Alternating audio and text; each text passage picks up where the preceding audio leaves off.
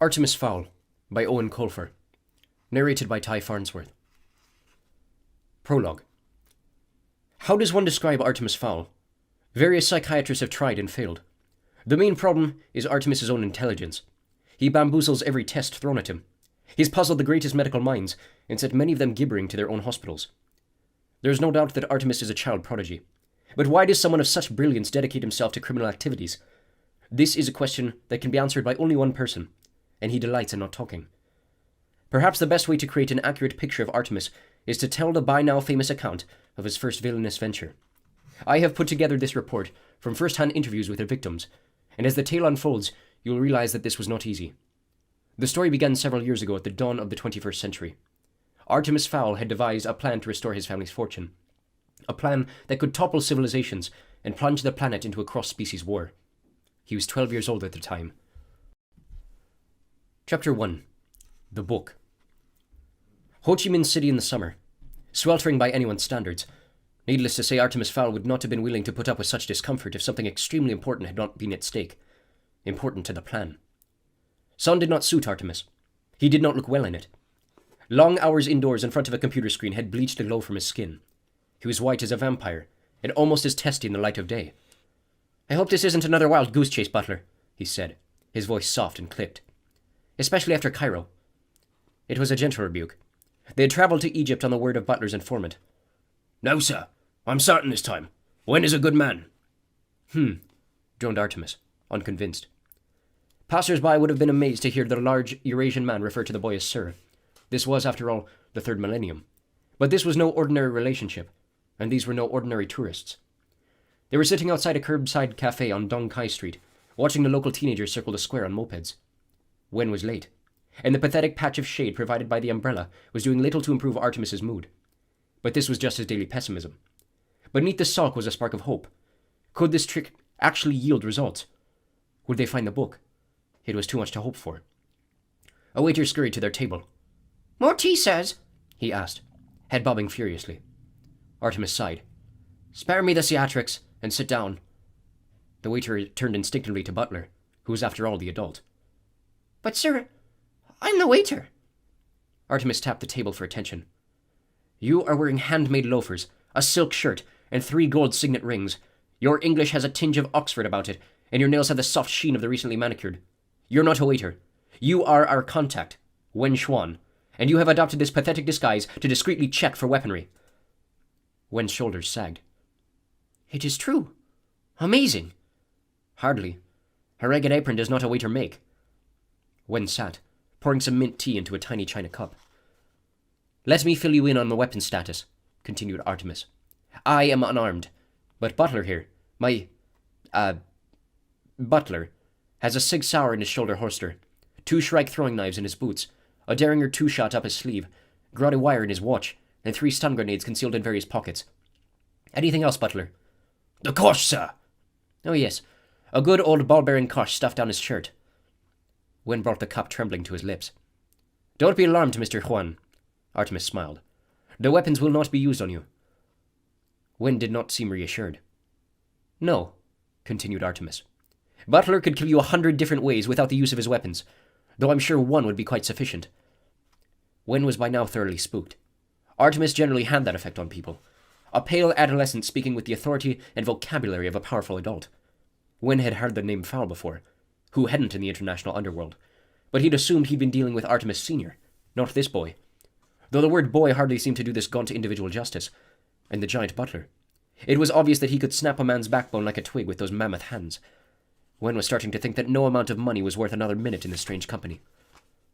"And now to business," said Artemis, placing a micro-recorder on the table. "You answered our web advertisement." Wen nodded, suddenly praying that his information was accurate. "Yes, Master Fowl. What you're looking for, I know where it is." "Really? And am I supposed to take your word for this?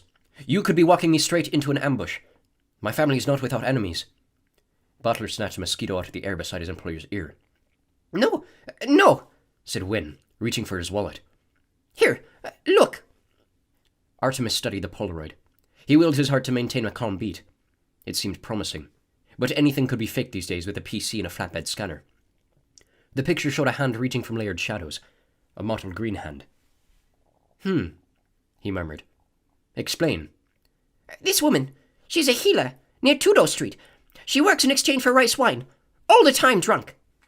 Artemis nodded. It made sense. The drinking. One of the few consistent facts his research had unearthed. He stood, pulling the creases from his white polo shirt. Very well. Lead on, Mr. Schwann. Wen wiped the sweat from his stringy mustache. Information only. That was the agreement. I don't want any curses on my head. Butler expertly gripped the informant behind the neck. I'm sorry, Mr. Juan, but the time when you had a choice in matters is long past. Butler steered the protesting Vietnamese man to the rented four-wheel drive. It was hardly necessary on the flat streets of Ho Chi Minh City, or Saigon, as the locals still called it, but Artemis preferred to be as insulated from civilians as possible. The jeep inched forward at a painfully slow rate, made all the more excruciating by the anticipation building in Artemis's chest. He could suppress it no longer. Could they at last be at the end of their quest? After 6 false alarms across 3 continents, could this wine-sodden healer be the gold at the end of the rainbow? Artemis almost chuckled. Gold at the end of the rainbow. He'd made a joke. Now there's something that didn't happen every day. The mopeds parted like fish in a giant shoal. There seemed to be no end to the crowds. Even the alleyways were full to bursting with vendors and hagglers. Cooks dropped fish heads into woks of hissing oil, and urchins threaded their way underfoot searching for unguarded valuables. Others sat in the shade, wearing out their thumbs on Game Boys. Wen was sweating right through his khaki top. It wasn't the humidity. He was used to that. It was this whole cursed situation. He should have known better than to mix magic and crime. He made a silent promise that if he ever got out of this, he would change his ways. No more answering shady internet requests, and certainly no more time consorting with the sons of European crime lords. The jeep could only go so far. Eventually the side streets grew too narrow for the four-wheel drive. Artemis turned to Wen. It seems we must proceed on foot, Mr. Schwan. Run if you like, but expect a sharp and fatal pain between your shoulder blades. Wen glanced into Butler's eyes. They were deep blue, almost black. There was no mercy in those eyes. Don't worry, he said. I won't run. They climbed down from the vehicle. 1,000 suspicious eyes followed their progress along the steaming alley. An unfortunate pickpocket attempted to steal Butler's wallet. The manservant broke the man's fingers without looking down. They were given a wide berth after that. The alley narrowed to a rutted lane. Sewage and drain pipes fed directly onto the muddy surface. Cripples and beggars huddled on rice mat islands.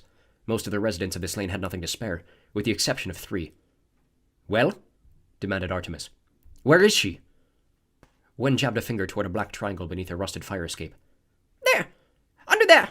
She never comes out. Even to buy rice spirits, she sends a runner. Now can I go? Artemis didn't bother answering. Instead, he picked his way across the puddled lane to the lee of the fire escape. He could discern furtive movements in the shadows. Butler, could you hand me the goggles? Butler plucked a set of night vision goggles from his belt and placed them in Artemis's outstretched hand. The focus motor buzzed to suit the light. Artemis fixed the glasses to his face. Everything became radioactive green. Taking a deep breath, he turned his gaze to the squirming shadows. Something squatted on a raffia mat, shifting uneasily in the almost non-existent light. Artemis fine-tuned the focus. The figure was small, abnormally so, and wrapped in a filthy shawl. Empty spirit jugs were half buried in the mud around her. One forearm poked from the material. It seemed green. But then, so did everything else. Madam, he said, I have a proposition for you. The figure's head wobbled sleepily. Wine, she rasped, her voice like nails on a school chalkboard. Wine. English. Artemis smiled. The gift of tongues. Check. Aversion to light. Check. Irish, actually. Now about my proposition. The healer shook a bony finger craftily. Wine first, then talk. Butler? The bodyguard reached into a pocket and drew out a half-pint of the finest Irish whiskey.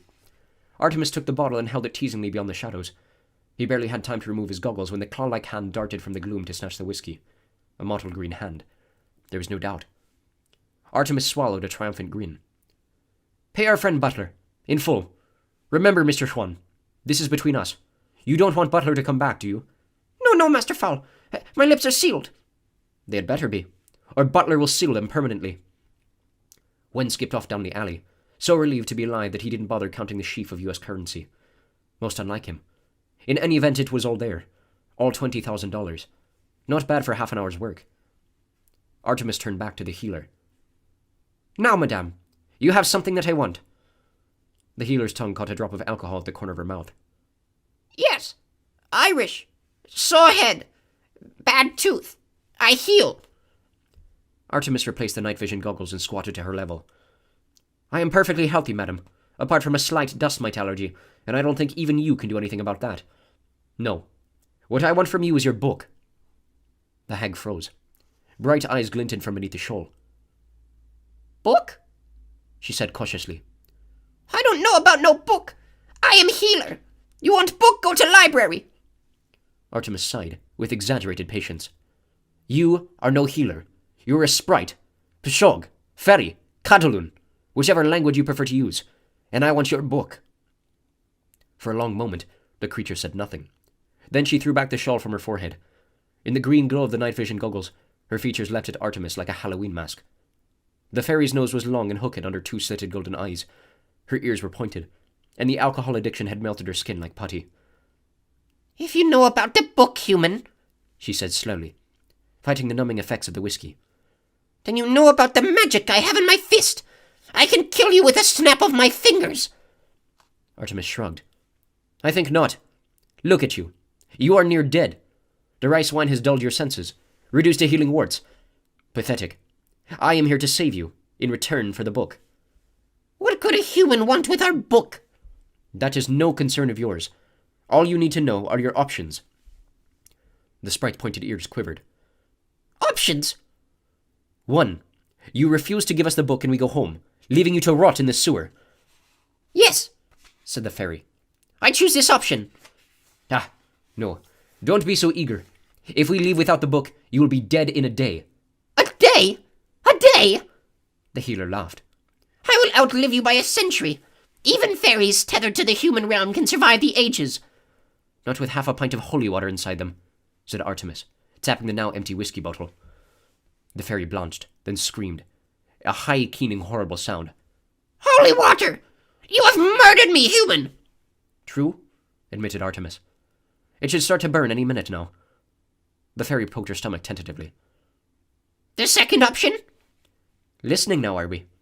Very well then. Option 2. You give me the book for 30 minutes only. Then I return your magic to you. The sprite's jaw dropped. Return my magic?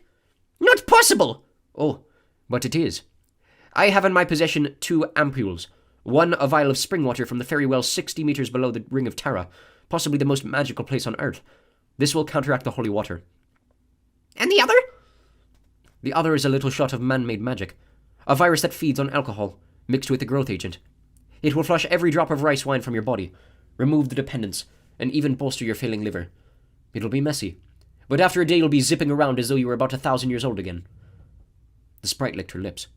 To be able to rejoin the people. Tempting. How do I know to trust you, human? You've tricked me once already. Good point. Here's the deal. I give you the water on faith. Then, after I've had a look at the book, you get the booster. Take it or leave it. The fairy considered. The pain was already curling around her abdomen. She thrust out her wrist. I'll take it. I thought you might. Butler? The giant manservant unwrapped a soft velcroed case containing a syringe gun and 2 vials. He loaded the clear one, shooting it into the sprite's clammy arm. The fairy stiffened momentarily, and then relaxed. Strong magic, she breathed. Yes, but not as strong as your own will be when I give you the second injection. Now, the book. The sprite reached into the folds of her filthy robe, rummaging for an age. Artemis held his breath. This was it. Soon the Fowls would be great again. A new empire would rise, with Artemis Fowl II at its head. The fairy woman withdrew a closed fist. No use to you anyway. Written in the old tongue. Artemis nodded, not trusting himself to speak. She opened her knobbly fingers. Lying in her palm was a tiny golden volume the size of a matchbox. Here, human. 30 of your minutes. No more. Butler took the tiny tome reverentially. The bodyguard activated a compact digital camera and began photographing each wafer-thin page of the book. The process took several minutes. When he was finished, the entire volume was stored on the camera's chip. Artemis preferred not to take chances with information. Airport security equipment had been known to wipe many a vital disk, so he instructed his aide to transfer the file to his portable phone, and from there, email it to Fowl Manor in Dublin. Before the 30 minutes were up, the file containing every symbol in the fairy book was sitting safely in the Fowl server. Artemis returned the tiny volume to its owner. Nice doing business with you. The sprite lurched to her knees. The other potion human! Artemis smiled. Oh yes, the restoring booster. I suppose I did promise. Yes, human promised. Very well. But before we administer it, I must warn you that purging is not pleasant. You're not going to enjoy this one bit. The fairy gestured around her at the squalid filth. You think I enjoyed this? I want to fly again. Butler loaded the second vial, shooting this one straight into the carotid artery. The sprite immediately collapsed on the mat, her entire frame quivering violently. Time to leave, commented Artemis. 100 years of alcohol leaving a body by any means possible is not a pretty sight. The butlers had been serving the fowls for centuries. It had always been that way. Indeed, there were several eminent linguists of the opinion that this was how the common noun had originated. The first record of this unusual arrangement was when Virgil Butler had been contracted as servant, bodyguard, and cook to Lord Hugo de Foll for one of the first great Norman Crusades. At the age of 10, Butler children were sent to a private training centre in Israel, where they were taught the specialised skills necessary to guard the latest in the fowl line. These included skills of cordon bleu cooking, marksmanship, a customised blend of martial arts, emergency medicine, and information technology.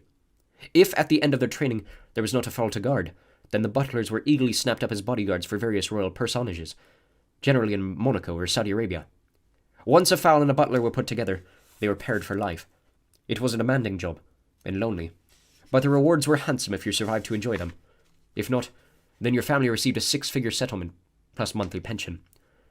The current butler had been guarding young Master Artemis for 12 years, since the moment of his birth. And though they had adhered to the single age-old formalities, they were much more than master and servant. Artemis was the closest thing Butler had to a friend, and Butler was the closest Artemis had to a father, albeit one who obeyed orders. Butler held his tongue until they were aboard the Heathrow connection from Bangkok. Then he had to ask, Artemis! Artemis looked up from the screen of his power book. He was getting a head start on the translation. Yes? The sprite! Why didn't we simply keep the book and leave it to die? A corpse is evidence, Butler. My way the people will have no reason to be suspicious. But the sprite! I hardly think she will confess to showing humans the book. In any case, I mixed a slight amnesiac into her second injection. When she finally wakes up, the last week will be a blur. Butler nodded appreciatively. Always 2 steps ahead. That was Master Artemis. People said he was a chip off the old block. They were wrong. Master Artemis was a brand new block, the likes of which had never been seen before. Doubts assuaged, Butler returned to his copy of Guns and Ammo, leaving his employer to unravel the secrets of the universe. Chapter 2. Translation. By now you must have guessed just how far Artemis Fowl was prepared to go in order to achieve his goal. But what exactly was this goal? What outlandish scheme would involve the blackmailing of an alcohol-addicted sprite? The answer was gold. Artemis's search had begun 2 years previously, when he first became interested in surfing the internet. He quickly found the more arcane sites, alien abduction, UFO sightings, and the supernatural. But most specifically, the existence of the people. Trawling through gigabytes of data, he found hundreds of references to fairies from nearly every country in the world. Each civilization had its own term for the people, but they were undoubtedly members of the same hidden family. Several stories mentioned a book carried by each fairy. It was their Bible, containing, as it allegedly did, the history of their race and the commandments that governed their extended lives. Of course, the book was written in Gnomish, the fairy language, and would be of no use to any human.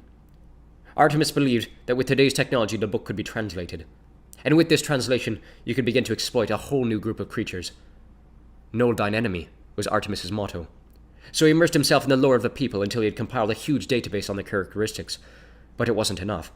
So Artemis put out a call on the web. Irish businessmen will pay large amount of US dollars to meet fairy, sprite, leprechaun, pixie. The responses had been mostly fraudulent, but Ho Chi Minh City had finally paid off. Artemis was perhaps the only person alive who could take full advantage of his recent acquisition. He still retained a childlike belief in magic, tempered by an adult determination to exploit it. If there was anybody capable of reliving the fairies some of their magical gold, it was Artemis Fowl II.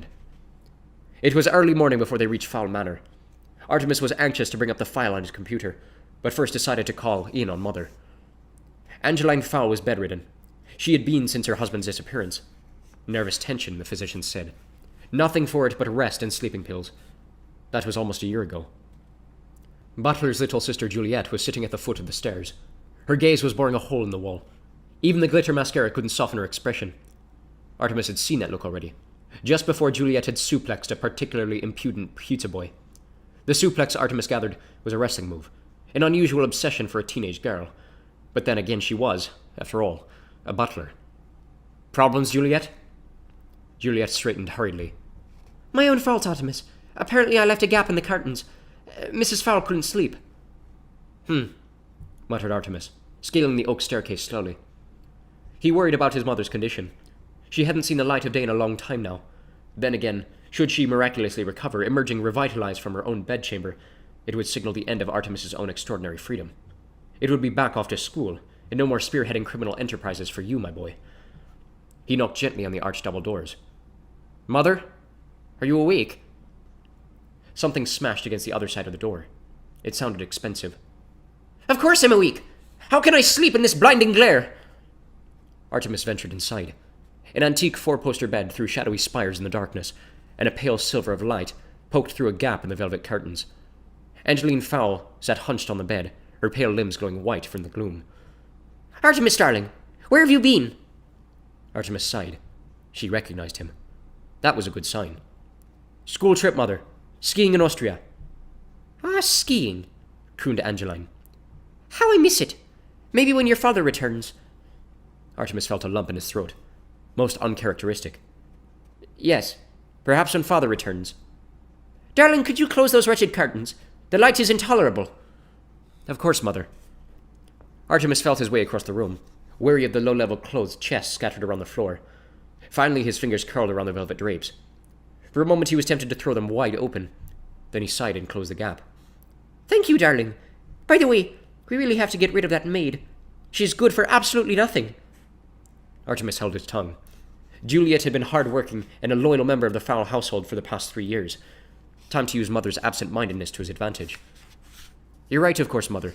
I've been meaning to do it for some time. Butler has a sister I believe would be perfect for the position. I think I've mentioned her. Juliet? Angeline frowned. Juliet?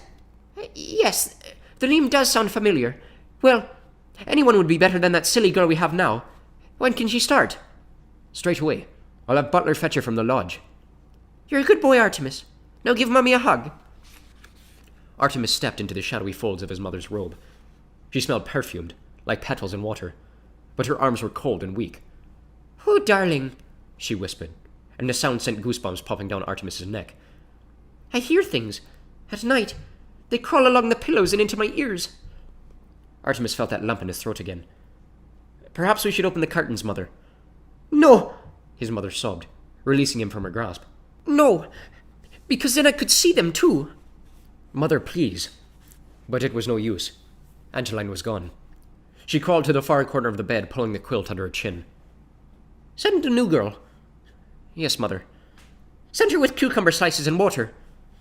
Yes, Mother. Angeline glared at him with crafty eyes. And stop calling me Mother. I don't know who you are, but you're certainly not my little Artie. Artemis blinked back a few rebellious tears. Of course. Sorry.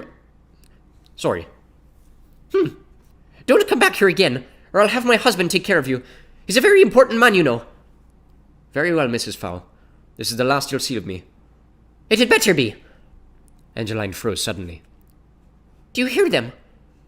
Artemis shook his head. No, I don't hear any... They're coming for me. They're everywhere. Angeline dived for cover beneath the bedclothes. Artemis could still hear her terrified sobs as he descended the marble staircase. The book was proving far more stubborn than Artemis had anticipated. It seemed to be almost actively resisting him. No matter which program he ran through it, the computer came up blank. Artemis hard-copied every page, tacking them to the walls of his study. Sometimes it helped to have things on paper. The script was like nothing he'd ever seen before. And yet, it was strangely familiar. Obviously a mixture of symbolic and character-based language, the text meandered around the page in no apparent order. What the program needed was some frame of reference, some central point on which to build. He separated all the characters and ran comparisons with English, Chinese, Greek, Arabic, and with Cyrillic texts, even with Ogham. Nothing. Moody with frustration, Artemis sent Juliet scurrying when she interrupted with sandwiches and moved on to symbols. The most frequently recurring pictogram was a small male figure. Male, he presumed, though with a limited knowledge of the fairy anatomy, he supposed it could be female. A thought struck him. Artemis opened the ancient languages file on his power translator and selected Egyptian. At last, a hit. The male symbol was remarkably similar to the Anubis god representation on Tutankhamun's inner chamber hieroglyphics. This was consistent with his other findings. The first written human stories were about fairies, suggesting that their civilization predated man's own. It would seem that the Egyptians had simply adapted an existing scripture to suit their needs. There were other resemblances, but the characters were just dissimilar enough to slip through the computer's net. This would have to be done manually. Each gnomish figure had to be enlarged, printed, and then compared with the hieroglyphs. Artemis felt the excitement of success thumping inside his ribcage. Almost every fairy pictogram or letter had an Egyptian counterpart. Most were universal, such as the sun or birds, but some seemed exclusively supernatural and had to be tailored to fit. The Anubis figure, for example, would make no sense as a dog god, so Artemis altered it to read King of the Fairies. By midnight, Artemis had successfully fed his findings into the Macintosh. All he had to do now was press decode. He did so. What emerged was a long, intricate string of meaningless gibberish. A normal child would have abandoned the task long since. The average adult would probably have been reduced to slapping the keyboard, but not Artemis. This book was teasing him, and he would not allow it to win. The letters were right, he was certain of it. It was just the order that was wrong. Rubbing the sleep from his eyes, Artemis glared at the pages again. Each segment was bordered by a solid line. This could represent paragraphs or chapters, but they were not meant to be read in the usual left to right, top to bottom fashion. Artemis experimented. He tried the Arabic right to left, and the Chinese columns. Nothing worked. Then he noticed that each page had one thing in common: a central section. The other pictograms were arranged around this pivotal area, so a central starting point perhaps. But where to go from there? Artemis scanned the pages for some other common factor. After several minutes he found it. There was on each page a tiny spearhead in the corner of one section. Could this be an arrow? A direction? Go this way? So the theory would be: start in the middle, then follow the arrow, reading in spirals. The computer program wasn't built to handle something like this, so Artemis had to improvise. With a craft knife and a ruler, he dissected the first page of the book and reassembled it in the traditional Western languages order. Left to right, parallel rows. Then he rescanned the page and fed it through the modified Egyptian translator. The computer hummed in Word, converting all the information to binary. Several times it stopped to ask for confirmation of a character or symbol. This happened less and less as the machine learned the new language. Eventually 2 words flashed on the screen. File converted. Fingers shaking from exhaustion and excitement, Artemis clicked print. A single page scrolled from the laser writer. It was in English now. Yes, there were mistakes, some fine-tuning needed, but it was perfectly legible. And more important, perfectly understandable. Fully aware that he was probably the first human in several thousand years to decode the magical words, Artemis switched on his desk light and began to read. The Book of the People. Being instructions to our magics and life rules. Carry me always. Carry me well. I am thy teacher of herb and spell. I am thy link to power arcane. Forget me, and thy magic shall wane. 10 times 10 commandments there be. They will answer every mystery. Cures, curses, alchemy. These secrets shall be thine, through me. But fairy, remember this above all.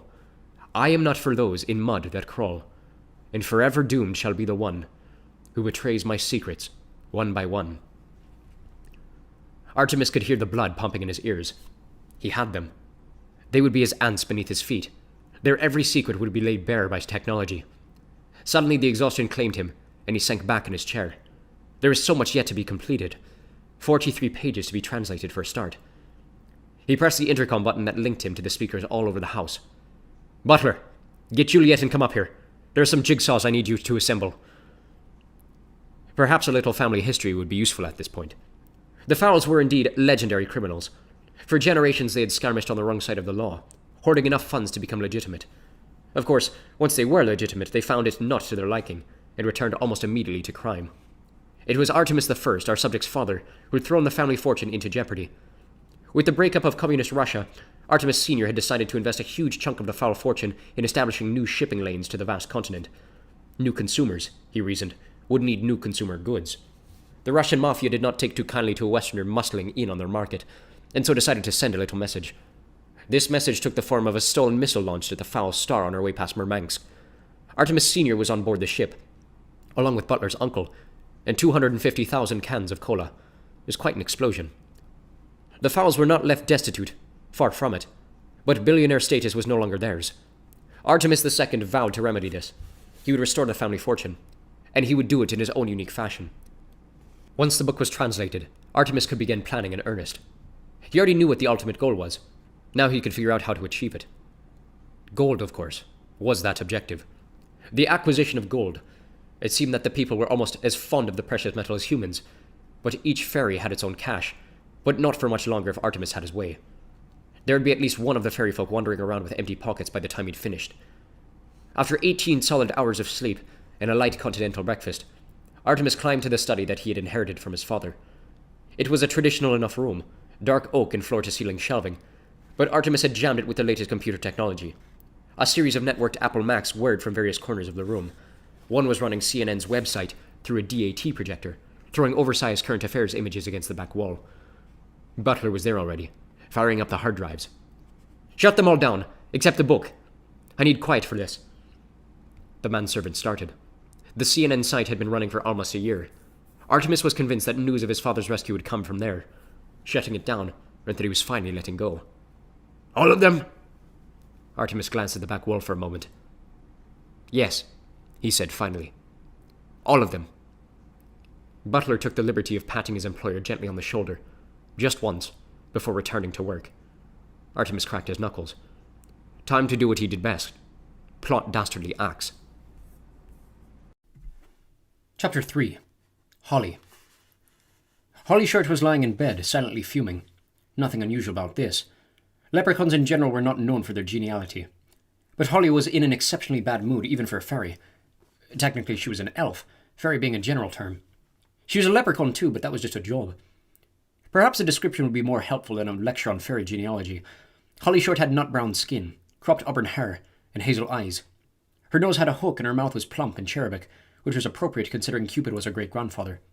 Her mother was a European elf with a fiery temper and a willowy figure. Holly too had a slim frame with long tapered fingers, perfect for wrapping around a buzz baton. Her ears, of course, were pointed. At exactly 3 feet in height, Holly was only a centimetre before the airy average, but every 1 centimetre can make an awful lot of difference when you don't have many to spare. Commander Root was the cause of Holly's distress. Root had been on Holly's case since day one. The commander had decided to take offence at the fact that the first female officer in Recon's history had been assigned to his squad. Recon was a notoriously dangerous posting with a high fatality rate, and Root didn't think it was any place for a girlie. Well, he was just going to have to get used to the idea, because Hollyshirt had no intention of quitting for him, or anybody else.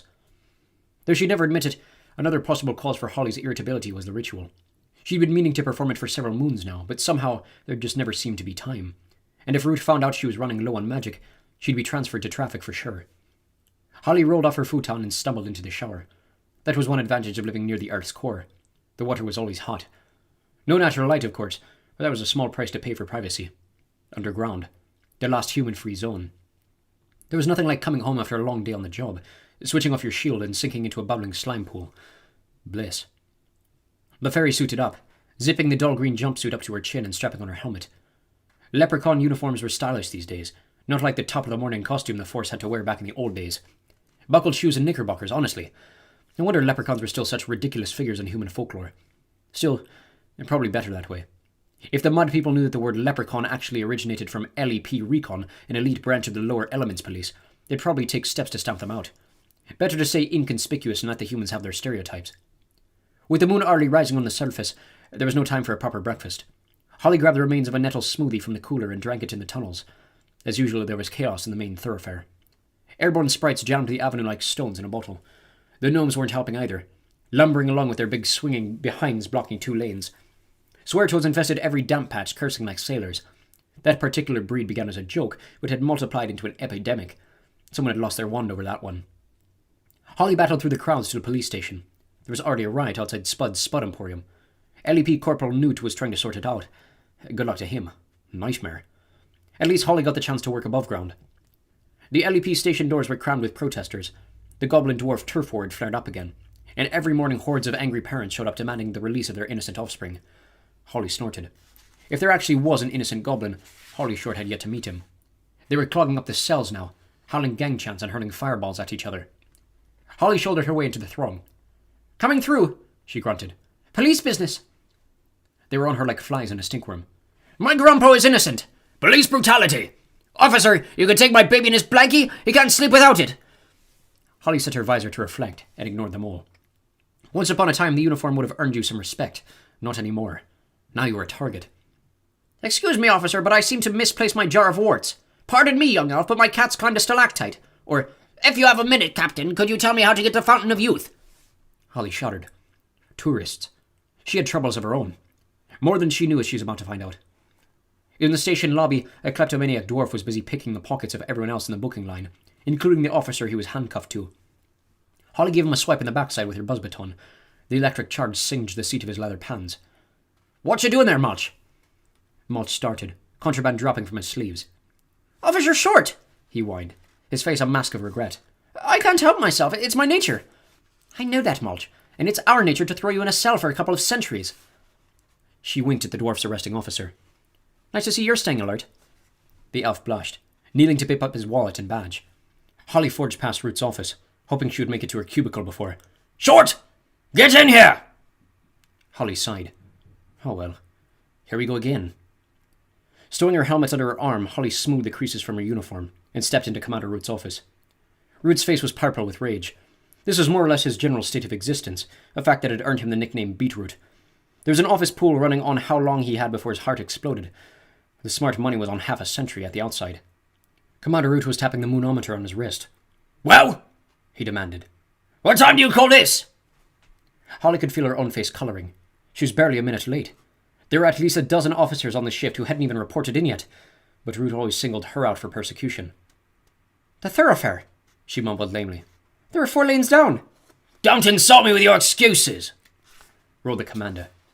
You know what the city centre is like. Get up a few minutes earlier. It was true. She did know what Haven was like. Holly Short was a city elf born and bred. Since the humans had begun experimenting with mineral drilling, more and more ferries had been driven out of the shallow forts into the depth and security of Haven City. The metropolis was overcrowded and underserviced. And now there was a lobby to allow automobiles in the pedestrian-sized city centre. As if the place wasn't smelly enough already with all those country gnomes lumbering around the place. Root was right. She should get up a bit earlier. But she wouldn't. Not until everyone else was forced to. I know what you're thinking, said Root. Why am I picking on you every day? Why don't I ever bowl out those other layabouts? Holly said nothing, but agreement was written all over her face. I'll tell you why, shall I? Holly risked a nod. It's because you're a girl. Holly felt her fingers curl into fists. She knew it. But not for the reason you think, continued Root. You were the first girl in recon, ever. You're a test case, a beacon. There are a million fairies out there watching your every move. There are a lot of hopes riding on you, but there is a lot of prejudice against you too. The future of law enforcement is in your hands, and at the moment, I'd say it was a little heavy. Holly blinked. Root had never said anything like this before. Usually it was just, fix your helmet, stand up straight, blah blah blah. You have to be the best you can be, Short, and that has to be better than anybody else, Root sighed, sinking into his swivel chair. I don't know, Holly. Ever since that Hamburg incident. Holly winced. The Hamburg incident had been a total disaster. One of her perps had skipped out to the surface and tried to bargain with the mud people for asylum. Root had to stop time, call in the retrieval squad, and do 4 memory wipes. A lot of police time wasted, and all her fault. The commander took a form from his desk. It's no use. I've made up my mind. I'm putting you on traffic and bringing in Corporal Frond. Frond? Exploded Holly. She's a bimbo. An airhead. You can't make her the test case. Root's face turned an even deeper shade of purple. I can, and I will. Why shouldn't I? You've never given me your best. Either that or your best just isn't good enough. Sorry, Short, you had your chance. The commander turned back to his paperwork. The meeting was over. Holly could only stand there aghast. She'd blown it. The best career opportunity she was ever likely to get. And she tossed it in the gutter. One mistake and her future was past. It wasn't fair. Holly felt an uncharacteristic anger take hold of her, but she swallowed it. This was no time to lose her temper. Commander Root, sir. I feel I deserve one more chance. Root didn't even look up from the paperwork. And why's that? Holly took a deep breath. Because of my record, sir. It speaks for itself, apart from the Hamburg thing. 10 successful recons. Not a single memory wipe or time stop apart from... The Hamburg thing, completed Root. Holly took a chance.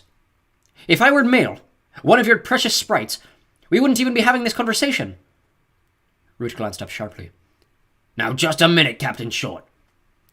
He was interrupted by the bleeping of one of the phones on his desk. Then 2. Then 3. A giant view screen crackled into life on the wall behind him. Root jabbed the speaker button, putting all the callers on conference. Yes? We've got a runner. Root nodded. Anything on Scopes? Scopes was the shop name for the shrouded trackers attached to American communication satellites. Yep, said caller 2. big blip in Europe. Southern Italy. No shield. Root cursed. An unshielded ferry could be seen by mortal eyes. That wasn't so bad if the perp was humanoid. Classification? Bad news, Commander, said the third caller. We got us a rogue troll. Root rubbed his eyes. Why did these things always happen on his watch? Holly could understand his frustration. Trolls were the meanest of the deep tunnel creatures. They wandered the labyrinth, preying on anything unlucky enough to cross their patch. The tiny brains had no room for rules or restraint. Occasionally one found its way into the shaft of a pressure elevator. Usually the concentrated air current fried them, but sometimes one survived and was blasted to the surface. Driven crazy by pain and even the tiniest amount of light, they would generally proceed to destroy everything in their path. Root shook his head rapidly, recovering himself. Okay, Captain Short. Looks like you get your chance. You're running hot, I take it. Yes, sir, lied Holly, all too aware that Root would suspend her immediately if he knew she'd neglected the ritual. Good. And sign yourself out to sidearm, and proceed to the target area. Holly glanced at the view screen. Scopes were sending high-res shots of an Italian fortified town. A red dot was moving rapidly through the countryside toward the human population. Do a thorough reconnaissance and report in. Do not attempt a retrieval. Is that understood? Yes, sir. We lost 6 men to troll attacks last quarter. 6 men. That was below ground in familiar territory. I understand, sir. Root pursed his lips doubtfully. Do you understand, Short? Do you really? I think so, sir. Have you ever seen what a troll can do to flesh and bone? No, sir. Not up close. Good. Let's not make today your first time. Understood. Root glared at her. I don't know why it is, Captain Short, but whenever you start agreeing with me, I get decidedly nervous. Root was right to be nervous. If he'd known how straightforward a recon assignment was going to turn out, he probably would have retired then and there. Tonight history was going to be made, and it wasn't the discovery of radium, first man on the moon, happy kind of history. It was the Spanish Inquisition. Here comes the Hindenburg bad kind of history. Bad for humans and fairies.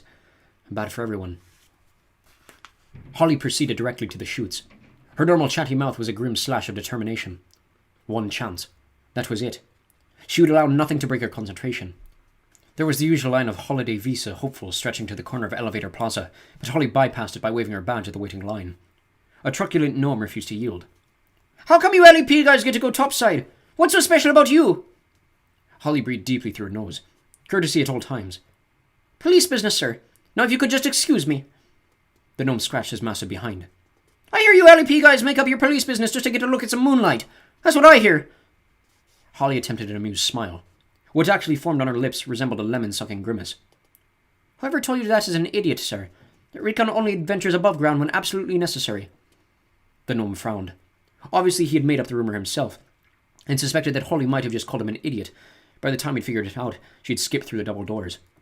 Foley was waiting for her in ops. Foley was a paranoid centaur, convinced that human intelligence agencies were monitoring its transport and surveillance networks. To prevent them from reading his mind, he wore a tinfoil hat at all times. He glanced up sharply when Holly entered through the pneumatic double doors. Anybody see you come in here? Holly thought about it. The FBI, CIA, NSA, DEA, MI6, and the EIB. Foley frowned. The EIB? Everyone in the building, Holly smirked. Foley rose from his swivel chair and clip-clopped over to her. Oh, you're very funny, Short. A regular riot. I thought the Hamburg incident might have knocked some of the cockiness out of you. If I were you, I'd concentrate on the job at hand. Holly composed herself. He was right. Okay, Foley, fill me in. The centaur pointed to a live feed from the Eurostat, which was displayed on a large plasma screen. This red dot is a troll. He's moving toward Martina Franca, a fortified town near the city of Brindisi. As far as we can tell, he stumbled into vent E7. It was on cooldown after a surface shot. That's why the troll is in crispy barbecue right now. Holly grimaced. Charming, she thought.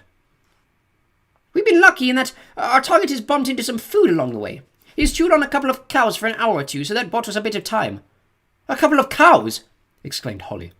Just how big is this fellow? Foley adjusted his foil bonnet. Bull troll. Fully grown. 180 kilos, with tusks like a wild boar. A really wild boar.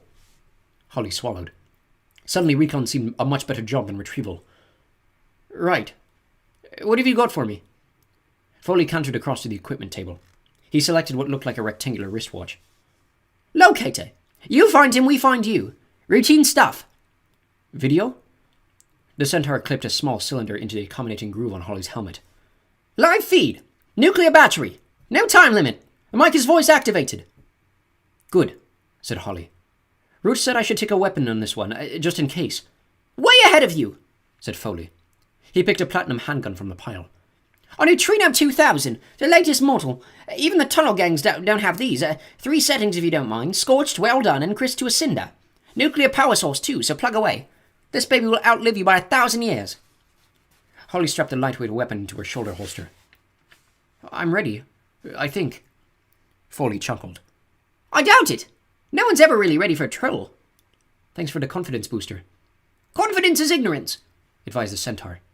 If you're feeling cocky, it's because there's something you don't know. Holly thought about arguing, but didn't. Maybe it was because she had a sneaking suspicion that Foley was right. The pressure elevators were powered by gaseous columns vented from the Art's core. The LEP tech boys, under Foley's guidance, had fashioned titanium eggs that could ride on the currents. They had their own independent motors, but for an express ride to the surface, there was nothing like a blast from a tidal flare. Foley led her past a long line of chute bays to E7. The pod sat in its clamp, looking very fragile to be rocketing about on magma streams. Its underside was charred black, and pockmarked from shrapnel. The Centaur slapped it fondly on a fender. This baby's been in service for 50 years. Oldest model still in the chutes. Holly swallowed. The chutes made her nervous enough without riding in an antique. When does it come offline? Foley scratched his hairy belly. We're funning the way it is, not until we have a fatality. Holly cranked open the heavy door, the rubber seal yielding with a hiss. The pod was not built for comfort. There was barely enough space for a restraining seat among the jumble of electronics.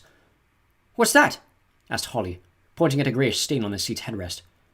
Foley shuffled uncontrollably. Brain fluid, I think.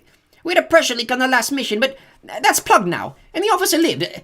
Down a few IQ points, but alive, and he can still take liquids. Well, that's all right, then, quipped Holly, threading her way through the mass of wires. Foley strapped the harness onto her, checking the restraints thoroughly. All set. Holly nodded. Foley tapped her helmet mic. Keep in touch, he said, pulling the door closed behind him. Don't think about it, Holly told herself. Don't think about this white-hot magma flow that's going to engulf this tiny craft. Don't think about hurtling toward the surface with a Mach 2 force trying to turn you inside out. Certainly don't think about a blood-crazed troll ready to disembowel you with his tusks. Nope, don't think about any of that stuff. Too late. Foley's voice sounded in her earpiece. T-minus 20, he said. We're on a secure channel in case the mud people have started underground monitoring. You never know. An oil tanker for the Middle East intercepted a transmission one time. What a mess that was. Holly adjusted her helmet mic. Focus, Foley. My life is in your hands here. Okay, sorry. We're going to use the rail to drop you into E7's main shaft. There's a surge due any minute. That should see you past the first 100 clicks. Then you're on your own. Holly nodded, curling her fingers around the twin joysticks. All systems check. Fire it up. There was a whoosh at the pod's engines ignited. The tiny craft jostled in its housing, shaking Holly like a bead in a rattle. She could barely hear Foley speaking into her ear. You're in secondary shaft now. Get ready to fly, Short. Holly pulled a rubber cylinder from the dash and slipped it in between her teeth. No good having a radio if you swallowed your tongue. She activated the external cameras and put the view on screen. The entrance to E7 was creeping toward her. The air was shimmering in the landing light glow. White-hot sparks tumbled into the secondary shaft. Holly couldn't hear the roar, but she could imagine it. A raw skinning wind like a million trolls howling. Her fingers tightened around the joysticks. The pod shuddered to a halt at the tip. The chute stretched above and below. Massive, boundless, like dropping an ant down a drain pipe. Righto, cracked Foley. Hold on to your breakfast. Roller coasters ain't got nothing on this. Holly nodded. She couldn't speak, not with the rubber in her mouth. The Centaur would be able to see her in the podcam anyway. Sayonara, sweetheart, said Foley, and pressed the button. The pod's clamp tilted, rolling Holly into the abyss. Her stomach tightened as G-force took hold, dragging her to the center of the earth. The seismology section had 1,000,000 probes down here, with a 99.8 success rate at predicting the magma flares, but there was always that 0.2%. The fall seemed to last for an eternity. And just when Holly had mentally consigned herself to the scrap heap, she felt it. That unforgettable vibration. The feeling that outside her tiny sphere, the whole world was being shaken apart. Here it comes. Fins, she said, spitting the word around the cylinder. Foley may have replied. She couldn't hear him anymore. Holly couldn't even hear herself, but she did see the stabilization fins slide out of the monitor. The flare caught her like a hurricane, spinning the pool at first until the fins caught. Half-melted rocks pelted the craft's underside, jolting toward the chute walls. Holly compensated with bursts from the joysticks. The heat was tremendous in the confined space, enough to fry a human, but fairy lungs are made of stronger stuff. The acceleration dragged at her body with invisible hands, stretching the flesh over her arms and face. Holly blinked salty sweat from her eyes and concentrated on the monitor. The flare had totally engulfed her pod, and it was a big one too. Force 7 at the very least, a good 1,000-foot girth. Orange-striped magma swirled and hissed around her, searching for a weak point in the metal casing. The pod groaned and complained, 50-year-old rivets threatening to pop. Holly shook her head. The first thing she was going to do on her return was kick Foley straight in the hairy behind. She felt like a nut inside a shell, between a gnome's molars. Doomed. A bow plate buckled, popped in as though punched by a giant fist. The pressure light blinked on. Holly could feel her head being squeezed. The eyes would be the first to go, popping like ripe berries. She checked the dials. 20 more seconds before she rolled out the flare and was running on thermals. Those 20 seconds seemed like an age. Holly sealed the helmet to protect her eyes, riding out the final barrage of rocks. And suddenly they were clear, sailing upward on the comparatively gentle spirals of hot air. Holly added her own thrusters to the upward force. No time to waste floating around on the wind. Above her, a circle of neon lights marked the docking zone. Holly swiveled horizontal and pointed to the docking nodes at the lights. This was delicate. Many recon pilots had made it this far, only to miss the port and lose valuable time. But not Holly. She was a natural, first in the academy. She gave the thrusters one last final squeeze and coasted the last 100 feet. Using the rudders beneath her feet, she teased the pod through the circle of light and into its clamp on the landing pad. The nose revolved, setting into their grooves. Safe. Holly smacked herself on the chest, releasing the safety harness. Once the door seal was opened, sweet surface air flooded the cabin. There was nothing like that first breath after a ride in the chutes. She breathed deeply, purging the steel pod air from her lungs. How had the people ever left the surface? Sometimes she wished that her ancestors had stayed to fight it out with the mud people, but there were too many of them. Unlike fairies who could produce only a single child every 20 years, mud people bred like rodents. Numbers would subdue even magic. Although she was enjoying the night air, Holly could taste traces of pollutants. The mud people destroyed everything they came in contact with. Of course, they didn't live in the mud anymore. Not in this country, at least. Oh no. Big fancy dwellings with rooms for everything. Rooms for sleeping. Rooms for eating. Even a room to go to the toilet. Indoors. Holly shuddered. Imagine going to the toilet inside your own house. Disgusting. The only good thing about going to the toilet was the minerals being returned to the earth. But the mud people had even managed to botch that up by treating the stuff with bottles of blue chemicals. If anyone had told her 100 years ago that humans would be taking the fertile out of fertilizer, she would have told them to get some air holes drilled in their skull. Holly unhooked a set of wings from their bracket. They were double ovals with a clunky motor. She moaned. Dragonflies. She hated that model. Gas engine, if you believe it, and heavier than a pig dipped in mud. Now the Hummingbird Z7, that was a transport. Whisper silent, with a satellite-bounced solar battery that would fly you twice around the world. But there were budget cuts again. On her wrist, the locator began to beep. She was in range. Holly stepped out of the pod and onto the landing bay. She was inside a camouflaged mound of earth, commonly known as a ferry fort. Indeed, the people used to live in these until they were driven deeper underground. There wasn't much technology, just a few external monitors, and a self-destruct device should the bay be discovered. There was nothing on the screens. All clear. The pneumatic doors were slightly askew where the troll had barged through, but otherwise everything seemed operational. Holly strapped on the wings, stepping into the outside world. The Italian night sky was crisp and brisk, infused with olives and vine. Crickets clicked in the rough grass, and moss fluttered in the starlight. Holly couldn't stop herself from smiling. It was worth the risk, every bit of it. Speaking of risk, she checked the locator. The bip was much stronger now. The troll was almost at the town walls. She could appreciate nature after the mission was over, but now it was time for action. Holly primed the wing's motor, pulling the starter cord over her shoulder. Nothing. She fumed silently. Every spoiled kid in Haven had a hummingbird for their wilderness holidays, and here were the LEP with the wings that were junk when they were new. She yanked the cord again, and then again. On the third wrench it caught, spewing a stream of smoke and fumes into the night. "About time," she grunted, flicking the throttle wide open. The wings flapped their way up to a steady beat, and with not a little effort, lifted Captain Holly Short into the night sky. Even without the locator, the troll would have been an easy thing to follow. It had left a trail of destruction wider than a tunnel excavator. Holly flew low, skipping between mist hazers and trees, matching the troll's course. The crazed creature had cut a swathe through the middle of a vineyard, turned a stone wall to rubble, and left a guard dog gibbering under a hedge. Then she flew over the cows. It was not a pretty sight. Without going into details, let's just say there wasn't much left besides horns and hooves. The red bip was louder now. Louder meant closer. She could see the town below her, nestled on top of a low hill surrounded by crenellated wall from the Middle Ages. Lights still burned from most windows. Time for a little magic. A lot of the magic attributed to the people is just superstition, but they do have certain powers. Healing, the mesmer, and shielding among them. Shielding is really a misnomer. What fairies actually do is vibrate at such a high frequency that they are never able to be in one place long enough to be seen. Humans may notice a slight shimmer in the air if they are paying close attention, which they rarely are, and even then the shimmer is generally attributed to evaporation. Typical of mud people to invent a complicated explanation for a simple phenomenon. Holly switched on her shield. It took a bit more out of her than usual. She could feel the strain and the beads of sweat on her forehead. I really should complete the ritual, she thought. The sooner the better. Some commotion below broke into her thoughts. Something that didn't gel with nighttime noises. Holly adjusted the trim on her backpack and flew in for a closer look. Look only, she reminded herself. That was her job. A recon officer was sent up the chutes to pinpoint the target, while the retrieval boys took a nice cushy shuttle. The troll was directly below her, pounding against the town's outer wall, which was coming away in chunks beneath his powerful fingers. Holly sucked in a startled gasp. This guy was a monster. Big as an elephant and 10 times as mean. But this particular beast was worse than mean. He was scared. Control, said Holly into her mic. Runner located. Situation critical topside. Root himself was on the other end of the comlink. Clarify, Captain. Holly pointed her video link at the troll. Runner is going through the town wall. Contact imminent. How far away is retrieval? ETA 5 minutes minimum. We're still in the shuttle. Holly bit her lip.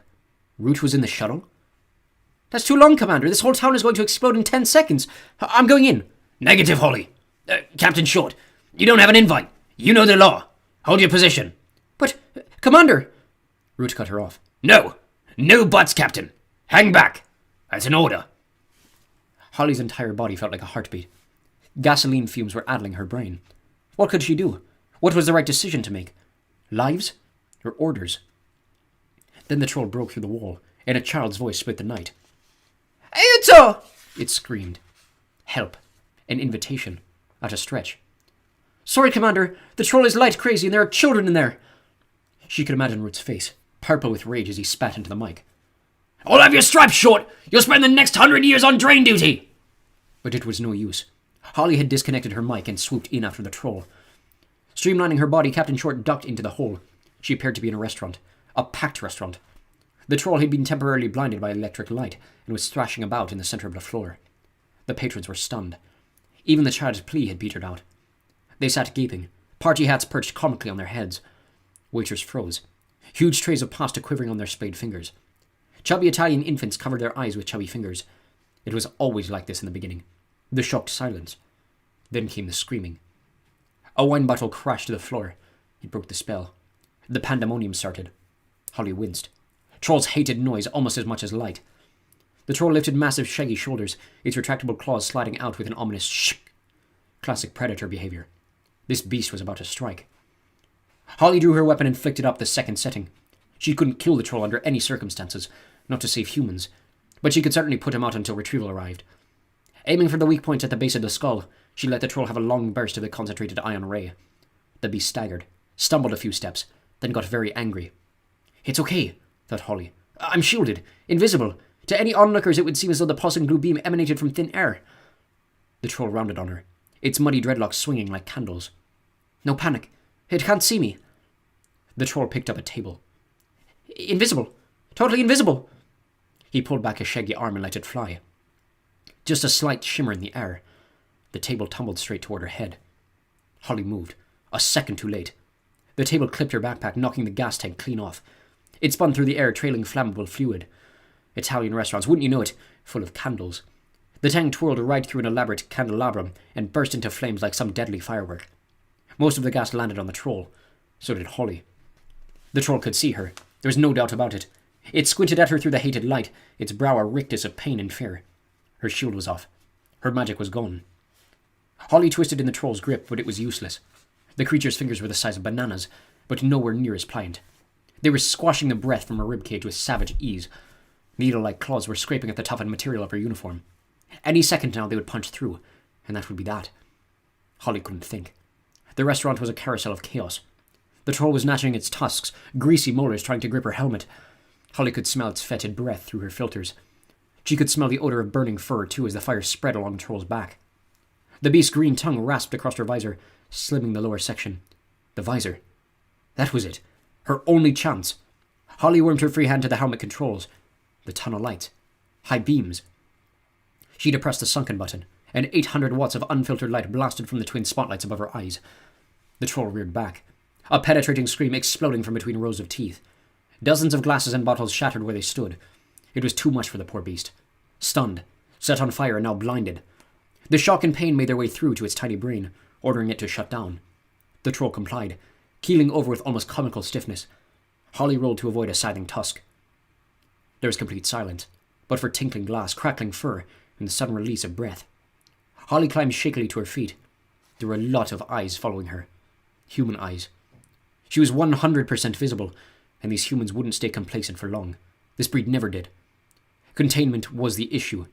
She raised her empty palms, a gesture of peace. Scusatemi tutti, she said, the language flowing easily from her tongue.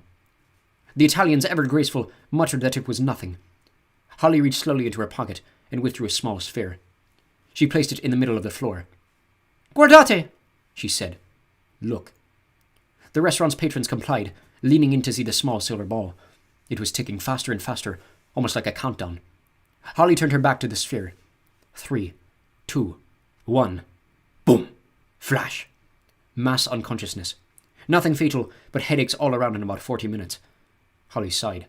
Safe, for the moment. She ran to the door and slid the latch across. Nobody was going in or out, except through the big gaping hole in the wall. Next she doused the smouldering troll with the contents of the restaurant's fire extinguisher, hoping the icy powder wouldn't revive the sleeping behemoth. Holly surveyed the mess she'd created. There was no doubt it was in shambles. Worse than Hamburg. Root would skin her alive. She'd rather face the troll any day. This was the end of her career for sure. But suddenly, that didn't seem so important because her ribs were aching, and she had a blinder of a pressure headache coming on. Perhaps just a rest. Just for a second, so she could pull herself together before retrieval showed up. Holly didn't even bother looking for a chair. She simply allowed her legs to buckle beneath her, sinking to the chessboard linoleum floor. Waking up to Commander Root's bulging features is the stuff of nightmares. Holly's eyes flickered open, and for a second she could have sworn that there was concern in those eyes. But then it was gone, replaced by the customary vein-popping fury.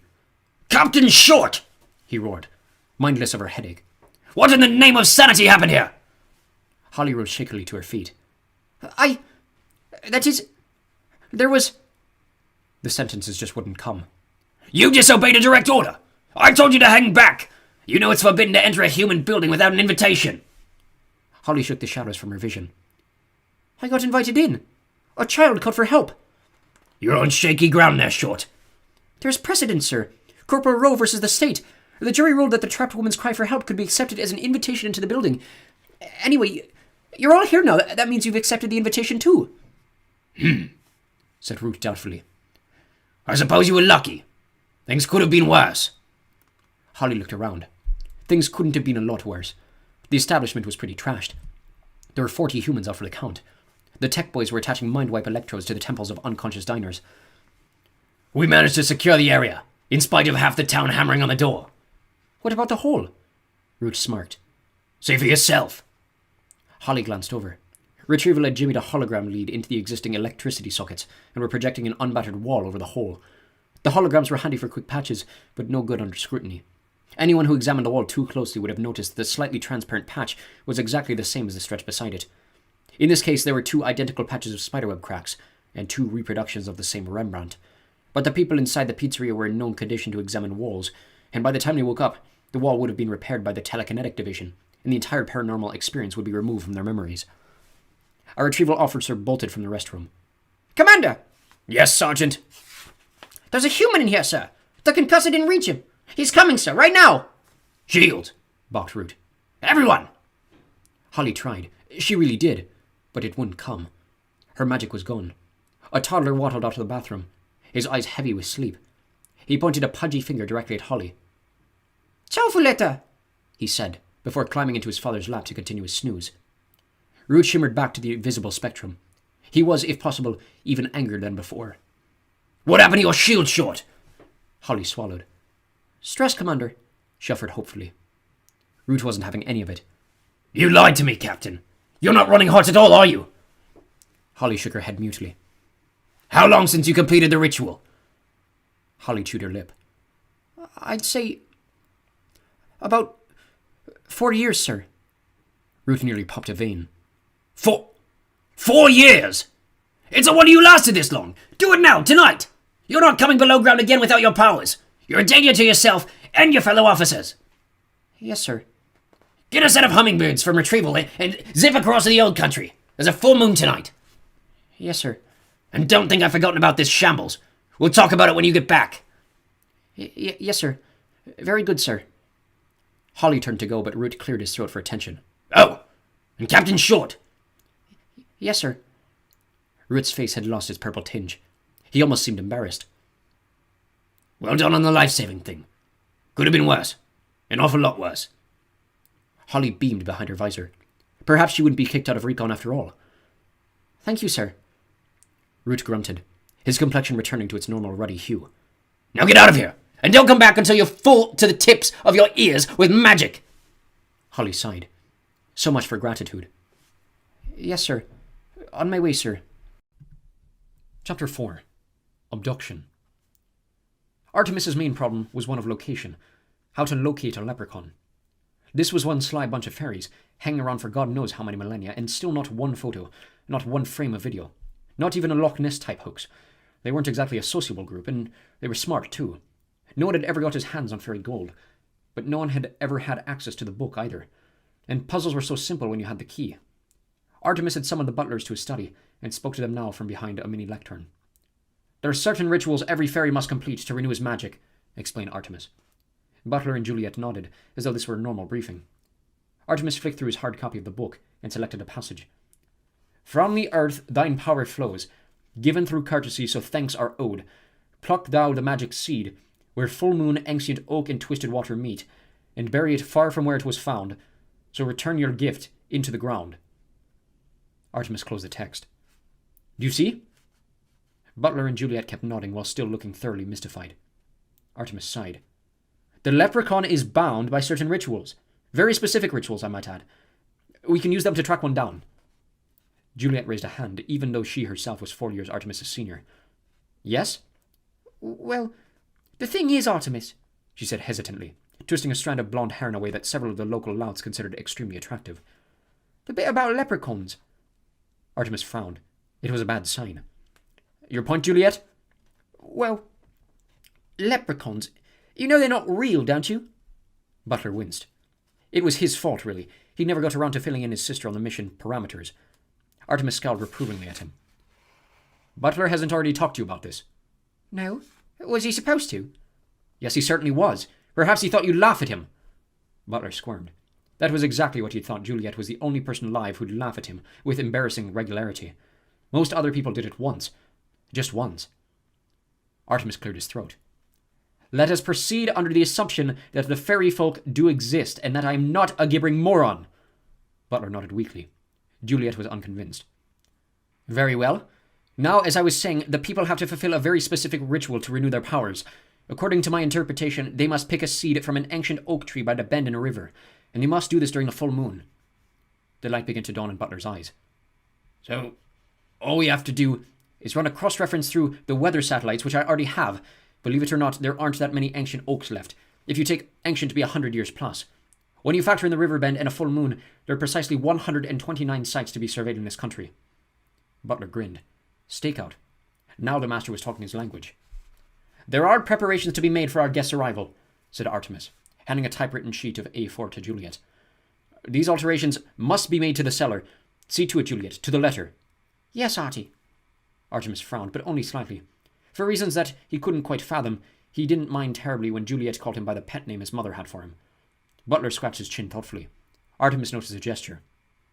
Question? Well, Artemis, the sprite in Ho Chi Minh City. Artemis nodded. I know. Why didn't we simply abduct her? Yes, sir. According to Chi Lun's Almanac of the People, a 7th century manuscript recovered from the lost city of Susamo. Once a fairy has taken spirits with the mud people, that's us by the way, they are forever dead to their brothers and sisters. So there is no guarantee that that particular ferry was worth even an ounce of gold. No, my old friend. We need fresh blood. All clear? Butler nodded. Good. Now there are several items you will need to procure for our moonlight jaunts. Butler scanned the sheet.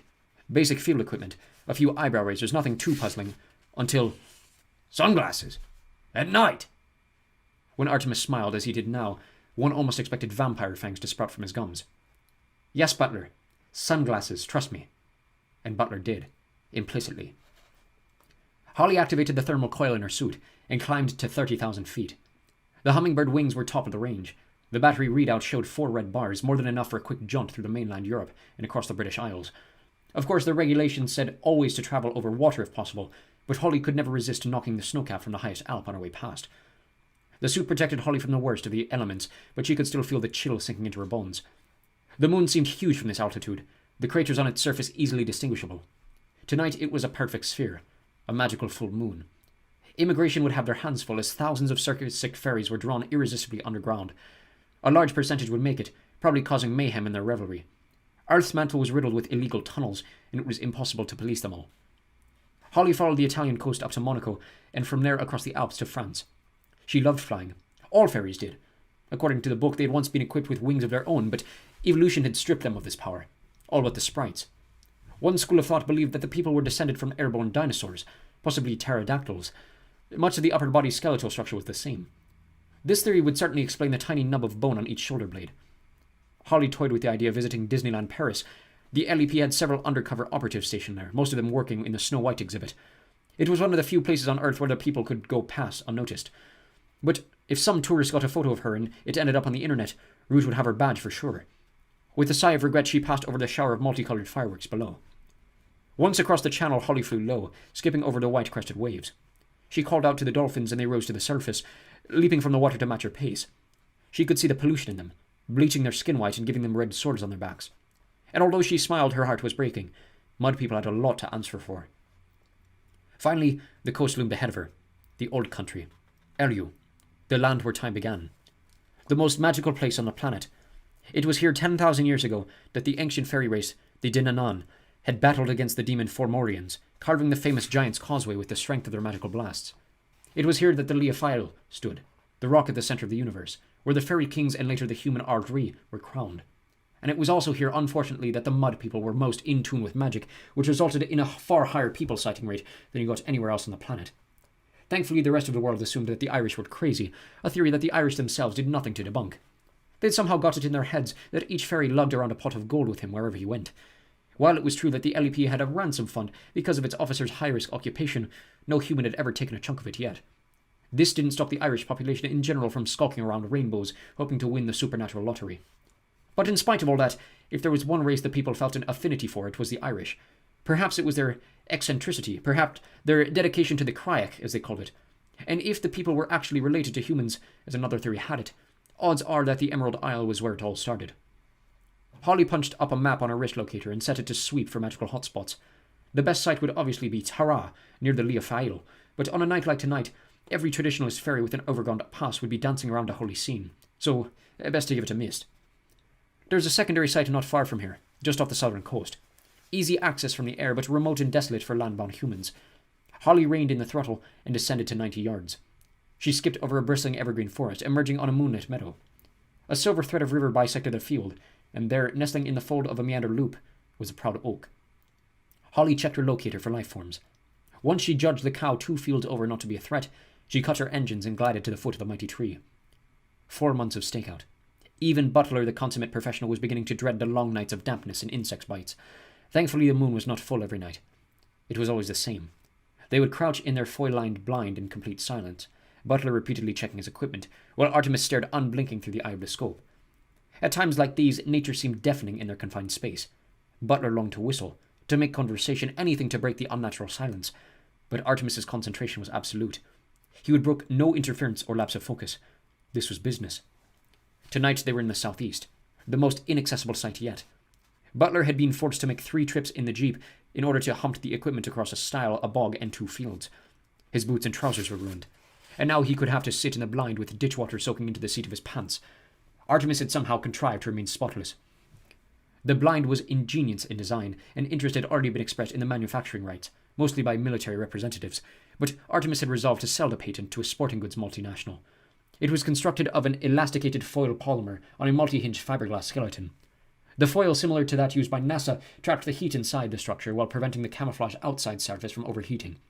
This ensured that any animal sensitive to heat would be unaware of its presence. The hinges meant that the blind would move almost like a liquid, filling whatever depression it was dropped into. Instant shelter and vantage point. You simply placed the velcroed bag in a hole and pulled the string. But all the cleverness in the world couldn't improve the atmosphere. Something was troubling Artemis. It was plain in the web of premature lines that spread from the corners of his deep blue eyes. After several nights of fruitless surveillance, Butler plucked up enough courage to ask. Artemis, He began hesitantly. I realize it's not my place, but I know there's something wrong. And if there's anything I can do to help. Artemis didn't speak for several moments. And for those few moments, Butler saw the face of a young boy. The boy Artemis might have been. It's my mother, Butler, he said at last. I'm beginning to wonder if she'll ever... Then the proximity alarm flashed red. Holly hooked the wings over a low branch, unstrapping the helmet to give her ears some air. You had to be careful with elephant ears. A few hours in the helmet, and they started to flake. She gave the tips a massage. No dry skin there. That was because she had a daily moisturizing regime, not like some of the male LEP officers.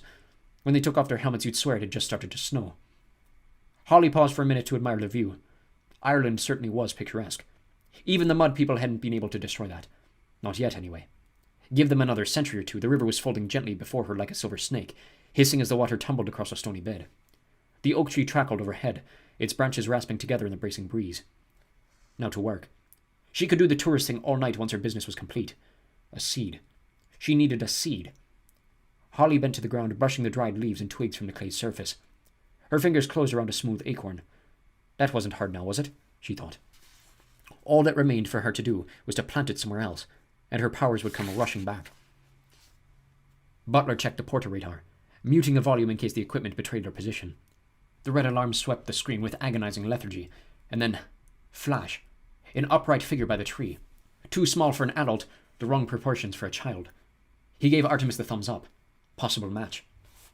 Artemis nodded, strapping the mirrored sunglasses across his brow. Butler followed his lead, popping the cap on his weapon's starlight scope. This was no ordinary dart rifle. It had been specially tooled for a Kenyan ivory hunter and had the range and rapid fire capacity of a Kalashnikov. Butler had picked it up for a song of government official after the ivory poacher's execution. They crept into the night with practiced silence. The diminutive figure before them unhooked a contraption from around its shoulders and lifted a full-face helmet from a definitely non-human head. Butler wrapped the rifle strap twice around his wrist, pulling the stock into his shoulder. He activated the scope, and a red dot appeared in the center of the figure's back. Artemis nodded, and his manservant squeezed the trigger. In spite of 1,000,000 to 1 odds, it was at that precise moment that the figure bent low to the earth. Something whizzed over Holly's head, something that glinted in the starlight. Holly had enough on-the-job experience to realize that she was under fire, and immediately curled her elfin frame into a ball, minimizing the target. She drew her pistol, rolling toward the shelter of a tree trunk. Her brain scrambled for possibilities. Who could be shooting at her? And why? Something was waiting beside the tree. Something roughly the size of a mountain, but considerably more mobile. Nice pea shooter, grinned the figure, smothering Holly's gun hand in a turnip-sized fist. Holly managed to extricate her fingers in a nanosecond before they snapped like brittle spaghetti. I don't suppose you had considered peaceful surrender, said a cold voice behind her. Holly turned, elbows raised for combat. No, said the boy melodramatically. I suppose not. Holly put on her best brave face. Stay back, human. You don't know what you're dealing with. The boy laughed. I believe, Fairy, that you are the one unfamiliar with the facts. Fairy? How did he know she was a fairy? I have magic, Mudworm, enough to turn you and your gorilla into pig droppings. The boy took a step closer. Brave words, miss, but lies nonetheless. If, as you say, you had magic, you'd have no doubt used it by now. No, I suspect that you have gone too long without a ritual, and you are here to replenish your powers.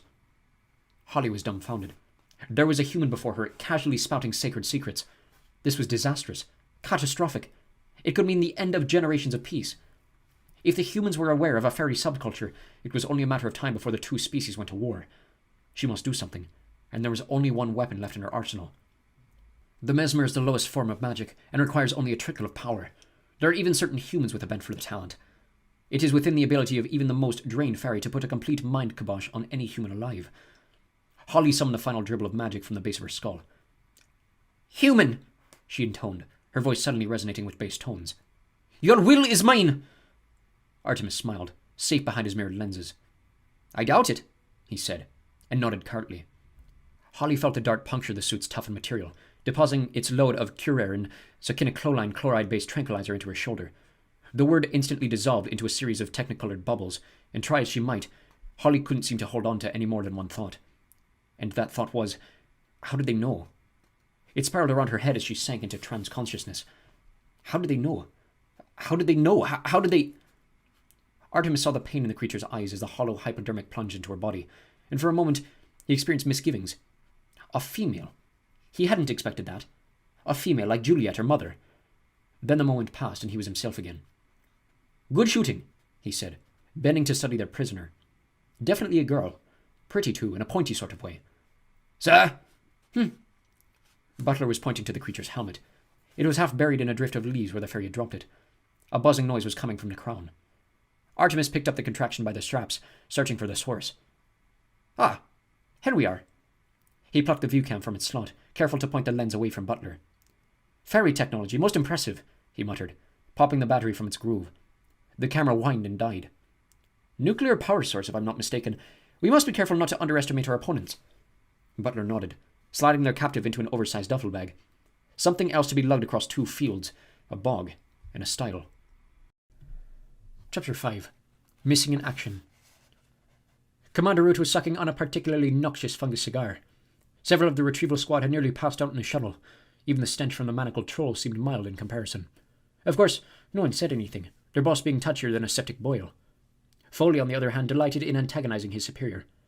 "None of your rancid stogies in here, Commander," he brayed, the moment Root made it back to ops. "The computers don't like smoke." Root scowled, certain that Foley was making this up.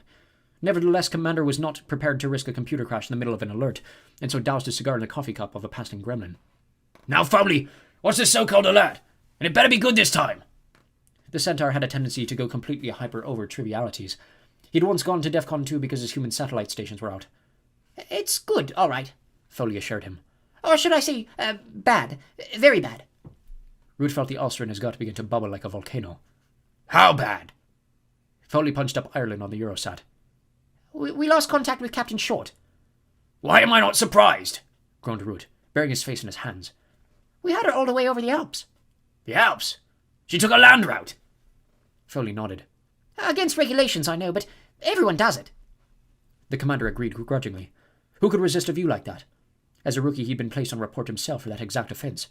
"Okay, move on. When did we lose her?" Foley opened a viewer window on the screen. "This is the feed from Holly's helmet unit. Here we are over Disneyland Paris." The centaur pressed the last forward.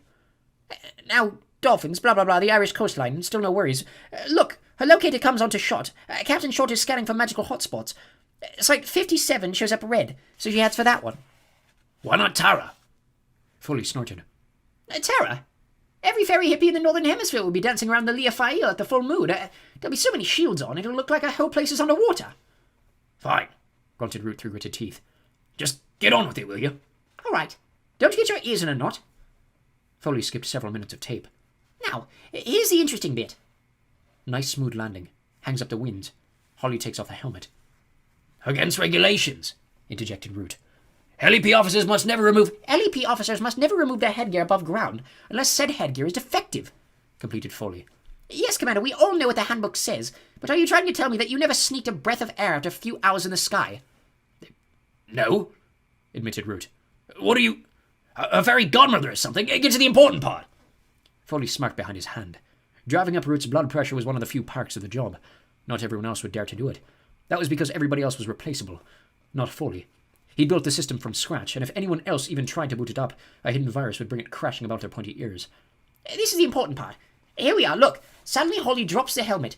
It must land lens down because we lose picture. We've still got sound, though, so I'll bring that up." Foley boosted the audio signal, filtering out the background noise. "Not great quality. The mic is in the camera, so that was nose down in the dart, too." "Nice pea shooter," said a voice. Definitely human. Deep, too. That usually meant big. Root raised an eyebrow. "Pea shooter?" "Slang for gun." "Oh." Then the importance of that simple statement struck him. "She drew a weapon." "Just wait, it gets worse." "I don't suppose you would consider peaceful surrender," said a second voice. Just listening to it gave the commander shivers. "No," continued the voice. "I suppose not." "This is bad," said Root, his face uncharacteristically pale. "This feels like a setup. Those two goons were waiting. How's that possible?" Holly's voice came through the speaker then, typically brazen in the face of danger. The commander sighed. At least she was alive. It was more bad news, though, as the parties exchanged threats and the second human displayed an uncommon knowledge of fairy affairs. "He knows about the ritual." Here's the worst bit. Root's jaw dropped. "The worst bit." Holly's voice again, this time layered with the mesmer. "Now she has them," crowed Root. But apparently not. Not only did the mesmer prove ineffective, but the mysterious pair seemed to find it amusing. That's all there is from Holly, Noted Foley. One of the mad people messes around with the camera for a bit, and then we lose everything. Root rubbed the creases between his eyes. "Not much to go on. No visual, not even a name. We can't really be 100% sure that we have a situation." You want proof? Asked Foley, rewinding the tape. I'll give you proof. He ran the available video. Now, watch this. I'm going to slow it right down. 1 frame per second. Root leaned in close to the screen, close enough to see the pixels. Captain Short comes in for a landing. She takes off her helmet, bends down, presumably to pick up an acorn, and there! Foley jabbed the pause button, freezing the picture completely. See anything unusual? The commander felt his ulcer churn into overdrive. Something had appeared in the top right-hand corner of the frame. At first glance it seemed like a shaft of light, but light from what? Or reflected from what? "Can you blow that up?" No problem. Foley cut the relevant area, increasing it by 400%. The light expanded to fill the screen. "Oh no," breathed Root. There on the monitor before them, in frozen suspension, was a hypodermic dart. There could be no doubt. Captain Holly Short was missing in action, most probably be dead, but at the very least held captive by a hostile force. "Tell me we still have the locator." Yep. Strong signal, moving north about 80 clicks an hour. Root was silent for a moment, formulating his strategy. "Go to full alert, and get retrieval out of their bunks and back down here. Prep them for a surface shot. I want full tactical and complete of techies. You too, Foley. We may have to stop time on this one." 10-4, Commander. You want retconning on this? Root nodded. "You bet." I'll call in Captain Vane. He's our number 1. "Oh, no," said Root. "For a job like this, we need our very best, and that's me. I'm reactivating myself."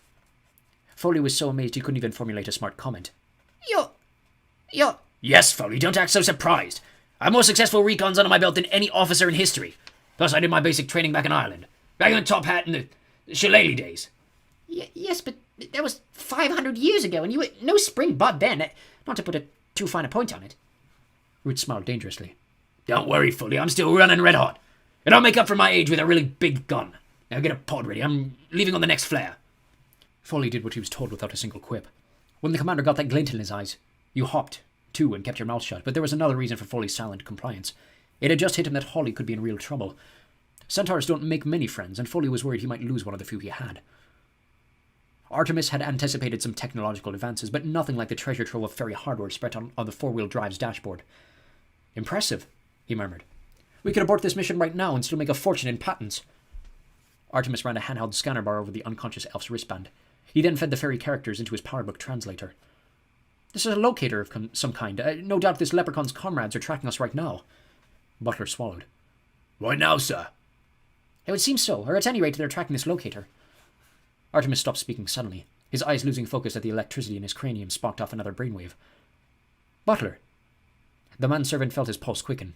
He knew that tone. Something was afoot. "Yes, Artemis?" "That Japanese whaler, the one seized by the port authorities, is she still tied up at the docks?"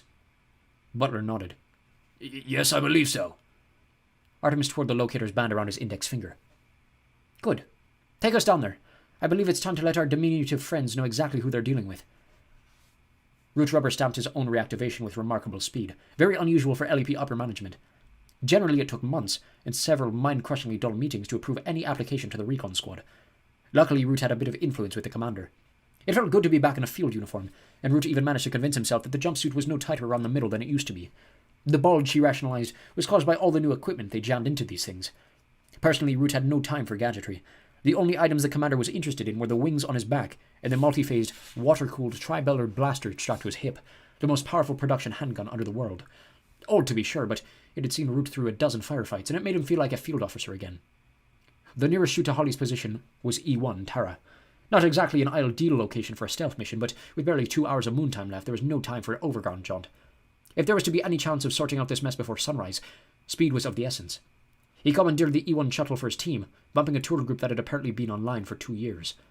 Tough nuggets, Root growled on the holiday rep. And what's more, I'm shutting down all non-essential flights until the present crisis is past.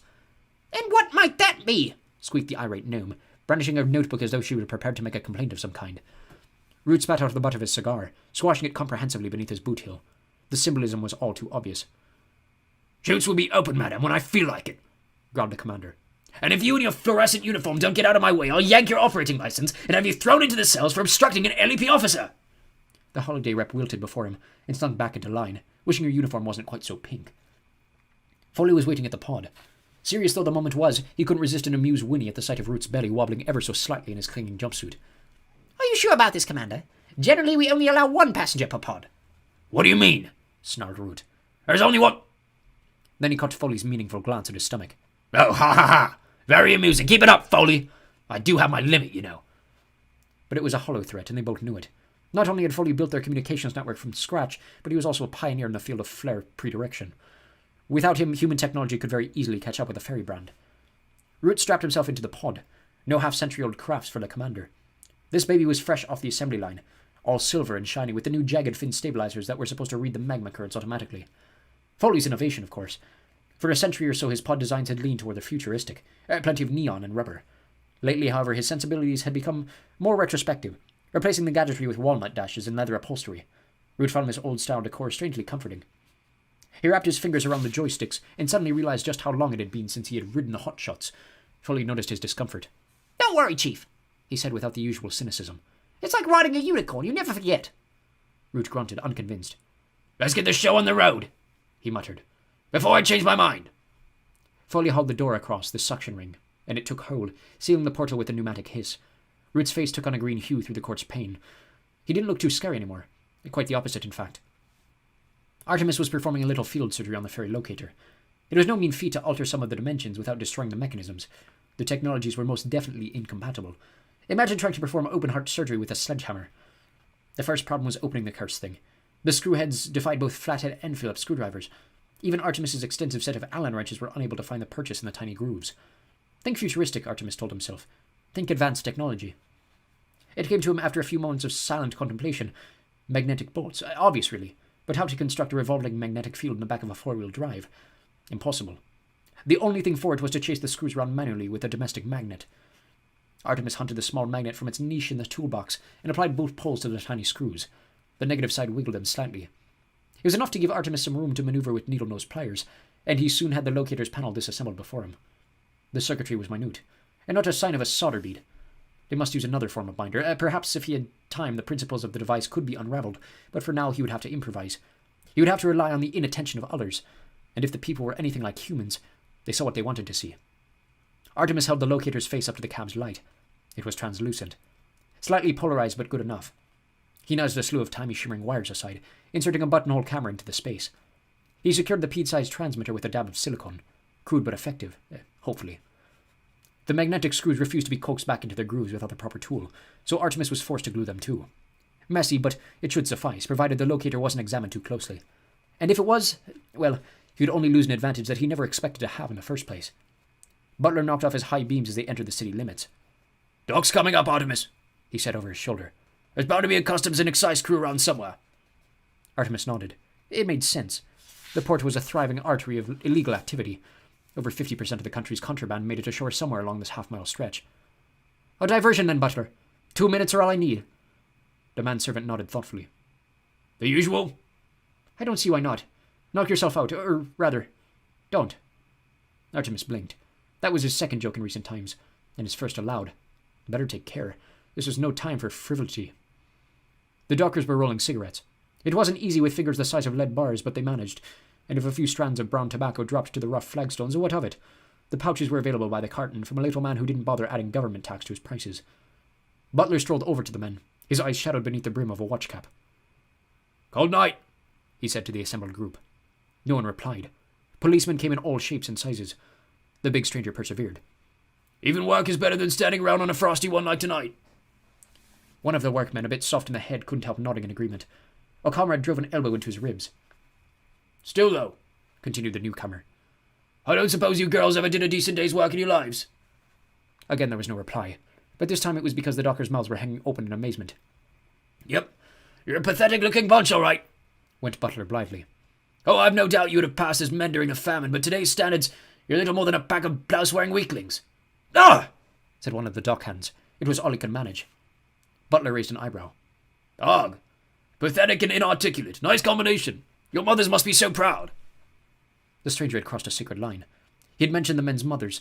Nothing could get him out of a beating now, not even the fact that he was obviously a simpleton, albeit a simpleton with good vocabulary. The men stamped out their cigarettes and spread slowly into a semicircle. It was 6 against 1. You had to feel sorry for them. Butler wasn't finished yet. Now, before we go into anything, ladies, no scratching, no spitting, and no tattling to Mummy. It was the last straw. The men howled and attacked as one. If they'd been paying any attention to their adversary in that moment before contact, they might have noticed that he shifted his weight to lower his center of gravity. They might also have seen that the hands he drew out of his pockets were the size and approximate shape of spades, but no one was paying attention to Butler. Too busy watching their comrades, making sure they weren't alone in the assault. The thing about a diversion is that it has to be diverting. Big, crude, not Butler's style at all.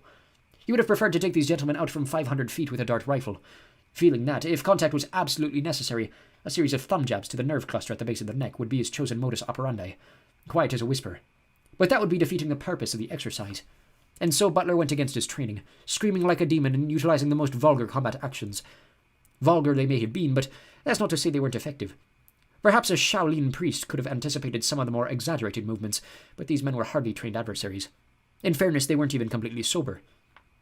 Butler dropped the first with a roundhouse punch. 2 more had their heads clapped together cartoon style. The fourth was, to Butler's eternal shame, dispatched with a spinning kick. But the most ostentatious was saved for the last pair. The manservant rolled onto his back, caught them by the collars of their donkey jackets, and flipped them into Dublin harbour. Big splashes, plenty of wailing. Perfect. 2 headlights poked from the black shadow of a cargo container, and a government saloon screeched along the quay. As anticipated, a customs and excise team on stakeout, Butler grinned with grim satisfaction and ducked around the corner. He was long gone before the agents had flipped their badges and begun inquiries, not that their interrogations would yield much. Big as a house was hardly an adequate description to track him down. By the time Butler reached the car, Artemis had already returned from his mission. "Well done, old friend," he commented. "Although I'm certain your martial arts sensei is turning in his grave. A spinning kick? How could you?" Butler bit his tongue, reversing the 4-wheel drive off the wooden works. As they crossed the overpass, he couldn't resist glancing down at the chaos he'd created. The government men were hauling a sodden docker from the polluted waters. Artemis had needed this diversion for something, but Butler knew there was no point in asking what. His employer did not share his plans with anyone until he thought the time was right, and Artemis Fowl thought the time was right, then it usually was. Root emerged shaking from the pod. He didn't remember it being like this in his time, although, truth be told, it had probably been an awful lot worse. Back in the shillelagh days, there was no fancy polymer harness, no auto thrusters, and certainly no external monitors. It was just gut instinct and a touch of enchantment. In some ways, Root preferred it like that. Science was taking the magic out of everything. He stumbled down the tunnel into the terminal. As the number 1 preferred destination, Tara had a fully fledged passenger lounge. 6 shuttles a week came in from Haven City alone. Not on the flares, of course. Paying tourists didn't like to be jostled around quite that much, unless, of course, they were on an illegal jaunt to Disneyland. The ferry fort was crammed with full moon overnighters complaining about shuttle suspensions. A beleaguered sprite was sheltering behind her ticket desk, besieged by angry gremlins. "There's no point hexing me," squealed the sprite. "There's the elf you want right there." She pointed a quivering green finger at the approaching commander. The gremlin mob turned on Root, and when they saw the triple-barreled blaster on his hip, they kept on turning. Root grabbed a microphone from behind a desk and hauled it out to the extent of its cable.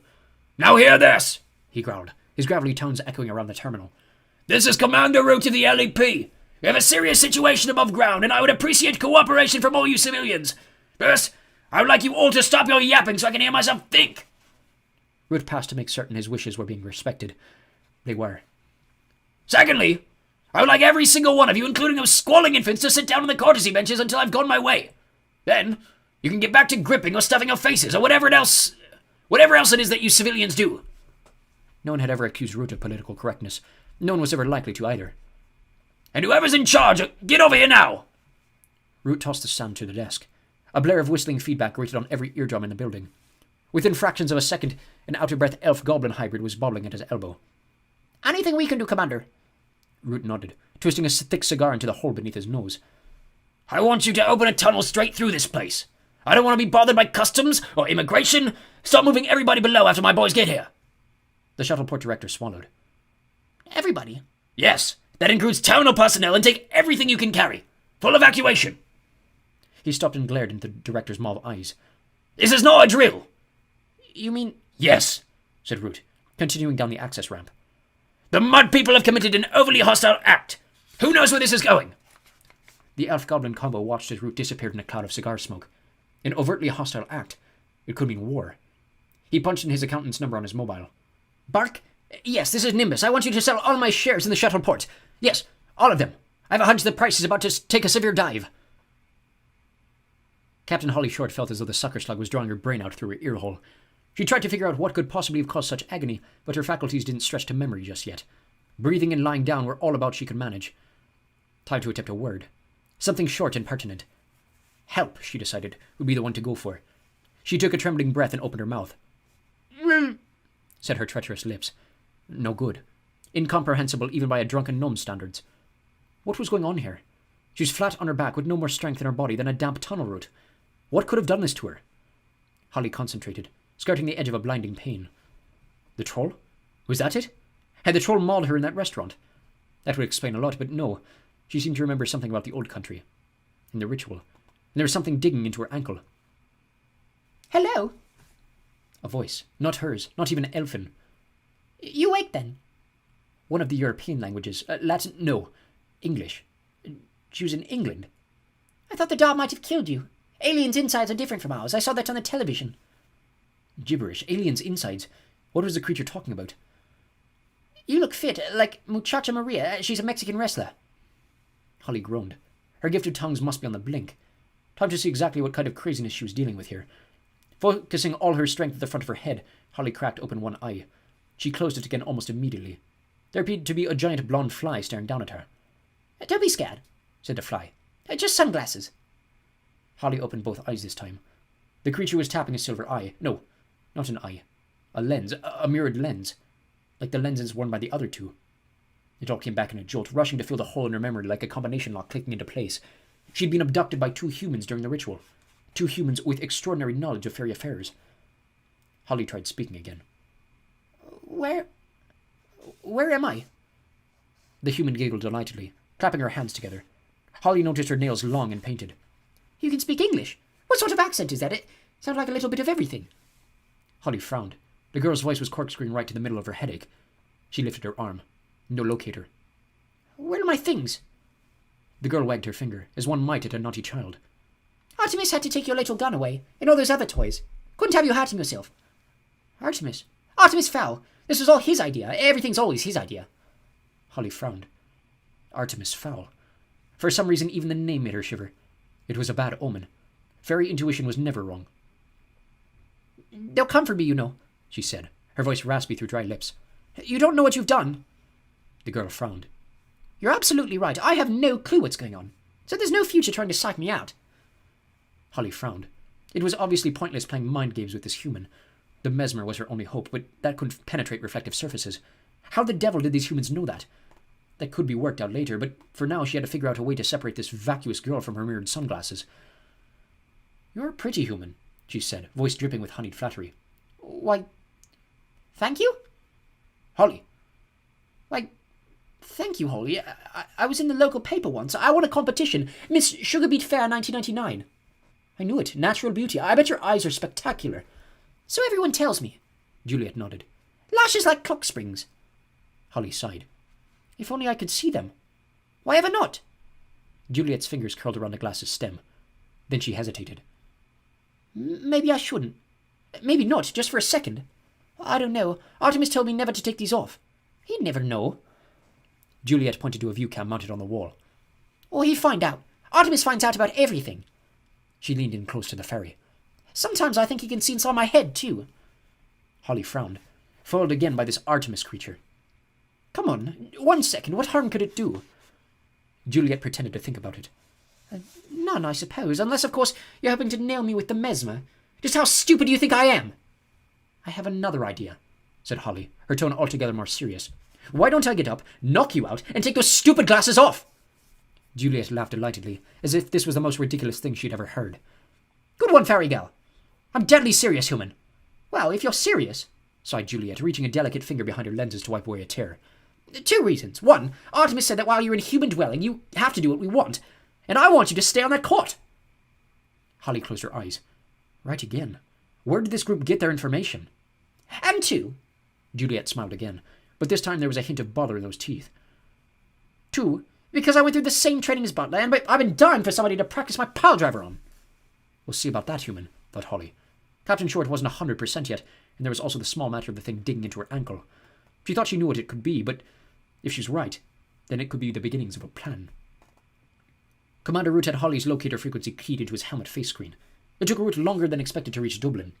The modern wing rings were more complicated than he was used to, plus he'd neglected to take refresher courses. At the right altitude, he could almost superimpose the luminous map on his visor over the actual Dublin streets below him. Almost. Follow you pompous centaur! He barked into his mouthpiece. Problem, boss man, Came the tinny reply. Problem? You can say that again. When was the last time you updated the Dublin files? Root could hear sucking noises in his ear. It sounded as though Foley was having lunch. Sorry, Commander, just finishing off this carrot. Dublin, let's see. 1875? I thought so. This place is completely different. The humans have even managed to change the shape of the coastline. Foley was silent for a moment. Root could just imagine him wrestling with the problem. The centaur did not like to be told that any part of his system was out of date. Okay, He said at last. here's what I'm going to do. We have a scope on a satellite TV band with a footprint in Ireland. I see, muttered Root, which was basically a lie. I'm going to email last week's sweep directly to your visor. Luckily, there's a video card in all the new helmets. Luckily. The tricky bit will be to coordinate your flight pattern with the video feed. Root had had enough. How long, Foley? 2 minutes, give or take. Give or take what? About 10 years if my calculations are off. They better not be off then. I'll have her until we know. 124 seconds later, Root's black and white blueprints faded out, to be replaced by full-color daylight imaging. When Root moved, it moved, and Holly's locator-beaten dot moved too. Impressive, Said Root. What was that, Commander? I said impressive, Shouted Root. No need to get a swelled head. The commander heard the sound of the room full of laughter, and realized that Foley had him on the speakers. Everyone had heard him complimenting the centaur's work. There'd be no talking for him for at least a month, but it was worth it. The video he was receiving now was bang up to date. If Captain Short was being held in a building, the computer would be able to give him 3D blueprints instantaneously. It was foolproof. Except, Foley, the beacon's gone offshore. What's going on? About a ship, sir. I'd say at a guess. Root cursed himself for not thinking of it. They'd be having a big laugh in the Situation Room.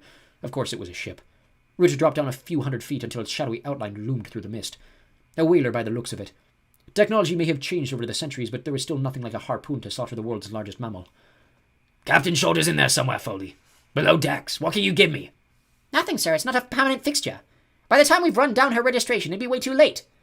What about thermal imaging? No, Commander. That hull must be at least 50 years old. Very high lead content. We can't even penetrate the first layer. I'm afraid you're on your own. Root shook his head. After all the billions we poured into your department, remind me to slash your budget when I get back. Yes, sir. Came the reply, sullen for once. Foley did not like budget jokes. Just have the retrieval squad on full alert. I may need them at a moment's notice. I will, sir. You better. Over and out. Root was on his own. Truth be told, that was the way he liked it. No science. No uppity centaur whinnying in his ear. Just to ferry his wits and maybe a touch of magic. Root tilted his polymer wings, hugging the underside of a fog bank. There was no need to be careful. With his shield activated, he was invisible to the human eye. Even on stealth-sensitive radar, he would be no more than barely perceptible distortion. The commander swooped low to the gunwales. It was an ugly craft, this one. The smell of death and pain lingered in the blood-swabbed decks. Many noble creatures had died here. Died and been dissected for a few bars of soap and some heating oil. Root shook his head. Humans were such barbarians. Holly's beep was flashing urgently now. She was close by, very close.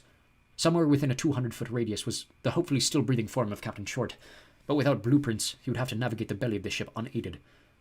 Root alighted gently on the deck, his boots adhering slightly to the mixture of dried soap and blubber coaxing the steel surface. The craft appeared to be deserted.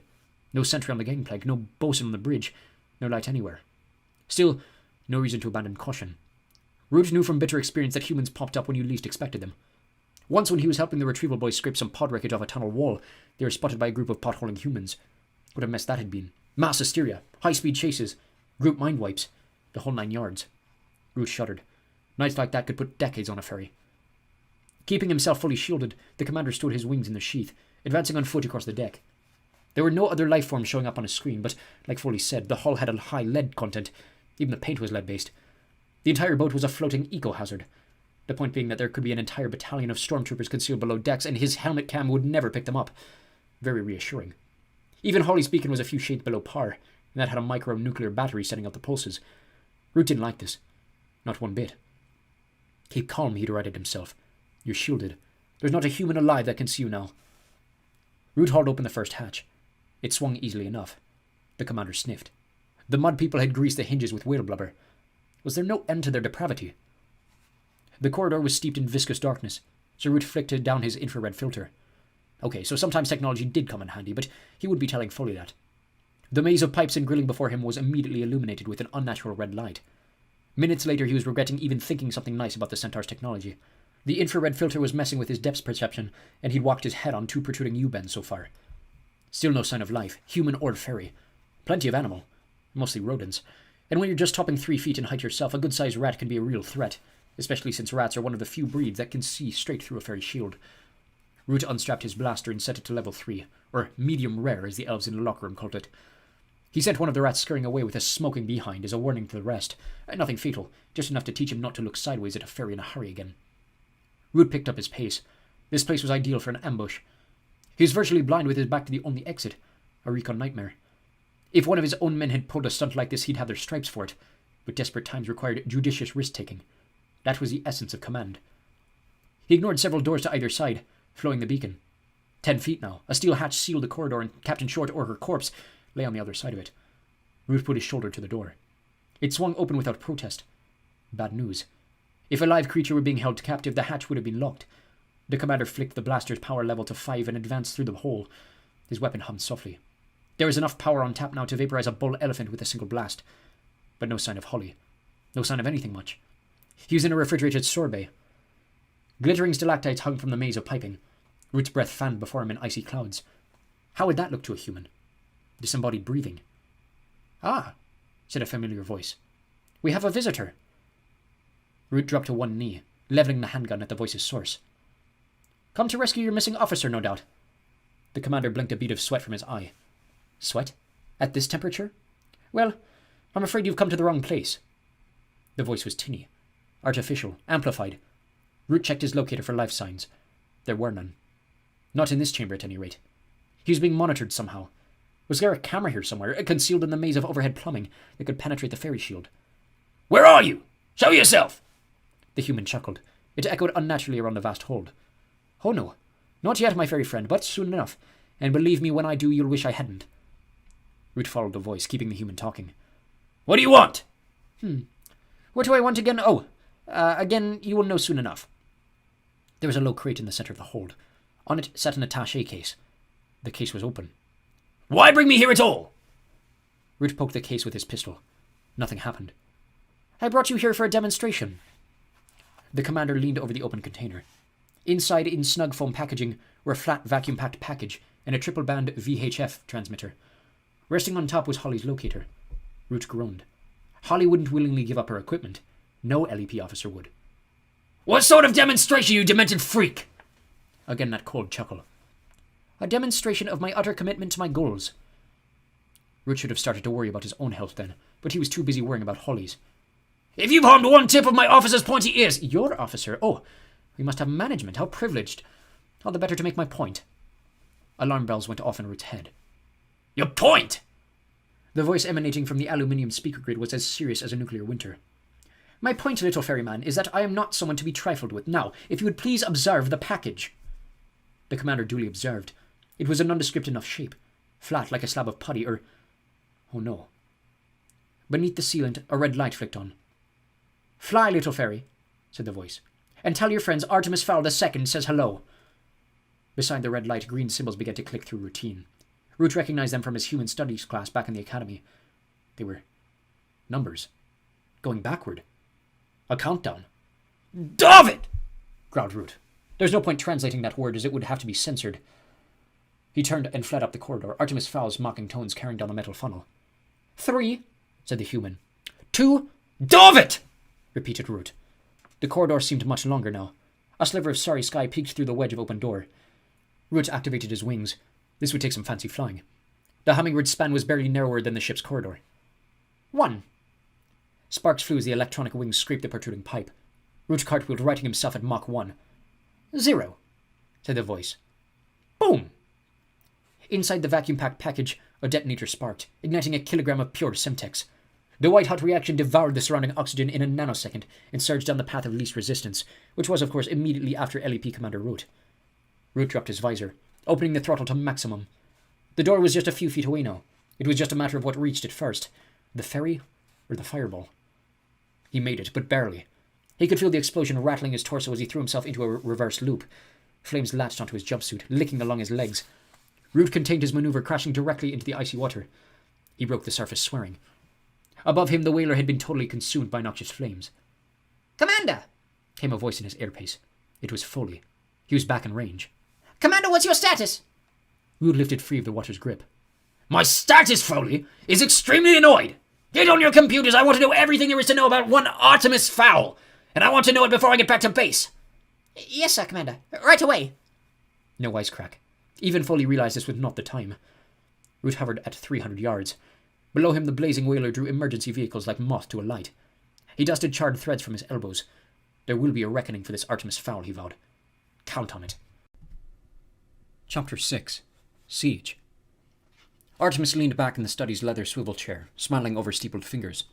Perfect. That little explosion should cure those fairies of their cavalier attitude. Plus there was one less whaler in the world.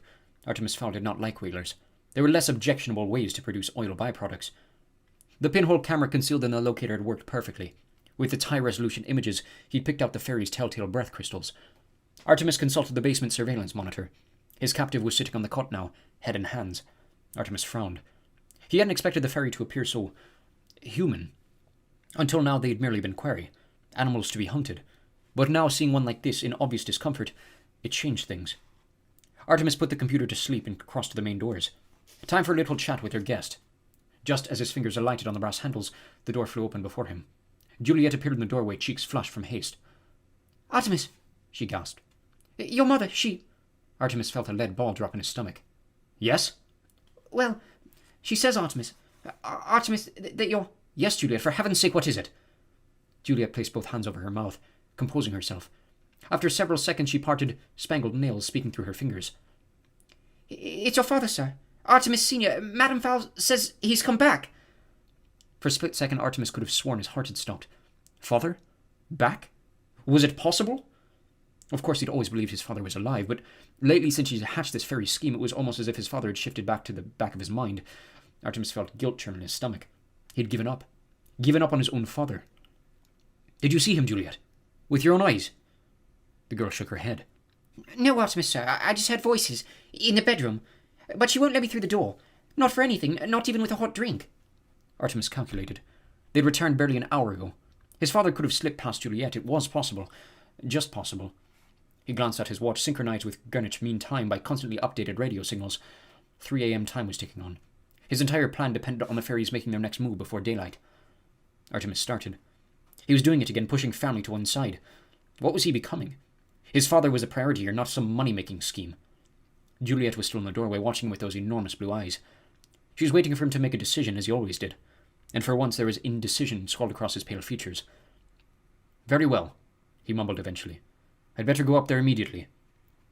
Artemis brushed past the girl, taking the steps 2 at a time. His mother's room was 2 flights up, a converted attic space. He hesitated at the door. What would he say if it was his father miraculously returned? What would he do? It was ridiculous dithering about it. Impossible to predict. He knocked lightly. Mother? No response, but he thought he heard a giggle and was instantly transported into the past. Initially, this room had been his parents' lounge. They would sit on the chaise lounge for hours, tittering like schoolchildren, feeding the pigeons or watching the ships sailing past on Dublin Sound. When Artemis Senior disappeared, Angeline Fowl had become more and more attached to the space, eventually refusing to leave altogether. Mother, are you all right? Muffled voices come from within. Conspiratorial whispers. Mother, I'm coming in. Wait a moment, Timmy. Stop it, you beast. We have company. Timmy. Artemis's heart thumped like a snare drum in his chest. Timmy. Her pet name for his father. Timmy and Artie, the 2 men in her life. He could wait no longer. Artemis burst through the double doors. His first impression was of light. Mother had the lamps on. A good sign, surely. Artemis knew when his mother would be. He knew exactly where to look, but he couldn't. What What if... Yes, can we help you? Artemis turned, his eyes still downcast. It's me. His mother laughed, airy and carefree. I can see it's you, Papa. Can't you even give your boy one night off? It's our honeymoon after all. Artemis knew then. It was just an escalation of her madness. Papa. Angeline thought Artemis was his own grandfather, dead over 10 years. He raised his gaze slowly. His mother was seated on the chaise lounge, resplendent in her own wedding dress, face clumsily coated with makeup. But that wasn't the worst of it. Beside her was a facsimile of his father, constructed from the morning suit he had worn on that glorious day in Christchurch Cathedral 14 years ago. The clothes were padded with tissue, and atop the dress shirt was a stuffed pillowcase with lipstick features. It was almost funny. Artemis choked back a sob, his hopes vanishing like a summer rainbow. What do you say, Papa? Said Angeline in a deep bass, nodding the pillow like a ventriloquist manipulating her dummy. One night off for your boy, eh?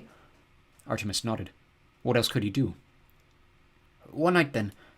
Take tomorrow, too. Be happy. Angeline's face radiated honest joy. She sprang from the couch, embracing her unrecognized son. Thank you, Papa. Thank you. Artemis returned the embrace, though it felt like cheating. You're welcome, Angeline. Now I must be off. Business to attend to. His mother settled beside her imitation husband. Yes, Papa. You go, don't worry. We can keep ourselves amused. Artemis left. He didn't look back. There were things to be done, ferries to be extorted. He had no time for his mother's fantasy world. Captain Holly Short was holding her head in her hands. One hand, to be precise, the other was scrabbling down the side of her boot, on the camera's blind side. In actuality, her head was crystal clear, but it would not do harm for the enemy to believe her still out of action. Perhaps they would underestimate her. All that would be the last mistake they ever made. Holly's fingers closed around the object that had been digging into her ankle. She knew immediately by its contours what was concealed there. The acorn. It must have slipped into her boot during all the commotion by the oak. This could be a vital development. All she needed was a small patch of earth. Then her powers would be restored. Holly glanced surreptitiously around the cell. Fresh concrete by the looks of it. Not a single crack or flaky corner. Nowhere to bury her secret weapon. Holly stood tentatively, trying out her legs for stability. Not too bad, a bit shaky around the knees, but otherwise sound enough. She crossed to the wall, pressing her cheek and palms to the smooth surface. The concrete was fresh, all right. Very recent. Still damp in patches. Obviously her prison had been specially prepared. "Looking for something?" said a voice. A cold, heartless voice. Holly reared back from the wall. The human boy was standing not 2 feet from her, his eyes hidden behind mirrored glasses. He had entered the room without a sound. It was extraordinary. "Sit, please." Holly did not want to sit, please. What she wanted to do was incapacitate this insolent pup with her elbow and use his miserable hide for leverage. Artemis could see it in her eyes. It amused him. "Getting ideas, are we, Captain Short?" Holly bared her teeth. It was answer enough. "We are both fully aware of the rules here, Captain. This is my house. You must abide by my wishes. Your laws, not mine. Obviously my wishes do not include bodily harm to myself or your attempting to leave this house." It hit Holly then. "How do you know Your name? Your rank?" Artemis smiled, though there was no joy in it. "If you were a name tag." Holly's hand unconsciously covered the silver tag on her suit. "But that's written in..." "Gnomish. I know. I happen to be fluent, as is everyone in my network." Holly was silent for a moment, processing this momentous revelation. "Fowl," she said with feeling. "You have no idea what you've done. Bringing the worlds together like this could mean disaster for us all." Artemis shrugged. "I'm not concerned with us all, just myself, and believe me, I should be perfectly fine. Now sit, please." Holly sat, never taking her hazel eyes from the diminutive monster before her. "So what is this master plan, Fowl? Let me guess. World domination?" "Nothing so melodramatic," chuckled Artemis. "Just riches." "A thief!" spat Holly. "You're just a thief!" Annoyance flashed across Artemis's features, only to be replaced by his customary sardonic grin. "Yes, a thief, if you like. Hardly just a thief, though. The world's first cross-species thief." Captain Short snorted. "First cross-species thief? Mud people have been stealing for us for millennia. Why do you think we live underground?" "True, but I will be first to successfully separate a ferry from its gold." "Gold? Gold? Human idiot, you don't honestly believe that a crock of gold nonsense. Some things aren't true, you know." Holly threw her head back and laughed. Artemis checked his nails patiently, waiting for her to finish. When the gales had finally subsided, he shook his index finger. "You're right to laugh, Captain Short. For a while there I did believe in all that under-the-rainbow crock of gold blarney, but now I know better. Now I know about the hostage fund." Holly struggled to keep her face under control. "What hostage fund?" "Oh, come now, Captain. Why bother with the charade? You told me about it yourself." I told you," stammered Holly. ridiculous. Look at your arm. Holly rolled up her right sleeve. There was a small cotton pad taped to the vein. That's where we administered the sodium pentothal, commonly known as truth serum. You sang like a bird. Holly knew it was true. How else could he know? You're crazy. Artemis nodded indulgently. If I win, I'm a prodigy. If I lose, then I'm crazy. That's the way history is written. Of course, there had been no sodium pentothal, just a harmless prick with a sterilized needle. Artemis would not risk causing brain damage to his meal ticket, nor could he afford to reveal the book as the source of his information. Better to let the hostage believe that she had betrayed her own people. It would lower her morale, making her more susceptible to his mind games. Still, the ruse disturbed him. It was undeniably cruel. How far was he prepared to go for this gold? He didn't know, and wouldn't until the time came. Holly slumped, momentarily defeated by this latest development. She had talked, revealed sacred secrets. Even if she did manage to escape, she would be banished to some freezing tunnel under the Arctic Circle. This isn't over, Fowl, she said at last. We have powers you can't possibly know about. It would take days to describe them all. The infuriating boy laughed again. How long do you think you've been here? Holly groaned. She knew it was coming. A few hours. Artemis shook his head. 3 days, he lied. We've had you on drip for over 60 hours, until you told us everything we needed to know. Even as the words came out, Artemis felt guilty. These mind games were having an obvious effect on Holly, destroying her from the inside out. Was there really a need for this? 3 days? You could have killed me. What kind of... And it was that speechless quality that sent the doubt shooting through Artemis's brain. The fairy thought him so evil she couldn't even find the words. Holly pulled herself together.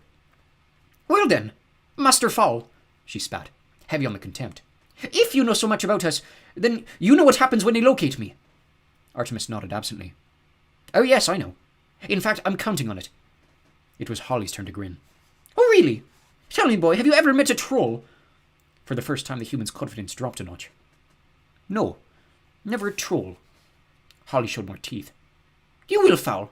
You will, and I hope I'm there to see it. The LEP had established a surface ops HQ at E1, Tara. Well, said Root, slapping a paramedic gremlin who was applying a burn salve to his forehead. Leave it. The magic will sort me out soon enough. Well, what? Replied Foley. Don't give me any of your lip today, Foley, because today's not one of those, oh, I'm so impressed with a pony's technology days. Tell me what you found on the human. Foley scowled, securing his foil hat between curled horns. He flipped the top on a wafer-thin laptop. I hacked into Interpol. Not too difficult, I can tell you. They might as well have put out a welcome mat. Root drummed his fingers on the conference table. Get on with it. Right, Fowl. 10 gigabyte file. In paper terms, that's half a library. The commander whistled. That's one busy human. Family, corrected Foley. The Fowls have been subverting justice for generations. Racketeering, smuggling, armed robbery, mostly corporate crime last century. So do we have a location? That was the easy part. Fowl Manor, on a 200-acre estate on the outskirts of Dublin. Fowl Manor is only about 20 clicks from our current location. Root chewed his bottom lip. Only 20? That means we can make it before first light. Yep. Sort out this whole mess before it gets out of hand in the rays of the sun. The commander nodded. This was their first break. Fairies had not operated in natural light for centuries. Even when they had lived above ground, they were essentially night creatures. The sun diluted their magic like bleaching a photograph. They had to wait another day before sending a strike force, who knew what damage Fowl could achieve. It was even possible that this whole affair was media-oriented, and by tomorrow evening Captain Short's face would be on the cover of every publication on the planet. Root shuddered. That would spell the end of everything, unless the Mud People had learned to coexist with other species. And if history had taught any lessons, it was that humans couldn't get along with anyone, even themselves. Right. Everyone lock and load. V-flight pattern. Establish a perimeter inside the manor grounds. The retrieval squad roared military-type affirmatives, coaxing as many metallic noises from their weapons as possible. Foley, round up the techies. Follow us in the shuttle. And bring the big dishes. We'll shut down the entire estate, give ourselves a bit of breathing room. One thing, Commander, mused Foley. Yes? Said Root impatiently. Why did this human tell us who he was? He must have known we could find him. Root shrugged. Maybe he's not as clever as he thinks he is. No, I don't think that's it. I don't think that's it at all. I think he's been one step ahead of us the whole way. This is no different. I don't have time for theorizing now, Foley. First light is approaching. One more thing, Commander. Is this important? Yes, I quite think it is. Well? Foley tapped a key on his laptop, scrolling through Artemis's vital statistics. This, criminal mastermind, the one behind this elaborate scheme. Yes, what about him? Foley looked up, an almost admiring look in his golden eyes. Well, he's only 12 years old. And that's young even for a human. Root snorted, jacking a new battery in his tri-barreled blaster. Too much damn TV. Thinks he's Sherlock Holmes. It's Professor Moriarty, corrected Foley. Holmes, Moriarty, they both look the same with the flesh scorched off their skulls. And with that elegant parting response, Root followed his squad into the night air. The retrieval squad adopted the V-Goose formation with Root on point. They flew southwest, following the video feed emailed to their helmets. Foley had even marked Fowl Manor with a red dot. Idiot-proof, he'd muttered into his mouthpiece just loud enough for the commander to hear him. The centrepiece of the Fowl estate was a renovated late medieval early modern castle built by the Lord Hugh Fowl in the 15th century. The Fowls had held on to Fowl Manor over the years, surviving war, civil unrest, and several tax audits. Artemis did not intend to be the one to lose it. The estate was ringed by a 10-foot crenellated stone wall, complete with the original guard towers and walkways. The retrieval squad put down just inside the boundary and began an immediate scan for possible hostiles. 50 feet apart, instructed Root. Sweep the area. Check in every 60 seconds, clear? Retrieval nodded. Of course it was clear. They were professionals. Lieutenant Cudgeon, retrieval squad's leader, climbed a guard tower. You know what we should do, Julius? He and Root had been in the academy together, brought up in the same tunnel. Cudgeon was one of perhaps 5 fairies who called Root by his first name. I know what you think we should do. We should blast the whole place. What a surprise. The cleanest way. 1 blue rinse and our loss is a minimum. Blue rinse was the slang term for the devastating biological bomb used on rare occasions by the Force. The clever thing about a biobomb was that it destroyed only living tissue. The landscape was unchanged. That minimum loss you're talking about happens to be one of my officers. Oh, yes, Tutted Cudgeon. a female recon officer. The test case, well, I don't think you'll have any problem justifying a tactical solution. Root's face took on that familiar purple hue. The best thing you can do right now is stay out of my way, or else I may be forced to ram that blue rinse straight into the morass you call a brain. Cudgeon was unperturbed. Insulting me doesn't change the facts, Julius. You know what the book says. We cannot under any circumstances allow the lower elementals to be compromised. 1 time stop is all you get. After that... The lieutenant didn't finish his statement. He didn't have to. I know what the book says, snapped Root. I just wish you weren't so gung-ho about it. If I didn't know you better, I'd say there was some human blood in you. Well, there's no call for that, pouted Cudgeon. I'm only doing my job. Point taken, conceded the commander. I'm sorry. You didn't often hear Root apologizing, but then it had been a deeply offensive insult. Butler was on monitors. Anything? asked Artemis. Butler started. He hadn't heard the young master come in. No, nothing. Once or twice I thought I saw a flicker, but it turned out to be nothing. Nothing is nothing, commented Artemis cryptically. Use the new camera. Butler nodded. Only last month Master Fowl had purchased a Cine camera over the internet. 2,000 frames a second, recently developed by Industrial Light and Magic for specialized nature shoots, hummingbird wings and such. It processed images faster than the human eye could. Artemis had it installed behind a cherub, over the main entrance. Butler activated the joypad. Where? Try the avenue. I have a feeling visitors are on the way. The manservant manipulated the toothpick-sized stick with his massive fingers. A live image sprang into life on the digital monitor. Nothing, muttered Butler. Quiet as a grave. Artemis pointed to the control desk. Freeze it. Butler nearly questioned the order. Nearly. Instead, he held his tongue and pressed the pad. On screen, the cherry trees froze, blossoms trapped in midair. More important, a dozen or so black-clad figures suddenly appeared on the avenue. What? Exclaimed Butler. Where did they spring from? They're shielded, explained Artemis. Vibrating at a high speed, too fast for the human eye to follow. But not for the camera, noted Butler. Master Artemis, always 2 steps ahead. If only I could carry it around with me. If only. But we do have the next best thing. Artemis lifted a headset gingerly from the workbench. It was the remains of Holly's helmet. Obviously, trying to cram Butler's head into the original helmet would be like trying to fit a potato into a thimble. Only the visor and control buttons were intact. Straps from a hard hat had been rigged to fit the manservant's cranium. This thing is equipped with several filters. It stands to reason that one of them is anti-shield. Let's try it out, shall we? Artemis placed the set over Butler's ears. Obviously, with your eye span, there are going to be blind spots, but that shouldn't hamper you unduly. Now, run the camera. Butler set the camera rolling again, while Artemis slotted down one filter after another. Now? No. Now? Everything's gone red. Ultraviolet, no fairies. Now? No, Polaroid, I think. Last one. Butler smiled. A shark that spotted a bear behind. Got one. Butler was seeing the world as it was, complete with LEP retrieval teams sweeping the avenue. Said Artemis. Strobe variation. I would guess very high frequency. I see, fibbed Butler. Metaphorically or literally? His employer smiled. Exactly. Artemis shook himself. More jokes. Next thing he'd be wearing clown shoes and turning cartwheels in the main hall. Very well, Butler. Time for you to do what you do best. We appear to have intruders in the grounds. Butler stood. No further instructions were necessary. He tightened the hard hat straps, striding brusquely to the door. Oh, and the butler. Yes, Artemis? I prefer scared to dead, if possible. Butler nodded. If possible. LEP Retrieval 1 were the best and the brightest. It was every little fairy's dream that one day he would grow up to don the stealth black jumpsuits of the Retrieval Commandos. These were the elite. Trouble was their middle name. In the case of Captain Kelp, Trouble was actually his first name. He'd insisted on his manhood ceremony having just been accepted into the academy. Trouble led his team down the sweeping avenue.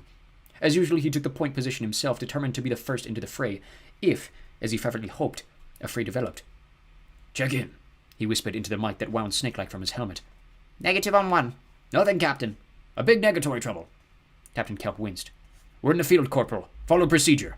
But Mommy said... I don't care what Mommy said, Corporal. Rank is rank. You will refer to me as Captain Kelp. Yes, sir, Captain, skulked the corporal.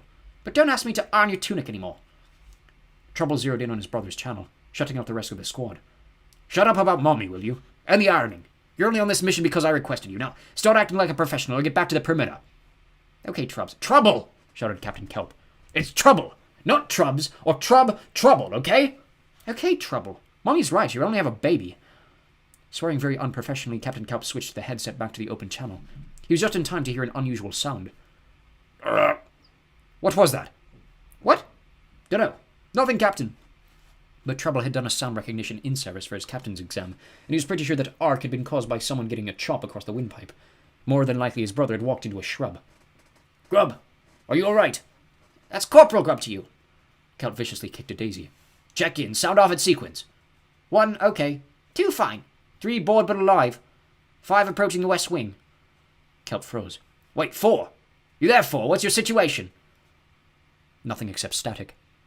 Right, 4 is down. Possibly an equipment malfunction. Still, we can't afford to take any chances. Regroup by the main door. Retrieval 1 crept together, making slightly less noise than a silk spider. Kelp did a quick head count. 11. One short of a full complement. 4 was probably wandering around these rose bushes, wondering why nobody was talking to him.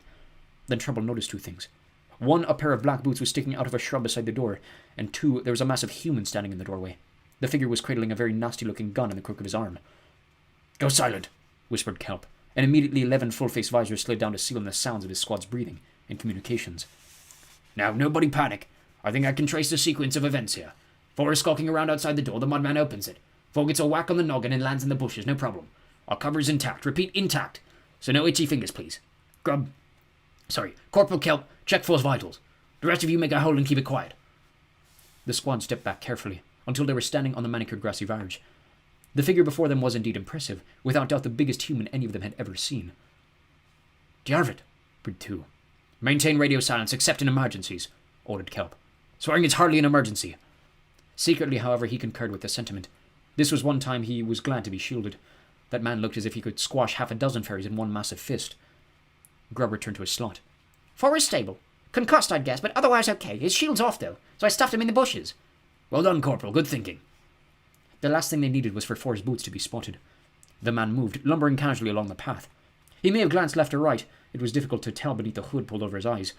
Odd for a human to wear a hood on such a fine night. Safety catches off, ordered Trouble. He imagined his men rolling their eyes, like they hadn't had their safeties off for the last half hour. Still, you had to go by the book in case of a tribunal later on. There was a time when Retrieval blasted first and answered questions never, but not anymore. Now there was always some do-gooder civilian banging on about civil rights. Even for humans, if you can believe it. The man-mountain stopped right in the middle of the squad. If he had been able to see them, it would be the perfect tactical position. Their own firearms were virtually useless, as they wound probably more damage to each other than the human. Fortunately, the entire squad was invisible, with the exception of 4 who was safely hidden in what appeared to be a rhododendron. Buzz batons! Fire 'em up! Just in case. No harm in being cautious. And when the LEP officers were switching weapons, right at that moment when their hands were fumbling with the holsters, that's when the mudman spoke. "Evening, gentlemen," he said, sweeping back his hood. Funny that, thought Trouble. It was almost as if... Then he saw the makeshift goggles. "Cover!" he screamed. "Cover!" But it was too late. No option but to stand and fight. And that was no option at all. Butler could have taken them from the parapet, one at a time with the ivory hunter's rifle, but that wasn't the plan. This was all about making an impression, sending a message. It was standard procedure with any police force in the world to send the cannon fodder first before opening negotiations. It was almost expected that they would meet with resistance, and Butler was happy to oblige. He peeked out through the letterbox, and oh, happy coincidence, there was a pair of goggled eyes peeking right back at him. It was just too fortuitous to pass up. "Bedtime," said Butler, heaving the door with a mighty shoulder. The fairy flew several feet before alighting in the shrubbery. Juliet would be devastated. She loved rhododendrons. One down, several to go. Butler pulled up the peaked hood on the field jacket, stepping into the porch. There they were, spread out like a squadron of action men. If not for the array of a proficient-looking weaponry hanging from each belt, it would have been almost comical. Sliding his finger casually under the trigger guard, Butler strode into their midst. The bulky one at 2 o'clock was giving the orders. You could tell from the heads angled his way. The leader gave a command and the squad switched those close-quarters weapons. It made sense. They'd only cut themselves to pieces with firearms. It was time for action. "Evening, gentlemen," Butler said. He couldn't help it, and it was worth it for that one moment of consternation. Then his gun was up and blazing. Captain Kelp was the first casualty, a titanium-tipped dart puncturing the neck of his suit. He went down sluggishly, as though the air had turned to water. 2 more of the squad were dropped before they had any idea what was going on. It must be quite traumatic, thought Butler dispassionately, to lose an advantage that you've held for centuries. By now the remains of Retrieval 1 had their buzz batons fired up and raised, but they made the mistake of hanging back, waiting for command that was not forthcoming. This gave Butler an opportunity to take the fight to them, as if he needed another advantage. Even though for a second the manservant hesitated. These beings were so small, like children.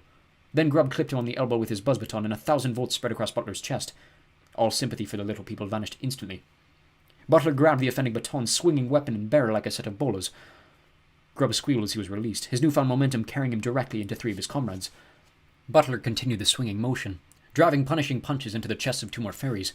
Another clambered onto his back, stinging him repeatedly with the baton. Butler fell on him. Something cracked and the stinging stopped. Suddenly there was a barrel under his chin. One of the Retrieval had managed to get his weapon cocked. "Freeze, mudboy!" droned a helmet-filtered voice. It was a serious-looking gun. Liquid coolant bubbled along its length. "Just give me a reason." Butler rolled his eyes. Different race, same macho cliches. He slapped the fairy open-handed. To the little man it must have been like the sky falling on his head. "That reason enough for you?" Butler scrambled to his feet. Fairy bodies were scattered around him in various stages of shock and unconsciousness. Scared, definitely. Dead, probably not. Mission accomplished. One little guy was faking, though. You could tell by the way his tiny knees knocked together. Butler picked him up by the neck, finger and thumb easily meeting around the back. "Name?" Grubber, I mean, Corporal Kelp."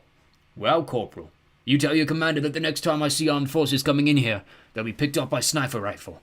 No darts either. Armor-piercing bullets." Yes, sir. Sniper fire, got it. Seems fair. "Good. You are, however, permitted to remove your injured." Most generous of you. "But if I see so much as the twinkle of a weapon on any of the medics, I might be tempted to detonate a few of the mines I have planted in the grounds." Grubb swallowed, his pallor increasing behind the visor. Unarmed medics. Crystal clear. Butler set the fairy down, brushing his tunic with massive fingers. "Now, final thing. Listening?" Furious nods. "I want a negotiator. Someone who can make decisions, not some no-ranker who has to run off back to base after every demand. Understood?" Fine. That I'm sure it will be fine. Unfortunately, I'm one of those no-rankers, you see. I can't actually guarantee it will be fine. Butler was sorely tempted to drop-kick this little fellow back to camp. "Very well, I understand. Just shut up." Grubb almost agreed. Then he clamped his mouth shut off and nodded. "Good. Now before you go, collect our weapons and helmets and make the little pile right there." Grubb took a deep breath. "I will. May as well go out a hero." I can't do that. "Oh, really? And why not?" Grubb drew himself to his full height. An LEP officer never relinquishes his weapon. Butler nodded. "Fair enough. Thought I'd ask. Off you go, then." Hardly able to believe his luck, Grubb scurried back toward the command tower. He was the last fairy standing. Trouble was snoring in the gravel, but he, Grubb Kelp, had faced on the mud monster. Wait until Mommy heard about this. Holly sat on the edge of her bed, fingers curled around the metal base.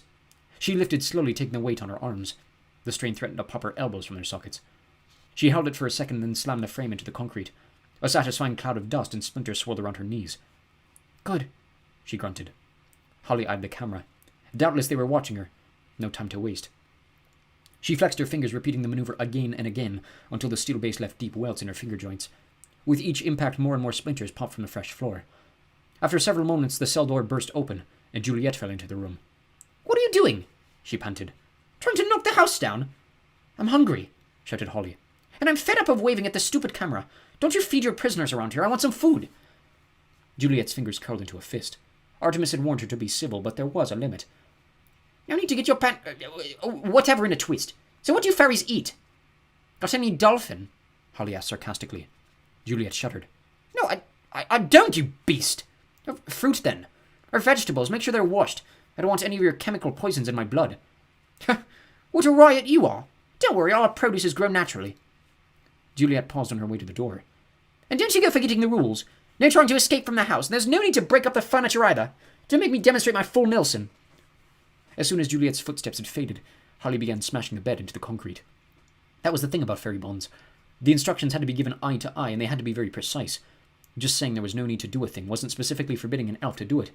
And another thing, Holly had no intention of escaping from the house. That wasn't to say that she didn't mean to get out of her cell. Artemis had added yet another monitor to the bank. This one was linked to a camera in Angeline Fowl's attic room. He spared a moment to check in on his mother. Sometimes it bothered him having a camera in her room. It seemed almost like spying. But it was for her own good. There was always the danger that she could hurt herself. At the moment she was sleeping peacefully, having swallowed the sleeping pill that Juliet had left on her tray. All a part of the plan. A vital part. Butler entered the control room. He was clutching a fistful of fairy hardware and rubbing his neck. Tricky little blighters. Artemis looked up from the monitor bank. Any problems? Nothing major. These little batons pack quite a punch, though. How's a prisoner? Fine. Juliet is getting her something to eat. I'm afraid Captain Short is going a bit stir-crazy. On the screen, Holly was smashing her cot into the concrete. It's understandable, noted the manservant. Imagine her frustration. It's not as if she can tunnel her way out. Artemis smiled. No, the entire estate is built on a bed of limestone. Not even a dwarf could tunnel his way out of here. Or in. Wrong as it happened. Dead wrong. A landmark moment for Artemis Fowl. The LEP had procedures for emergencies like this one. Admittedly, these did not include the retrieval squad getting hammered by a lone enemy. Still, that just made next step all the more urgent, especially with the faintest of orange tinges scraping into the sky. Are we good to go? Roared Root into his mic, although it wasn't whisper-sensitive. Good to go, thought Foley, busy wiring the last dish on a watchtower. These military types and their catchphrases. Good to go, lock and load. I don't know, but I've been told. So insecure. Aloud he said, No need to shout, Commander. These headsets could pick up a spider scratching in Madagascar. And is there a spider scratching in Madagascar? Well, I don't know. They can't really... Well, stop changing the subject, Foley, and answer the damn question. The centaur scowled. The commander took everything so literally. He plugged the dish's modem lead into his laptop. Okay, we're good to go. About time, too. Right. Flip the switch. For the third time in as many moments, Foley gritted his horsey teeth. He was indeed the stereotypical unappreciated genius. Flick the switch, if you don't mind. Root didn't have the cranial capacity to appreciate what he was trying to do here. Stopping time wasn't just a matter of pressing the on button. There was a series of delicate procedures that had to be performed with the utmost precision. Otherwise, the stop zone could end up just so much as ash and radioactive slop. While it was true that fairies had been stopping time for millennia, these days with satellite communication and the internet, humans were liable to notice if a zone just dropped out of time for a couple of hours. There was an age when you could throw a blanket stoppage over a whole country, and the mud people would simply think the gods were angry, but not anymore. Nowadays, the humans had instruments for measuring anything, so if there was any time stopping to be done, it had better be fine-tuned and precise. In the old days, 5 elfin warlocks would form a pentagram around the target and spread a magic shield over it, temporarily stopping time inside the enchanted enclosure. This was fine as far as it went, provided the warlocks didn't have to use the bathroom. Many a siege was lost because an elf had one glass of wine too many. Warlocks tire quickly too, and their arms get sore. On a good day, you had maybe an hour and a half, which was hardly worth the trouble in the first place. It was Foley's idea to mechanize the whole procedure. He had the warlocks do their thing to lithium batteries, and then set up a network of receiver dishes around designated areas. Sounds simple? Well, it wasn't. But there were definite advantages. For one thing, there were no more power surges. Batteries didn't try to show off to each other. You could calculate exactly how many power cells were needed, and sieges could be extended for up to 8 hours. As it happened, the Fowl estate was the perfect location for a time stop, isolated with a definite boundary. It even had elevated towers for the dishes, for heaven's sake. It was almost as if Artemis Fowl wanted it to be time-stopped. Foley's finger hesitated over the button. Could it be possible? After all, the human youth had been one step ahead throughout this whole affair. Commander! Are we online yet? Not exactly. There's something... Root's reaction nearly blew out the woofers in Foley's earpiece. No, Foley! There isn't something. None of your bright ideas, thank you very much. Captain Short's life is in danger, so push the button before I climb that tower and push it with your face! Touchy, muttered Foley, and pushed the button. Lieutenant Cudgeon checked his moonometer. You've 8 hours. I know how much time I have, growled Root. And stop following me. Don't you have work to do? Actually, now that you mention it, I have a biobomb to arm. Root rounded on him. Don't annoy me, Lieutenant. Having you make comments at every town is not improving my concentration. Just do whatever it is you feel you have to do, but be prepared to back it up at a tribunal. If this one goes wrong, heads are gonna roll. Indeed, muttered Cudgeon under his breath. But mine is not going to be one of them. Root checked the sky. A shimmering azure field had descended over the Fowl estate. Good. They were in limbo. Outside the walls, life continued at an exaggerated pace, but if anyone were to somehow gain access to the manor in spite of the fortified walls and high gate, they'd find it deserted, all occupants trapped in the past. So for the next 8 hours, it would be twilight on the Fowl estate. After that, Root could not guarantee Holly's safety. Given the gravity of the situation, it was more than likely that Cudgeon would get the go-ahead to biobomb the whole place. Root had seen a blue rinse before. No living thing escaped, not even the rats. Root caught up with Foley at the base of the north tower. The centaur had parked his shuttle by the 3-foot-thick wall. Already the work area was a mess of tangled wires and pulsating fiber optics.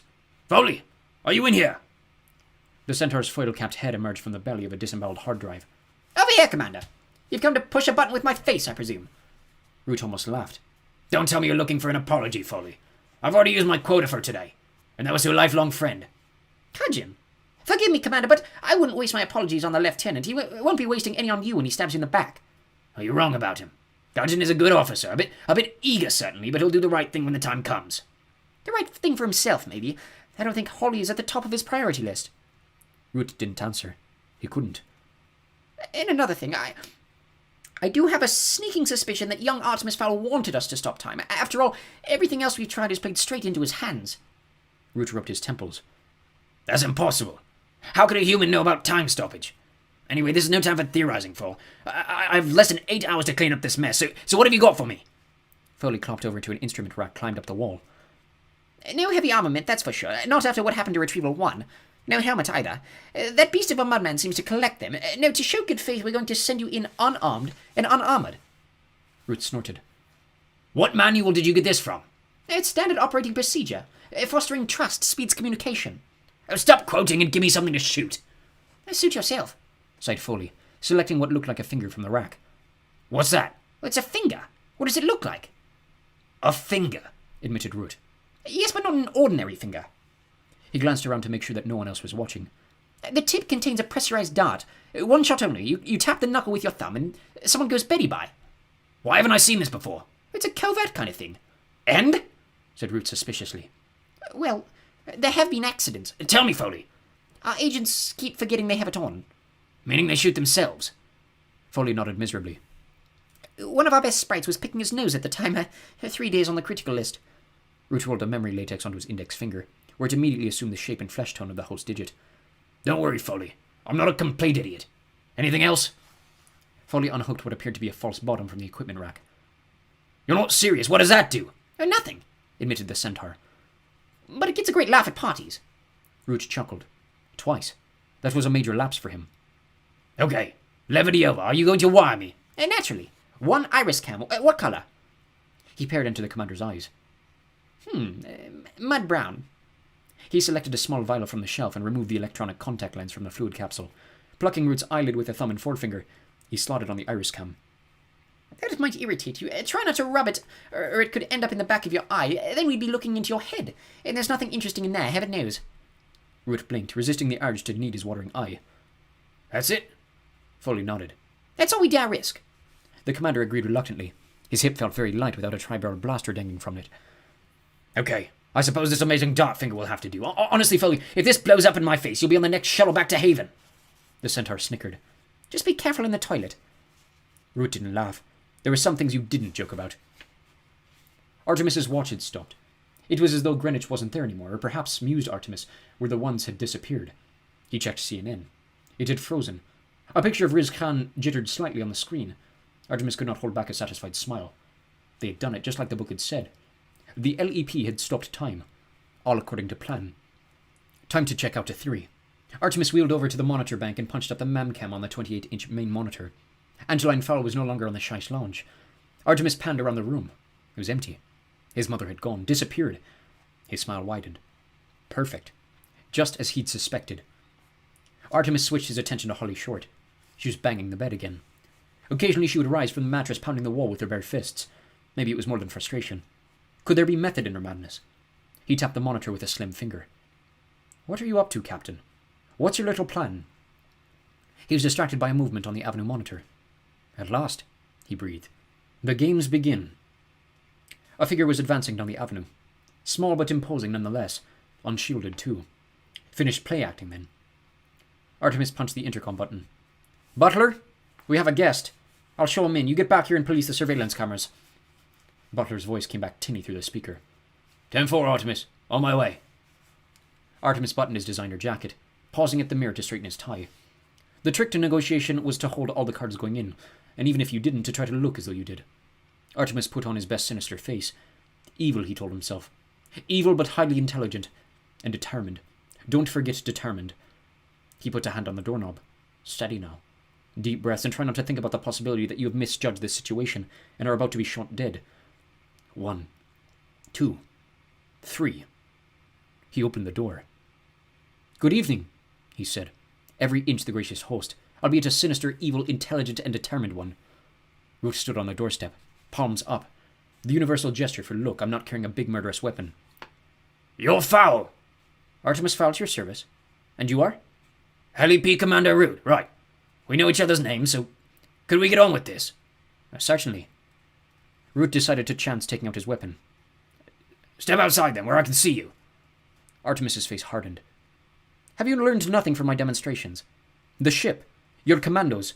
Do I need to kill someone? No, said Root hurriedly. You only meant to lure me outside, where I could be snatched and used to trade. Please, Commander Root, raise your game or send someone intelligent. Root felt the blood pump through his cheeks. Now you just listen to me, you young... Artemis smiled in command again. Not very good negotiation techniques, Commander, to lose your cool before we even get to the table. Root took several deep breaths. Fine. Whatever you say. Where would you prefer to conduct our talks? Inside, of course. You have my permission to enter, but remember Captain Short's life is in your hands. Be careful with it. Root followed his host down the vaulted hallway. Generations of fowls glared down at him from classical portraits. They passed through a stained oak doorway to a long conference room. There were 2 places set at a round table, complete with pads, ashtrays, and water jugs. Root was delighted to see ashtrays and immediately pulled a half-chewed cigar from his vest. Maybe you're not such a barbarian after all, he grunted, exhaling a huge cloud of green smoke. The commander ignored the water jugs, instead pouring himself a shot of something purple from a hip flask. He drank deeply, belched, and sat. Ready? Artemis shuffled his notes like a news anchor. Here is the situation as I see it. I have the means to expose your subterranean existence, and you are powerless to stop me. So, basically, whatever I ask for is a small price to pay. Root spat out a shred of fungus tobacco. So you think you can just pull all this information out over the internet? Well, not immediately. Not with the time stop in effect. Root choked on a lungful of smoke. The race in the hole. Gone, just like that. Well, if you know about the time stop, you must also know that you are completely cut off from the outside world. You are, in effect, powerless. Artemis jotted a note on the pad. Let's save some time here. I grow weary of your clumsy bluffs. In the case of an abduction, the LEP will first send a crack retrieval team to get back what it has been lost. You have done so. Excuse me while I titter. Crack team? Honestly. A Cub Scout patrol armed with water pistols could have defeated them. Root fumed silently, taking out his anger on the cigar butt. The next official step is negotiation. And finally, when the 8-hour time limit is about to run out, and if no solution can be reached, a biobomb is detonated, contained by the time field. You appear to know an awful lot about us, Master Fowl. I don't suppose you'll tell me how. Oh, correct. Root mashed the remains of his cigar into the crystal ashtray. So let's have it. What are your demands? One demand. Singular. Artemis slid his notepad across the polished table. Root read what was written there. 1 ton of 24-karat gold.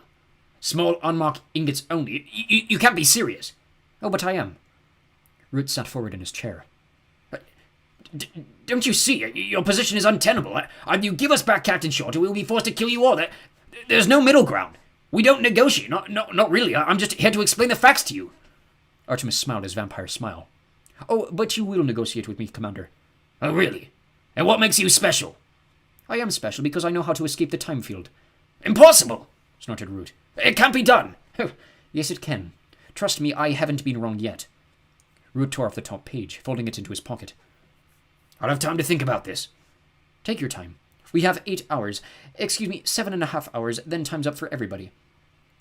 Root said nothing for a long while, tapping his nails on the tabletop. He took a breath to speak, then changed his mind and stood abruptly. We'll be in touch.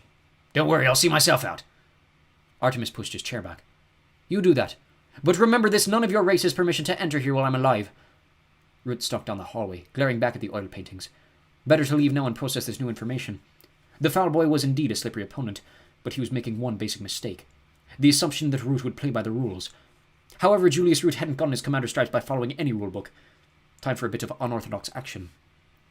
The videotape from Root's iris cam was being reviewed by experts. You see that? Said Professor Cumulus, a behavioral specialist. That twitch, he's lying. Nonsense, Huffed Dr. Argan, a psychologist from below the United States. He's itchy, that's all. He's itchy so he scratches, nothing sinister in it. Cumulus turned to Foley. Listen to him. How can I be expected to work with this charlatan? Witch doctor, counted Argan. Foley raised his hairy palms. Gentlemen, please. We need agreement here. A concrete profile. Well, it's no use, said Argan. I can't work in these conditions. Cumulus folded his arms. If he can't work, neither can I. Root strode through the shuttle double doors. His trademark purple complexion was even rosier than usual. That human is toying with us. I will not have it. Now what did our experts make of the tape? Foley moved slightly to the side, allowing the commander a clear run at the so-called experts. Apparently they can't work in these conditions. Root's eyes narrowed to slits, bringing his prey into a sharp focus. Excuse me? The good doctor is a half-wit, said Cumulus, unfamiliar with the commander's temper. I'm a half-wit, stuttered Argan, equally ignorant. What about you, Cave Fairy? Plastering your absurd interpretations into the most innocent of gestures. Innocent? The boy's a bag of nerves, obviously lying. It's textbook. Root slammed a clenched fist onto the table, setting a spiderweb of cracks scurrying across the surface. Silence! In silence there was, instantly. Now, you two experts are on handsome retainers for your profiling work, correct? The pair nodded, afraid to speak in case that broke the silence rule. This is probably the case of your lives, so I want you to concentrate very hard, understood? More nods. Root popped the camera out of his weeping eye. Fast forward it, Foley. Toward the end. The tape hopped forward erratically. On screen, Root followed the human into his conference room. There. Stop it there. Can you zoom in on his face? Can I zoom in on his face? Snotted Foley. Can a dwarf steal the web from under a spider? Yes, replied Root. That was a rhetorical question, actually. I don't need a grammar lesson, Foley. Just zoom in, would you? Foley ground his tombstone teeth. Okay, boss. We'll do. The centaur's fingers prodded the keyboard with lightning speed. Artemis's visage grew to fill the plasma screen. I'd advise you to listen, said Root, squeezing the expert's shoulders. This is a pivotal moment in your careers. I am special, said the mouth on the screen, because I can escape the time field. Now tell me, said Root. Is he lying? Run it again, said Cumulus. Show me the eyes. Argan nodded. Yes, just the eyes. Foley tapped a few more keys, and Artemis's deep blue eyes expanded to the width of the screen. I am special, boomed the human voice, because I can escape the time field. Well, is he lying? Cumulus and Argan looked at each other, all traces of antagonism gone. No, they said simultaneously. He's telling the truth, added the behavioralist. Or, clarified the psychologist. At least he thinks he is. Root swabbed his eye with a cleansing solution. That's what I thought. When I looked that human in the face, I figured he was either a genius or crazy. Artemis's cool eyes glared at them from the screen. So which is it? asked Foley. A genius or crazy? Root grabbed his tri-barreled blaster from the gun rack. What's the difference? He snapped, strapping his trusty weapon to his hip. Give me an outside line to E1. This foul person seems to know all of our rules, so it's time to break a few. Chapter 7. Mulch. Time to introduce a new character to our otherworldly pageant. Well, not strictly speaking a new character. We have encountered him before, in the LEP booking line. On remand for numerous larcenies, Mulch Diggums, the kleptomaniac dwarf, a dubious individual even by Artemis Fowl standards, as if this account didn't already suffer from an overdose of amoral individuals. Born to a typical dwarf cavern-dwelling family, Mulch had decided early that mining was not for him, and resolved to put his talents to another use, namely digging and entering, generally entering mud people's property. Of course, this meant forfeiting his magic. Dwellings were sacred. If you broke that rule, you had to be prepared to accept the consequences. Mulch didn't mind. He didn't care much for magic anyway. There'd never been much use for it down in the mines. Things had gone pretty well for a few centuries, and he built up quite a lucrative above-ground memorabilia business. That was until he tried to sell the Jules Rimet Cup to an underground LEP operative. But from then on his luck had turned, and he'd been arrested over 20 times to date, a total of 300 years in and out of prison. Mulch had a prodigious appetite for tunneling, and that unfortunately is a literal translation. For those unfamiliar with the mechanics of dwarf tunneling, I shall endeavour to explain them as tastefully as possible. Like some members of the reptile family, dwarf males can unhinge their jaws, allowing them to ingest several pounds of earth a second. This material is processed by a super-efficient metabolism, stripped of any useful minerals, and ejected at the other end, as it were. Charming. At present, Mulch was languishing in a stone-walled cell in LEP Central. At least he was trying to protect an image of languishing, unperturbed kind of dwarf. Actually, he was quaking in his steel-toed cap boots. The goblin dwarf turf war was flaring up at that moment, and some bright spark LEP elf had seen fit to put him in a cell with a gang of psyched-up goblins. An oversight, perhaps, more likely a spot of revenge for trying to pick his arresting officer's pocket in the booking line. So, dwarf, Sneered the head honcho goblin, a wart-faced fellow covered in tattoos. how come you don't chew your way out of here? Mulch rapped on the walls. Solid rock. The goblin laughed. So what? Can't be any harder than your dwarf skull. His cronies laughed. So did Mulch. He thought it might be wise. Wrong. You laughing at me, dwarf? Mulch stopped laughing. With you, he corrected. I'm laughing with you. That skull joke was pretty funny. The goblin advanced until his slimy nose was a centimetre from Mulch's own. You patronising me, dwarf? Mulch swallowed, calculating. If he unhinged now, he could probably swallow the leader before the others reacted. Still, goblins were murder on the digestion. Very bony. The goblin conjured up a fireball around his fist. I asked you a question, Stumpy. Mulch could feel every sweat gland on his body pop into an instant overdrive. Dwarves did not like fire. They'd even like thinking about flames. Unlike the rest of the fairy races, dwarves had no desire to live above ground, too close to the sun. Ironic for someone in the mud people possession liberation business. No need for that, he stammered. I was just trying to be friendly. Friendly, scoffed Wartface. Your kind don't know the meaning of the word. Cowardly backstabbers, a lot of you. Mulch nodded diplomatically. We have been known to be a bit treacherous. A bit treacherous? A bit treacherous? My brother Flem was ambushed by a crowd of dwarfs disguised as dung heaps. He's still in traction. Mulch nodded sympathetically. The old dung heap ruse. Disgraceful. One of the reasons I don't associate with the Brotherhood. Wartface twirled a fireball between his fingers. There are two things under this world that I really despise. Mulch had a feeling that he was about to find out what they were. One is a stinking dwarf. No surprises there. And the other is a traitor to his own kind, and from what I hear, you fall neatly into both categories. Mulch smiled weakly. Just my luck. Luck ain't got nothing to do with it. Fortune delivered you into my hands. On another day, Mulch might have pointed out that luck and fortune were basically the same thing, but not today. You're like fire, dwarf. Mulch shook his head. Wartface grinned. Now ain't that a shame, 'cause any second now I'm going to ram this here fireball down your throat. The dwarf swallowed dryly. Wasn't it just typical of the dwarf brotherhood? What do dwarfs hate? Fire? Who are the only creatures with the ability to conjure fireballs? Goblins. So who did the dwarf pick a fight with? A real no-brainer. Mulch backed up to the wall. Careful there. We could all go up. Not us. Wartface grinned, snorting up the fireball through two elongated nostrils. Completely fireproof. Mulch was perfectly aware what would happen next. He'd seen it too many times in the back alleys. A group of goblins would corner a stray brother dwarf, pin him down, and then the leader would give him the double barrel straight in the face. Wartface's nostrils quivered as he prepared to vent the inherent fireball. Mulch quailed. There was only one chance. The goblins had made a basic mistake. They'd forgotten to pin his arms. The goblin drew a breath through his mouth, then closed it. More exhalation pressure for the fire steam. He tilted his head back, pointing his nose at the dwarf, and let fly.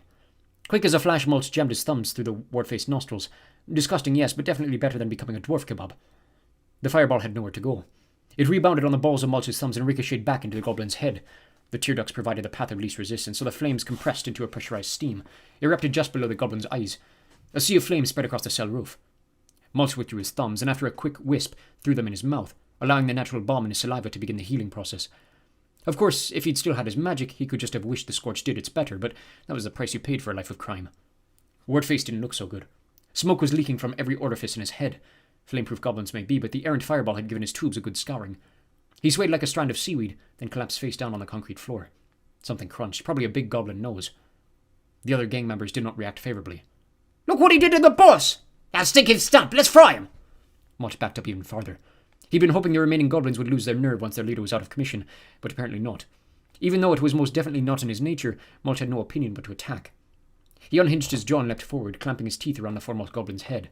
Oh, back off! He shouted around the obstruction in his mouth. Back off or your brain gets it! The others froze, uncertain of their next move. Of course, they'd all have seen what dwarf maulers could do to a goblin head. Not a pretty sight. Each one popped a fireball in his fist. I'm warning you. You can't get us all, Stumpy. Mulch resisted the impulse to bite down.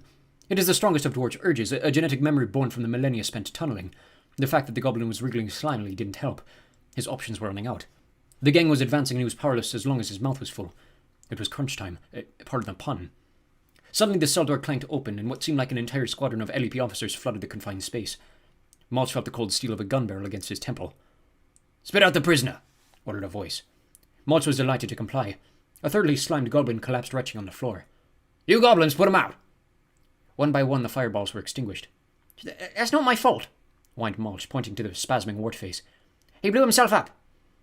The officer holstered his weapon, drawing out a set of cuffs. I couldn't care less what you do to each other, he said, spinning Mulch and snapping the cuffs on. If it was up to me, I'd put the whole lot of you in a big room, and come back a week later to sluice it out. But Commander Root wants to see you above ground, ASAP. ASAP? Now, if not sooner. Mulch knew Root. The commander was responsible for several of his government hotel visits.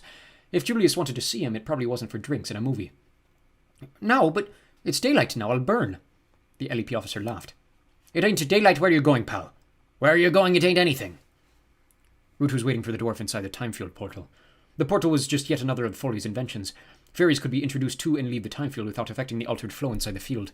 This effectively meant that even though it took nearly 6 hours to get Mulch to the surface, he was injected into the field only moments after Root had the notion to send for him.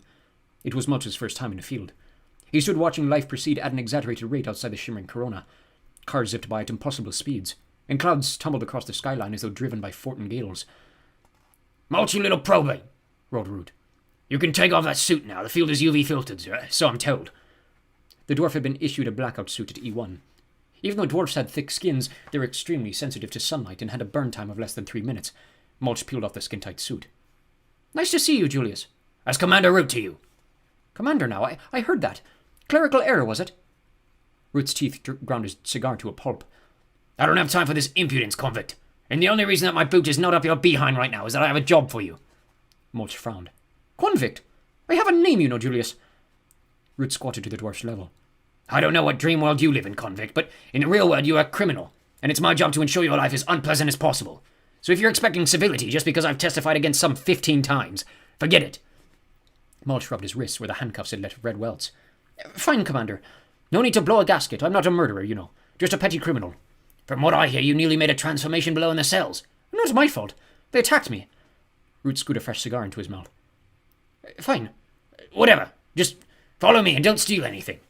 Yes, sir, Commander, said Mulch innocently. He didn't need to steal anything else.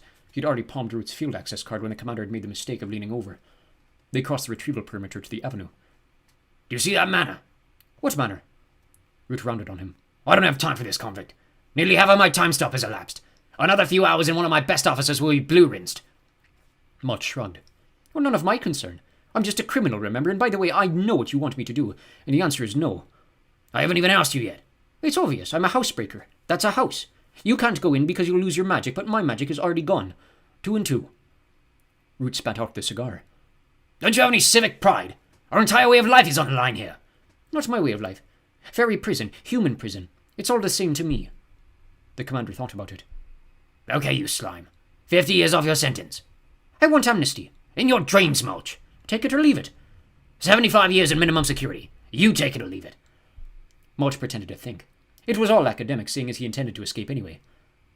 Single cell. Yes, single cell. Now, will you do it? Very well, Julius. Only because it's you. Foley was searching for a matching iris cam. Hazel, I think, or perhaps Tawny. You really do have stunning eyes, Mr. Mulch. Well, thank you, Foley. My mother always said they were my most attractive feature. Root was pacing the shuttle floor. You two do realize that we're on a deadline here, don't you? Never mind matching the color, just give him a camera. Foley plucked a lens from its solution with tweezers. This is not just vanity, Commander. The closer they match, the less interference from the actual eye. Whatever, just get on with it. Foley grabbed Mulch's chin, holding him still. There you are. We're with you all the way. Foley twisted a tiny cylinder into the thick tufts of hair growing from Mulch's ear. Wired for sound now, too, in case you need to call for assistance. The dwarf smiled wryly. Forgive me for not swelling with confidence. I find I've always done better on my own. If you can call 17 convictions doing better, chuckled Root. Oh, we have time for jokes now, do we? Root grabbed him by the shoulder. You're right, we don't. Let's go. He dragged Mulch across a grassy verge to a cluster of cherry trees. I want you to know to tunnel in there and find out how this foul person knows so much about us. Probably some surveillance device. Whatever it is, find it and destroy it. Find Captain Short if possible and see what you can do for her. If she's dead, at least we'll clear the way for a biobomb. Mulch squinted across the landscape. I don't like it. What don't you like? The lie of the land. I smell limestone. Solid rock foundation. There might not be a way in. Foley trotted across. I've done a scan. The original structure is based totally on rock, but some of the later extensions stray onto clay. The wine cellar in the south wing appears to have a wooden floor. It should be no problem for someone with a mouth like yours. Mulch decided to take that as a statement of fact rather than an insult. He opened a back flap on his tunneling pants. Right. Stand back. Root and the surrounding LEP officers rushed for cover, but Foley, who had never actually seen a dwarf tunneling, decided to stay for a peek. Good luck, Mulch. The dwarf unhinged his jaw. Ankle, he mumbled, bending over for launch. The centaur looked around. Where's everyone? He never finished that statement because a blob of recently swallowed and even more recently recycled limestone whacked him in the face. By the time he'd cleared his eyes, Mulch had disappeared down a vibrating hole, and there was the sound of hearty laughter shaking the cherry trees. Mulch followed a loamy vein through a volcanic fold in the rock. Nice consistency, not too many loose stones. Plenty of insect life, too. Vital for strong, healthy teeth, a dwarf's most important attribute. The first thing a protective mate looked at. Mulch went low to the limestone, his belly almost scraping the rock. The deeper the tunnel, the less chance of subsidence on the surface. You couldn't be too careful these days, not with motion sensors and landmines. Mud people went to extraordinary lengths to protect their valuables. With good reason, as it happened. Mulch felt for a vibration clustered to his left. Rabbits. The dwarf fixed the location in his internal compass. Always useful to know where the local wildlife hung out. He skirted the warren, following the manor foundations along in a long northwesterly loop. Wine cellars were easy to locate. Over the centuries, residue seeped through the floor, infusing the land beneath with the wine's personality. This one was somber, nothing daring here. A touch of fruit, but not to enlighten the flavour. Definitely an occasion wine on the bottom rack. Mulch burped. That was a good clay. The dwarf aimed his scything jaws skyward, punching through the floorboards. He hauled himself through the jagged hole, shaking the last of the recycled mud from his pants. He was in a blessedly dark room, perfect for dwarf vision. His sonar had guided him to an uncovered spot in the floor. 3 feet to the left, and he would have emerged into a huge barrel of Italian red. Mulch rehinged his jaw and padded across to the wall. He flattened like a conch-like ear to the red brickwork. For a moment he was absolutely still, absorbing the house's vibrations. A lot of low-frequency humming. There was a generator somewhere, and plenty of juice running through the wires. Footsteps, too. Way up. Maybe on the 3rd floor. And close by, a crashing sound. Metal on concrete. There it was again. Someone was building something, or breaking something down. Something skittered past his foot. Mulch squashed it instinctively. It was a spider. Just a spider. "Sorry, little friend," he said to the grey smear. "I'm a bit on the jittery side." The steps were wooden, of course. More than a century old, too, by the smell of them. Steps like that creaked as soon as you looked at them. Better than any pressure pads for giving away intruders. Mulch climbed along the edges, 1 foot in front of the other. Right in by the wall was where the wood had the most support and was less likely to creak. This was not as simple as it sounds. Dwarf feet are designed for spade work, not for the delicate intricacies of ballet dancing or balancing on wooden steps. Nonetheless, Mulch reached the door without incident. A couple of minor squeaks, but nothing that would be detectable by human ears or hardware. The door was locked, naturally, but it may as well have been for all the challenge it presented to a kleptomaniac dwarf. Mulch reached into his beard, plucked out a sturdy hair. Dwarf hair is radically different from the human variety. Mulch's beard and head hair were actually a matrix of antennae that helped him to navigate and avoid danger below ground. Once removed from its pore, the hair immediately stiffened in rapid rigor mortis. Mulch twisted the end in the seconds before it became completely rigid. A perfect pick. 1 quick jiggle in the lock yielded. Only 2 tumblers. Terrible security. Typical of humans, they never expected an attack from below. Mulch stepped onto a parquet corridor. The whole place smelled of money. He could make a fortune here if only he had the time. There were cameras just below the architrave. Tastefully done, nestling in the natural shadows, but vigilant nonetheless. Mulch stood for a moment, calculating the system's blind spot. 3 cameras on the corridor. 90-second sweep, no way through. "You could ask for help," said a voice in his ear. "Foley." Mulch pointed his wired eyeball at the nearest camera. "Can you do anything about those?" he whispered. The dwarf heard the sound of a keyboard being manipulated, and suddenly his right eye zoomed like a camera lens. "Handy," breathed Mulch. "I've got to get me one of these." Root's voice crackled through the tiny speaker. "No chance, convict. Government's issue. Anyway, what would you do with one in prison? Get a close-up of the other side of your cell." "You're such a charmer, Julius. What's the matter? Are you jealous because I'm succeeding where you failed?"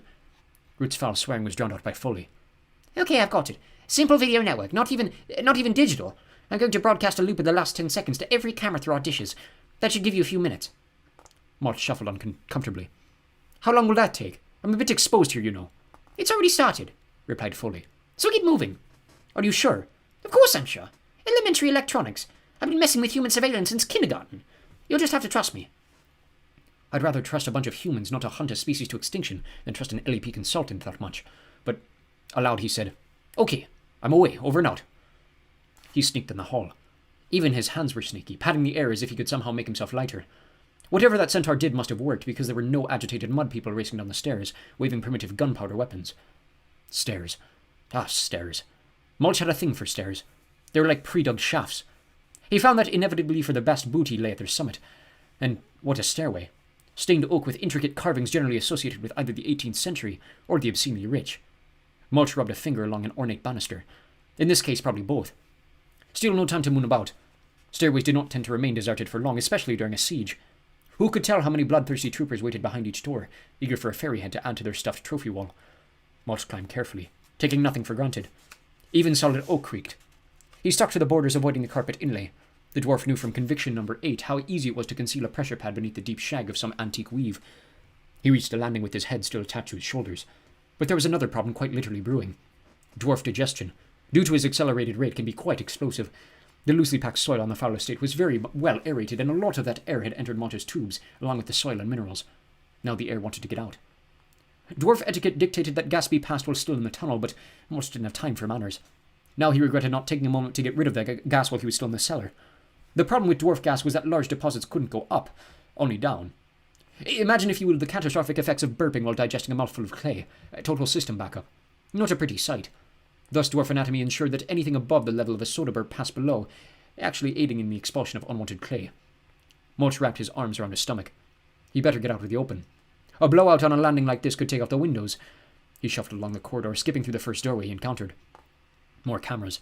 Quite a lot of them, in fact. Mulch studied the lens's sweep. 4 were surveying the general floor space, but another 3 were fixed. "Foley, you there?" whispered the dwarf. No? The typical sarcastic reply. I've much better things to do than worry about the collapse of civilization as we knew it. Yes, thank you. Don't let my life being in danger interrupt your merriment. Well, I'll try not to. I have a challenge for you. Foley was instantly interested. Really? Go on. Mulch pointed his gaze at the recessed cameras, half hidden in the swirling architrave. I need to know where those 3 cameras are pointing. Exactly. Foley laughed. Well, that's not a challenge. Those old video systems emit faint ion beams. Invisible to the naked eye, of course, but not with your iris cam. The hardware in Mulch's eye flickered and sparked. Ow! Sorry, small charge. You could have warned me. I'll give you a big kiss later, you baby. I thought dwarves were tough. We are tough. I'll show you just how tough when I get back. Root's voice interrupted the posturing. You won't be showing anyone anything, convict, except perhaps where the toilet is in your cell. Now, what do you see? Mulch looked at the room again through his ion-sensitive eye. Each camera was emitting a faint beam, like the last evening's sun rays. The rays pooled on a portrait of Artemis Fowl Sr. Not behind the picture, oh please. Mulch placed his ear against the picture glass. Nothing electrical. Not alarmed then, just to be sure he sniffed the frame's edge. No plastic or copper. Wood, steel, and glass, some lead in the paint. He curled a nail behind the frame and pulled. The picture came away smoothly, hinged on the side. And behind it, a safe. It's a safe, said Foley. I know that, you idiot. I'm trying to concentrate here. If you want to help, tell me the combination. No problem. Oh, by the way, there's another little shock coming. Maybe the big baby would like to suck his thumb for comfort. Foley, I'm going to... Ah! There. That's the X-ray on. Mulch squinted at the safe. It was incredible. He could see right into the works. Tumblers and catches stood in shadowy relief. He blew on his hairy fingers and twisted the combination dial. In seconds, the safe lay open before him. Oh, he said, disappointed. What is it? Nothing, just human currency, nothing of value. Leave it, ordered Root. Try another room, get going. Mulch nodded. Another room, before his time ran out. But something was tugging at him. If this guy was so clever, why did he put the safe behind a painting? It was such a cliché, totally against form. No, something wasn't right here. They were being duped somehow. Mulch closed the safe, swinging the portrait back into position. It swung smoothly, weightless on the hinges. Weightless. He swung the picture out again, and back in. Convict, what are you doing? Shut up, Julius. I mean, quiet a moment, Commander. Mulch squinted at the frame's profile. A bit thicker than normal. Quite a bit thicker. Even taking the box frame into account, 2 inches, he ran a nail down the heavy cartridge, and stripped away to reveal another safe. A smaller one. Custom made, obviously. Foley, I can't see through this. Lead-lined. You're on your own, Bugler boy. Do what you do best. Typical, muttered Mulch, flattening his ear to the cold steel. He twirled the dial experimentally. Nice action. The clicks were muted by the lead. He would have to concentrate. The upside was that something this thin could have only 3 tumblers at the most. Mulch held his breath and twisted the dial, 1 cog at a time. To the normal ear, even with amplification, the clicks would have seemed uniform, but to Mulch, each cog had a distinctive signature, and when Ratchet caught, it was loud enough to be deafening. 1, he breathed. Hurry up, convict, your time is running out. You interrupted to tell me that. I can see now how you made Commander, Julius. Convict, I'm going to... But it was no use. Mulch had removed his earpiece, slipping it into his pocket. Now he could devote his full attention to the task at hand. 2. There was noise outside. In the hall, someone was coming. About the size of an elephant by the sound of it. No doubt this was the man-mountain that had made mincemeat of the retrieval squad. Mulch blinked a bead of sweat from his eye. Concentrate. Concentrate. The cogs clicked by, millimetre by millimetre. Nothing was catching. The floor seemed to be hopping gently, though he could be imagining it. Click, click. Come on. Come on. His fingers were slick with perspiration, the dial slipping between them. Mulch wiped them on his jerkin. Now, baby, come on, talk to me. Click. Thunk. Yes! Mulch twisted the handle. Nothing. Still in obstruction. He ran a fingertip over the metal face. There. A small irregularity, a micro keyhole. Too small for your average lockpick. Time for a little trick he learned in prison. Quickly, though, his stomach was bubbling like stew in the oven, and the footsteps were getting closer. Selecting a sturdy chin hair, Mulch fell it gently into the tiny hole. When the tip reappeared, he pulled the root from his chin. The hair immediately stiffened, retaining the shape of the lock's interior. Mulch held his breath and twisted. Smooth as a goblin's lie, the lock opened. Beautiful. At moments like these, it was almost worth all the jail time. The kleptomaniac dwarf swung back the little door. Beautiful work. Almost worthy of a fairy forge. Light as a wafer. Inside was a small chamber. And in the chamber was... Oh, gods above, breathed Mulch. Then things came to a head rather rapidly. The shock that Mulch had experienced communicated itself to his bowels, and they decided their excess air had to go. Mulch knew the symptoms. Jelly legs, bubbling cramps, wobbly behind. In the seconds remaining to him, he snatched the object from the safe, and leaning over, he clasped his knees for support. The constrained wind that had built itself up to a mini-cyclone intensity could not be constrained, and so it exited, rather abrasively, blowing open Mulch's back flap, and slamming into a rather large gentleman who had been sneaking up behind him. Artemis was glued to the monitors. This was the time when things traditionally went wrong for kidnappers, the third quarter of operations. Having been successful thus far, the abductors tended to relax, light up a few cigarettes, get chatty with their hostages. Next thing they knew, they were flat on their faces with a dozen guns pointed at the backs of their heads. But not Artemis Fowl. He didn't make mistakes. No doubt the fairies were reviewing the tapes of their first negotiation session, searching for anything that would give the way in. Well, it was there all right. All they had to do was look, buried just deep enough to make it look accidental. It was possible that Commander Root would try another ruse. He was a wily one, no doubt about it. One who would not take kindly to being bested by a child. He would bear watching. The mere thought of Root gave Artemis the shivers. He decided to check in again. He inspected the monitors.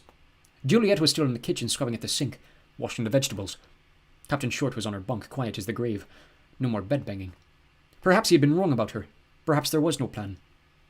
Butler stood at his post outside Holly's cell. Odd. He should have been on his rounds by now.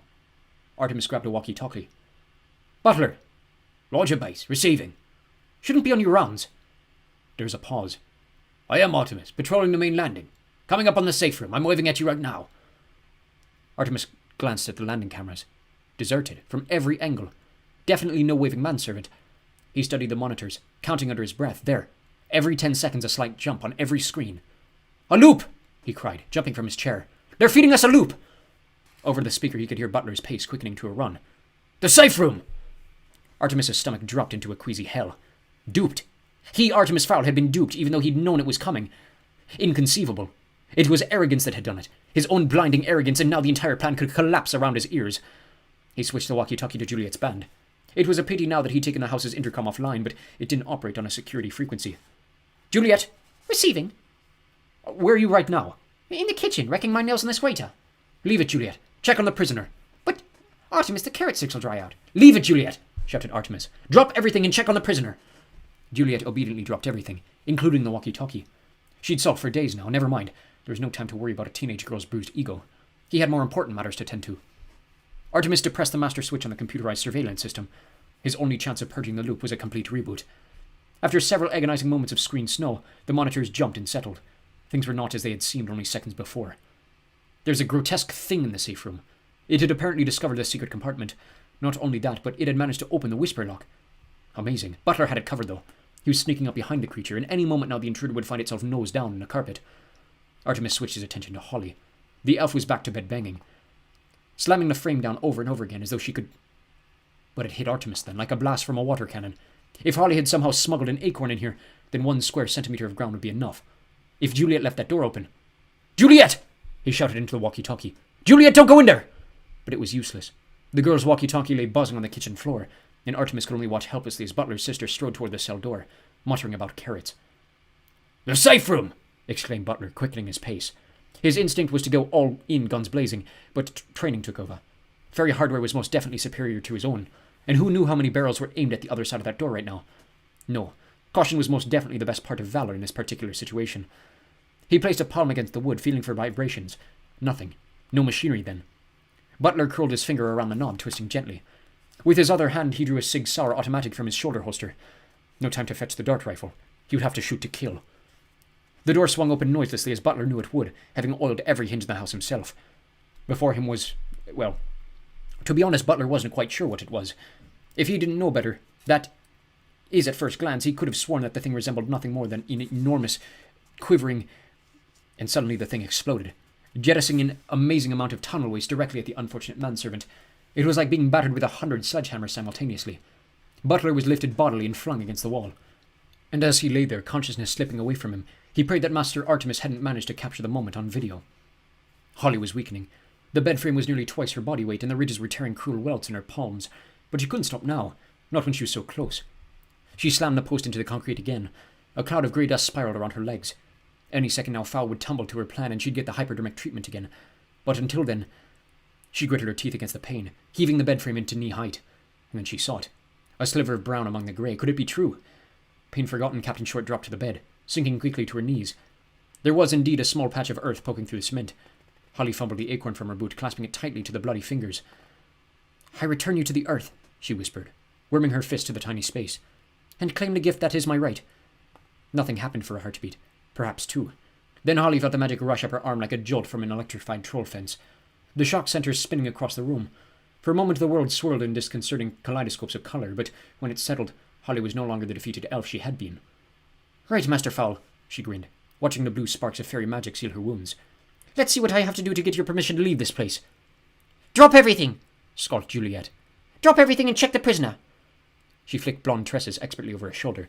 "He must think I'm as made of something." She hammered on the cell door with the flat of her hand. "I'm coming in now, Fairy Girl, so if you're doing anything embarrassing, please stop." Juliet punched the combination into the keypad. "And no, I don't have your vegetables, or your washed fruit. But it's not my fault. Artemis insisted I come right down." Juliet stopped talking, because there was nobody listening. She was preaching to an empty room. She waited for her brain to pass on explanation. Nothing came. Eventually the notion to take another look filtered down. She took a tentative step into the concrete tube. Nothing. Only a slight shimmering in the shadows. Like a mist.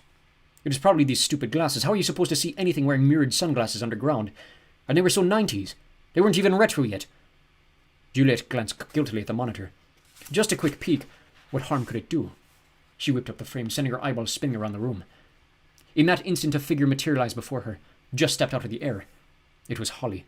She was smiling. "Oh, it's you. How did you—" The fairy interrupted with a wave of her hand. "Why don't you take off those glasses, Juliet? They really don't suit you." She's right, thought Juliet. And what a lovely voice. Like a choir all on its own. How could you argue with a voice like that? "Sure. Caveman glasses off. Cool voice, by the way. Do-re-mi and all that." Holly decided not to try deciphering Juliet's comments. It was hard enough when the girl was in full control of her brain. "Now, a simple question." No problem. What a great idea. "How many people are in the house?" Juliet thought. One, and one, and one, and another one? No, Mrs. Fowl wasn't there. 3, she said finally. "Me and Butler and, of course, Artemis. Mrs. Fowl was here, but she went bye-bye. Then she went bye-bye." Juliet giggled. She'd made a joke, a good one, too. Holly drew a breath to ask for clarification, then thought better of it. A mistake, as it turned out. "Has anyone else been here? Anyone like me?" Juliet chewed her lip. "There was one little man, in a uniform like yours. Not cute, though. Not one bit. Just shouted and smoked a smelly cigar. Terrible complexion. Red as a tomato." Holly almost smiled. Root had come himself. No doubt the negotiations had been disastrous. "No one else. No, not that I know of. If you see that man again, tell him to lay off the red meat. He's just a coronary waiting to happen." Holly swallowed a grin. Juliet was the only human she knew who was probably more lucid under the mesmer. "Okay, I'll tell him. Now, Juliet, I want you to stay in my room, and no matter what you hear, don't come out." Juliet frowned. "This room? It's so boring. No TV or anything. Can't I go to the lounge?" "No, you have to stay here. Anyway, they've just installed a wall television, cinema size, wrestling 24 hours a day." Juliet almost fainted with pleasure. She ran into the cell gasping as her imagination supplied the pictures. Holly shook her head. Well, she thought, at least one of us is happy. Malt gave his rear end a shake to dislodge any clumps of earth. If only his mother could see him now, spraying mud on the mud people. That was irony, or something like that. Malt had never been big on vocabulary in school. That or poetry, he'd never seen a point. Down in the mines there were only 2 phrases of any importance. Look gold, and cave in everybody out. No hidden meanings there, or rhymes. The dwarf buttoned his back flap, which had been blasted open by a gale emanating from his nether regions. Time to make a run for it. Whatever hope he'd had of escaping under cover had been blown. Literally.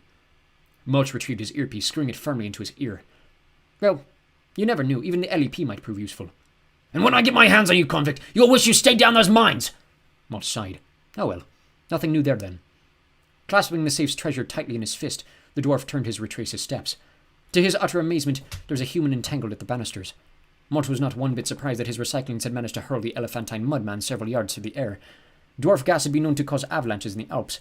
What did surprise him was the fact that the man had managed to get so close to him in the first place. You're good, said Mulch, wagging a finger at the unconscious bodyguard. But nobody takes a body blow from Mulch Diggums and stays on their feet. The mudman stirred, the whites of his eyes showing beneath fluttering lids. Root's voice crackled in the dwarf's ears. Get a move on, Mulch Diggums, before that mudman gets up and rearranges your innards. He took out an entire retrieval team, you know. Mulch swallowed, his bravado suddenly deserting him. An entire retrieval team? Maybe I should get back underground for the good of the mission. Skipping hurriedly around the groaning bodyguard, Mulch took the steps 2 at a time. No point in worrying about creaking snares when you've just sent the intestinal equivalent of Hurricane Hal scattering around the corridors. He'd almost reached the cellar door when a figure shimmered into focus before him. Mulch recognized it as his arresting officer from the Renaissance Master's smuggling case. Captain Short! Mulch! I wasn't expecting to see you. The dwarf shrugged. Julius had a dirty job. Someone had to do it. I get it. Holly nodded. You've already lost your magic. Smart. What did you find out? Mulch showed Holly his find. This was in his safe.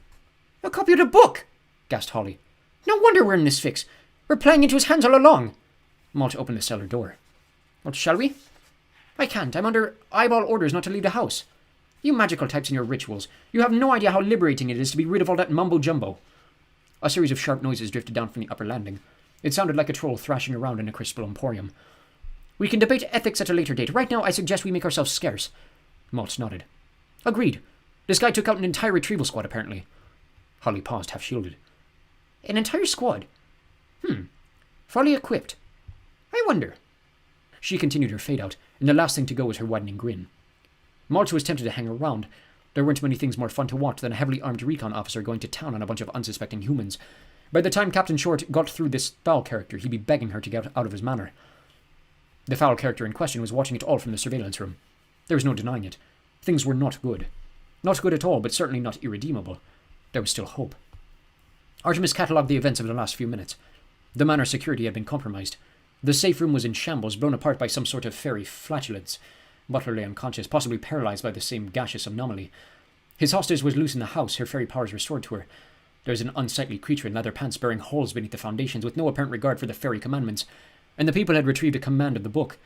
A copy, one of several copies as it happened, including one on a disc in a Swiss vault. Artemis's finger combed an errant strand of dark hair. He would have to dig very deep to uncover the good in this particular scenario. He took several deep breaths, finding his chi, as Butler had taught him. After several moments' contemplation, he realized that those factors meant little to the overall strategies of both sides. Captain Short was still trapped in the manor, and the time stoppage period was running out. Soon the LEP would have no option but to launch their biobomb, and that was when Artemis Fowl would unveil his coup de grace. Of course, the whole thing depended on Commander Root. If Root was as intellectually challenged as he looked, it was quite possible the entire scheme would collapse around his ears. Artemis hoped fervently that someone on the ferry team had the wit to spot the blunder he'd made during the negotiation session.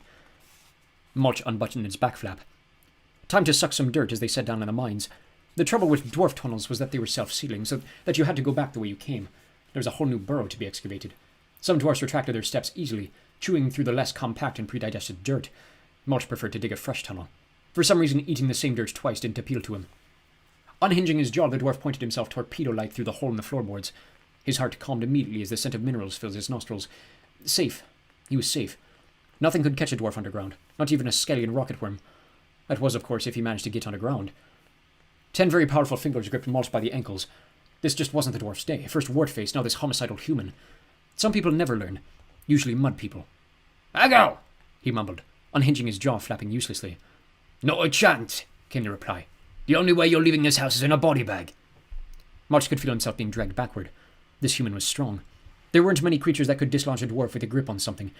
He scrabbled into the dirt, cramming handfuls of wine-impregnated clay into his cavernous mouth. There was only one chance. Come on, you little goblin, out of there. Goblin? Mulch would have been indignant had he not been busy chewing clay to eject it at his enemy. The human stopped talking. Possibly he had noticed the flap and probably what was behind it. No doubt what had happened in the safe room was coming back to him. Oh. What would have followed the O is anyone's guess, but I'd be willing to bet that it wouldn't have been dearie me. As it happened, Butler never had time to finish his expletive because he wisely chose that moment to relinquish his grip. A wise choice indeed, because it coincided with the instant Mulch decided to launch his earthen offensive. A lump of compacted clay sped like a cannon directly at the spot where Butler's head had been barely a second previously. Had it still occupied that space, the impact would have separated it from Butler's shoulders. An ignoble end for a bodyguard of his caliber. As it was, the soggy missile barely grazed his ear. Nevertheless, the force was sufficient to spin Butler like an ice skater, landing him on his rump for the second time in as many minutes. By the time his vision is settled, the dwarf had disappeared into a maelstrom of churning muck. Butler decided not to attempt pursuit. Dying below ground was not very high on his things-to-do list, but there will be another day. Ferry, he thought grimly. And there was to be, but that's another story. Mulch's momentum propelled him underground. He'd gone several yards along the loamy vein before he realized that no one was following. Once the taste of the earth had settled his heart rate, he decided it was time to implement his escape plan. The dwarf altered his course, chewing his way toward a rabbit warren he'd noted earlier. With any luck, the centaur hadn't run a seismology test on manor grounds, or his ruse might be discovered. He'd just have to bank on the fact that they had more important things to worry about than a missing prisoner. There shouldn't be any problem deceiving Julius, but the centaur, he was a smart one. Mulch's internal compass steered him true, and within minutes he could feel the gentle vibrations of the rabbits loping along their tunnels. From here on, timing was crucial if the illusion was to be defective. He slowed his digging rate, poking the soft clay gently until his fingers breached the tunnel wall. Mulch was careful to look the other way, but whatever he saw would be showing up on the view screen back in LEP HQ. Laying his fingers on the tunnel floor like an upturned spider, Mulch waited. It didn't take long. In seconds he felt the rhythmic thump of an approaching rabbit. The instant the animal's hind legs brushed the trap, he tightened his powerful digits around its neck. The poor animal never had a chance. Sorry, friend, thought the dwarf. If there was any other way. Pulling the rabbit's body through the hole, Mulch rehinged his jaw and began screaming, Cave in!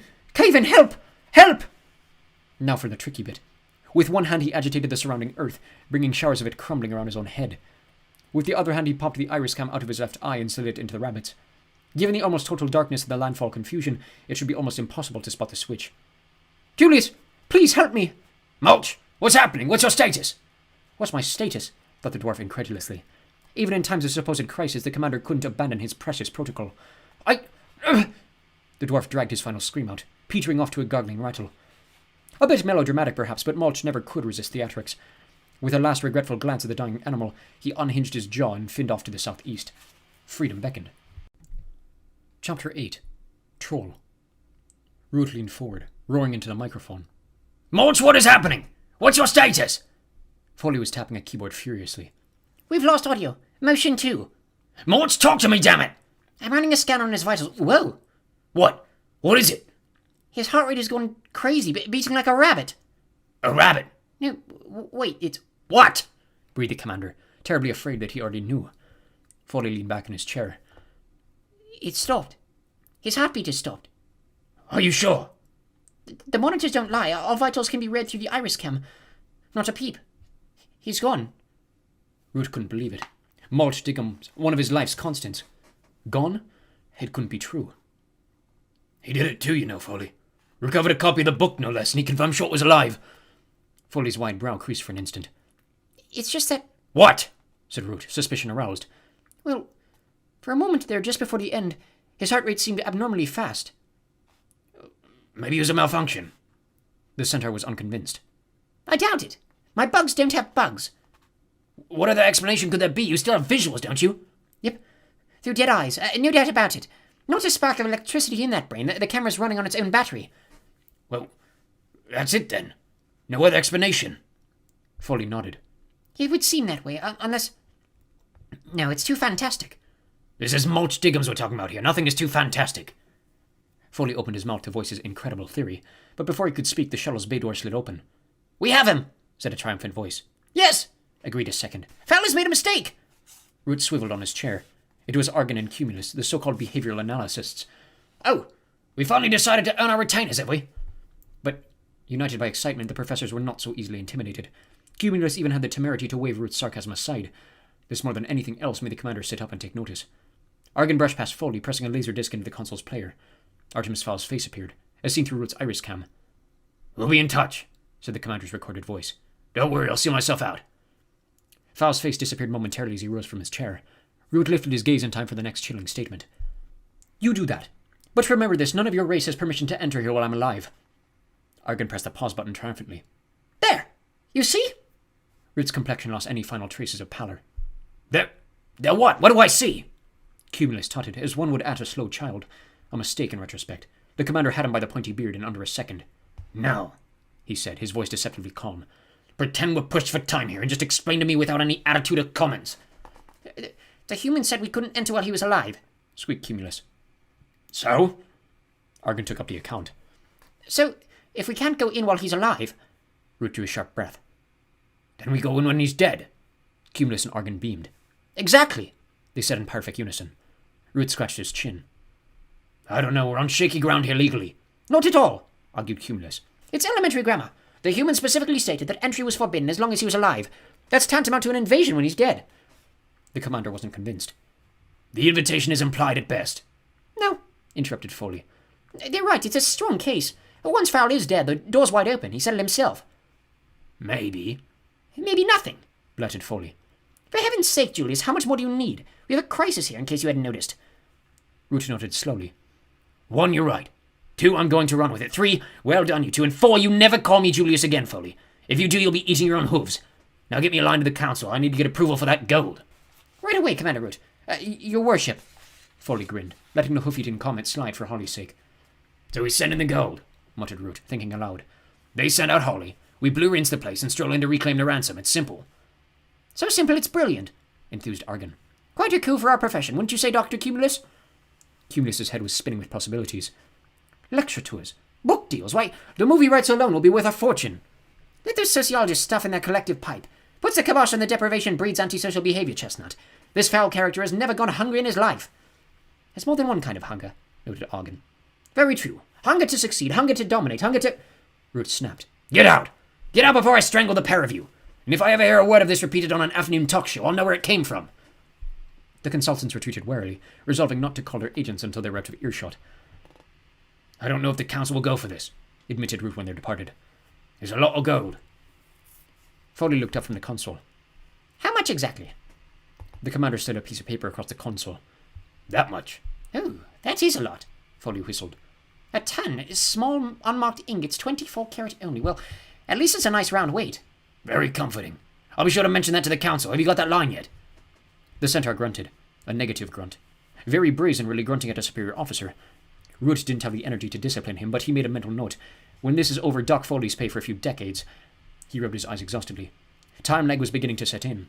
Even though his brain wouldn't let him sleep because he'd been awake when time stop was initiated, his body was crying out for rest. He rose from the chair, swinging the door wide to let in some air. Stale.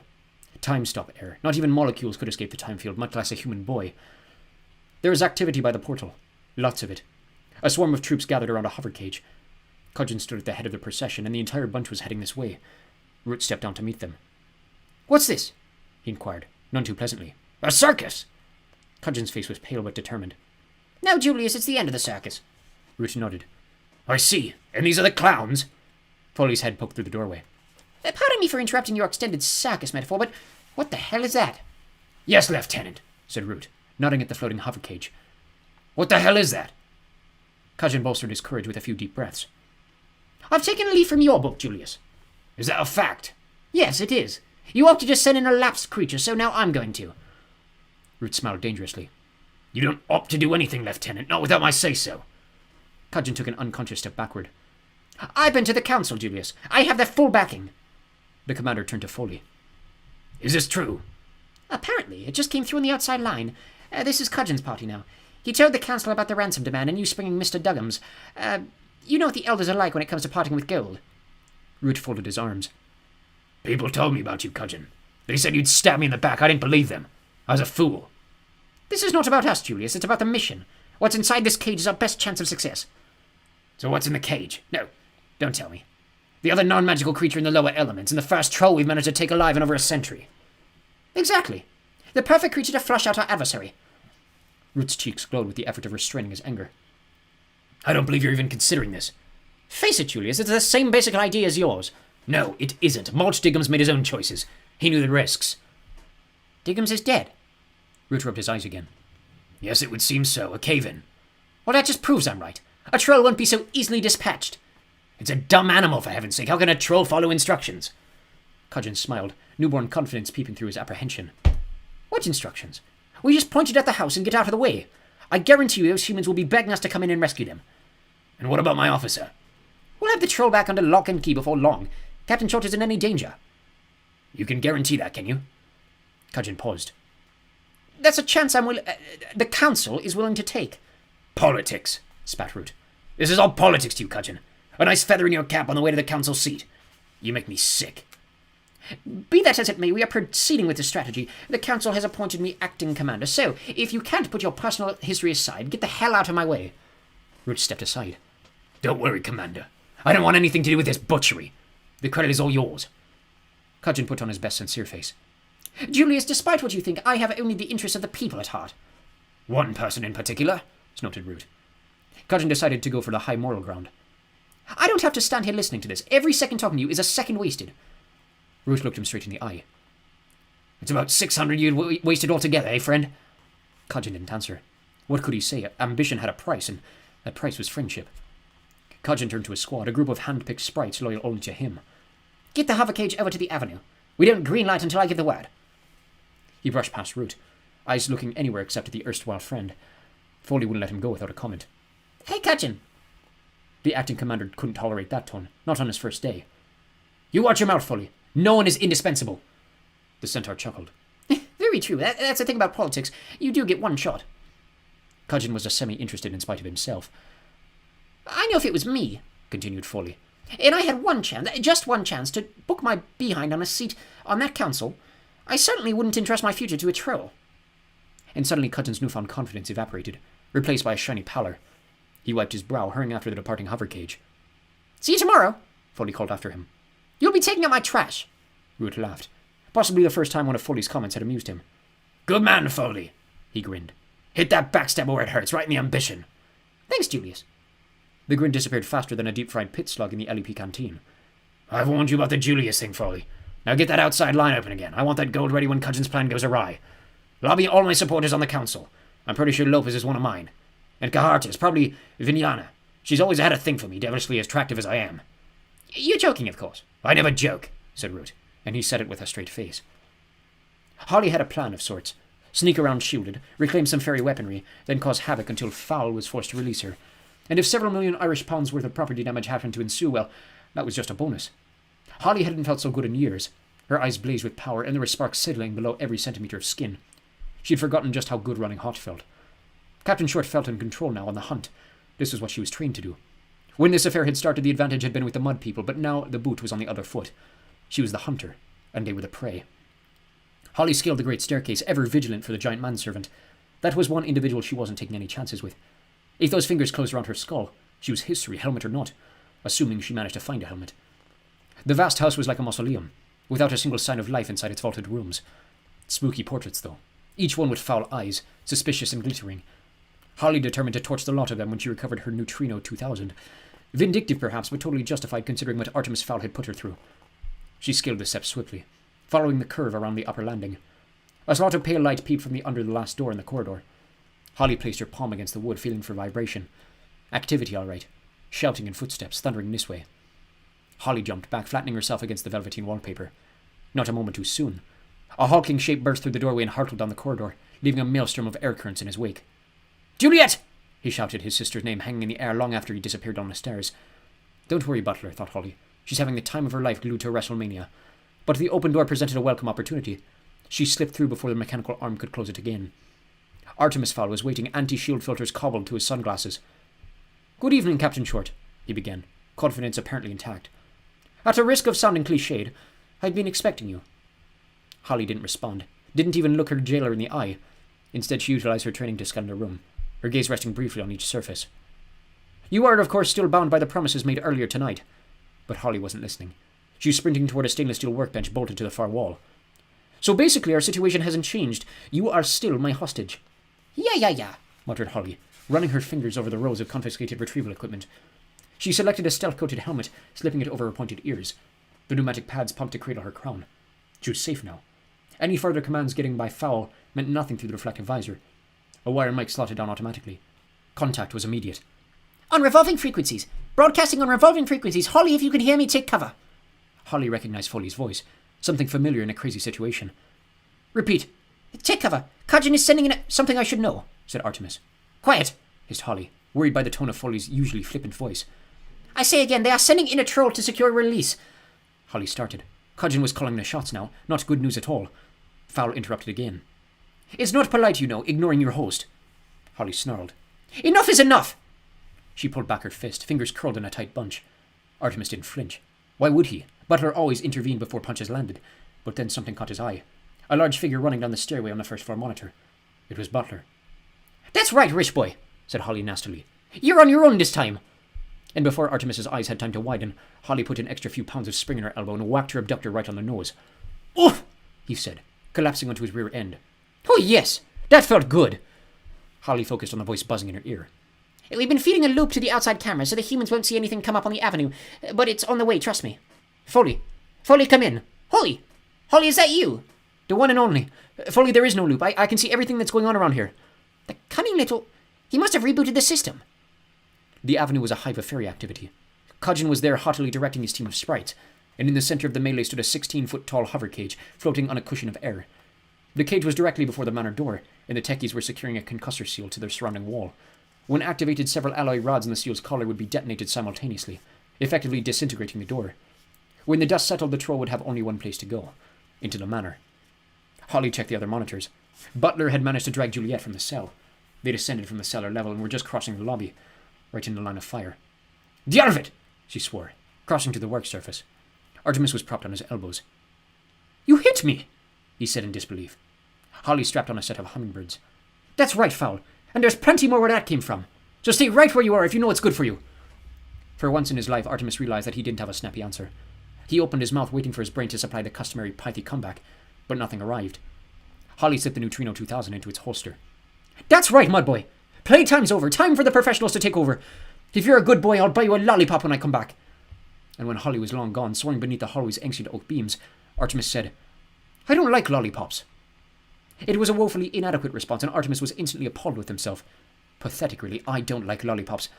No self-respecting criminal mastermind would be caught dead even using the word lollipops. He really would have to put together a database of witty responses for occasions such as this. It was quite possible that Artemis would have sat like that for some time, totally detached from the situation at hand, had not the front door imploded, shaking the manor to its foundations. A thing like that is enough to knock the daydreams from anyone's head. A sprite alighted before Acting Commander Cudgeon. The collar's in place, sir. Cudgeon nodded. Are you sure it's tight, Captain? I don't want that trail coming out the wrong way. Tighter than a goblin's wallet. There's not a bubble of air getting through that seal. Tighter than a stink whoops. Very well, Captain, interrupted Cudgeon hurriedly, before the sprite could complete his graphic analogy. Beside them, the hover cage shook violently, almost toppling the container from its air cushion. We better blow that sucker, Commander. If we don't let him out of there soon, my boys are going to spend the next week scraping... Fine, Captain, fine, blow it. Blow it for goodness sake. Cudgeon hurried behind a blast shield, scribbling a note on the palm-top screen. Memo. Remind all the sprites to watch their language. After all, I'm a commander now. The foul-mouthed captain in question turned to the hover cage's cab driver. Blow it, chicks. Blow the door off its damn hinges. Yes, sir, off its damn hinges, that's a roger. Cudgeon winced. There'd be a general meeting tomorrow, first thing. By then he'd have the commander's icon on his lapel. Even a sprite might be less likely to curse with the triple acorn logo winking in his face. Chicks pulled down his shrapnel goggles, even though the cab had quartz windscreen. The goggles were cool. Girls loved them. Or so the driver thought. In his mind's eye, he saw himself as a grim-faced daredevil. Sprites were like that. Give a fairy a pair of wings and he thinks he's God's gift to women. But Chick's Verbal's ill-fated quest to impress the dames is, once again, another story. In this particular tale, he serves only one purpose, and that is to melodramatically push the detonate button. Which he does, with great aplomb. 24 controlled charges detonated in their chambers, driving 24 alloy cylinders out of the mounts at over 1,000 miles an hour. Upon impact, each bar pulverized the contact area plus the surrounding 15 centimeters, effectively blowing the door off its damn hinges, as the captain would say. When the dust settled, the handlers winched back the containment wall inside the cage and began hammering the side panels with the flats of their hands. Cudgeon peeped out from behind a blast shield. All clear, Captain. Just a damn second, Commander. Chicks, how are we doing? Chicks checked the cabin monitor. He's moving. The hammer's spooking him. The claws are coming out. He's a big sucker. I wouldn't want to be that recon babe if she gets in the way of this. Cudgeon felt a momentary pang of guilt, which he dispelled with his favourite daydream, a vision of himself sinking into a beige velour council seat. The cage heaved violently, almost dislodging Chicks from his seat. He held on like a rodeo rider. Whoa! He's on the move. Lock and load, boys. I have a feeling that any second we're going to be having a cry for help. Cudgeon didn't bother locking and loading. He preferred to leave that sort of thing to the foot soldiers. The acting commander considered himself too important to be risked in such an insecure situation. For the good of the people in general, it was better he remain outside the up zone. Butler took the stairs 4 at a time. It was possible the first time he had ever abandoned Master Artemis in a time of crisis, but Juliet was family, and there was obviously something seriously wrong with his baby sister. That fairy had said something to her, and now she was just sitting in a cell giggling, but Butler feared the worst. If anything were to happen to Juliet, he didn't know how he'd live with himself. He felt a dribble of sweat slide down the crown of his shaven head. This whole situation was shooting off in bizarre directions. Fairies, magic, and now a hostage loose in the manor. How could he be expected to control things? It took a 4-man team to guard the lowliest politician, but he was expected to contain this impossible situation on his own. Butler sprinted on the corridor into what he had until recently been Captain Short's cell. Juliet was sprawled on the cot, enraptured by a concrete wall. What are you doing? He gasped, drawing the Sig Sauer 9mm with practiced ease. His sister barely spared him a glance. Quiet, you big ape. Louis the Love Machine is on. He ain't so tough. I could take him. Butler blinked. She was talking gibberish, obviously drugged. Let's go. Artemis wants us upstairs in the situations room. Juliet pointed a manicured finger at the wall. Artemis can wait. This is for the Intercontinental title in a scourge match. Louis ate the Hogman's pet piggy. The manservant studied the wall. It was definitely blank. He didn't have time for this. Right. Let's go, he growled, slinging his sister over her broad shoulder. No, you big bully, she protested, hammering his back with tiny fists. Not now! Hogman! Hogman! Butler ignored the objections, settling into a loping run. Who the hell was this Hogman person? One of her boyfriends, no doubt. He was going to keep closer tabs on callers to the lodge in the future. Butler! Pick up! It was Artemis on the handheld. Butler jiggled his sister up a foot so he could reach his belt. Lollipops, barked his employer. Say again, I thought you said... I mean, get out of there. Take cover. Take cover. Take cover. The military team didn't sound right coming out of Artemis's mouth, like a diamond ring in a lucky bag. Take cover. Yes, Butler, cover. I thought speaking in primal terms would be the quickest route to your cognitive functions. Obviously, I was mistaken. That was more like it. Butler scanned the hall for a nook to duck into. Not much choice. The only shelter was provided by the suits of medieval armour punctuating the walls. The manservant ducked into the alcove behind a 14th century knight, complete with lance and mace. Juliet tapped the breastplate. You think you're mean? I could take you with one hand. Quiet, hissed Butler. He held his breath and listened. Something was approaching the main door. Something big. Butler leaned out far enough to get one eye on the lobby. Then you could say that the doorway exploded, but that particular verb doesn't do the action justice. Rather, it shattered into infinitesimal pieces. Butler had seen something like this before when a Force 7 earthquake had rippled through a Colombian drug lord's estate second before it had scheduled to blow up, but this was slightly different. More localized, very professional. It was classic anti-terrorist tactics. Hit him with smoke and sonics, then go in while the targets were disoriented. Whatever was coming, it would be bad. He was certain of it. And he was absolutely right. Dust cloud settled slowly, depositing a pale sheet on the Tunisian rug. Madame Fowl would have been furious if she ever put so much as a toe outside the attic door. Butler's instincts told them to move. Zigzag across the ground floor, make for the higher ground. Stay low to minimize the target. This would be the perfect time to do it before visibly cleared. Any second now a hail of bullets would be whistling through the archway, and the last place he wanted to be was pinned down on a lower level. And on any other day, Butler would have moved. He would have been halfway up that stairway before his brain had time for second thoughts. But today he had his baby sister over his shoulder sputtering gibberish, and the last thing he wanted to do was expose her to murderous assault fire. With Juliet in the state she was in, she'd probably challenge the fairy commandos to a tag wrestling match. And though his sister talked tough, she was just a kid, really. No match for trained military personnel. So Butler hunkered down, propped Juliet against a tapestry behind a suit of armour, and checked his safety catch. Off. Good. Come and get me, fairy boys. Something moved in the dust haze. It was immediately obvious to Butler that this something wasn't human. The manservant had been on too many safaris not to recognize an animal when he saw it. He studied the creature's gait. Possibly simian. Similar upper body structure to an ape, but bigger than any primate Butler had ever seen. If it was an ape, then his handgun wasn't going to be of much use. You could put 5 rounds in the skull of a bull ape and he'd still have time to eat you before his brain realized he was dead. But it wasn't an ape. Apes didn't have night eyes. This creature did.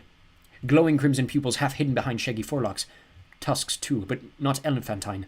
These were curved with serrated edges. Gutting weapons. Butler felt a tingle low in his stomach. He'd had the feeling once before, on his first day at the Swiss Academy. It was fear. The creature stepped clear of the dust haze. Butler gasped. Again, his first since the academy. This was no adversary he'd ever faced before. The manservant realized instantly what fairies had done. They'd sent a primal hunter. A creature with no interest in magic or rules. A thing that would simply kill anything in its way, regardless of species. This was the perfect predator. That much was clear from the meat-ripping points on its teeth, from the dried gore crusted beneath its claws, and from the distilled hatred spilling from its eyes.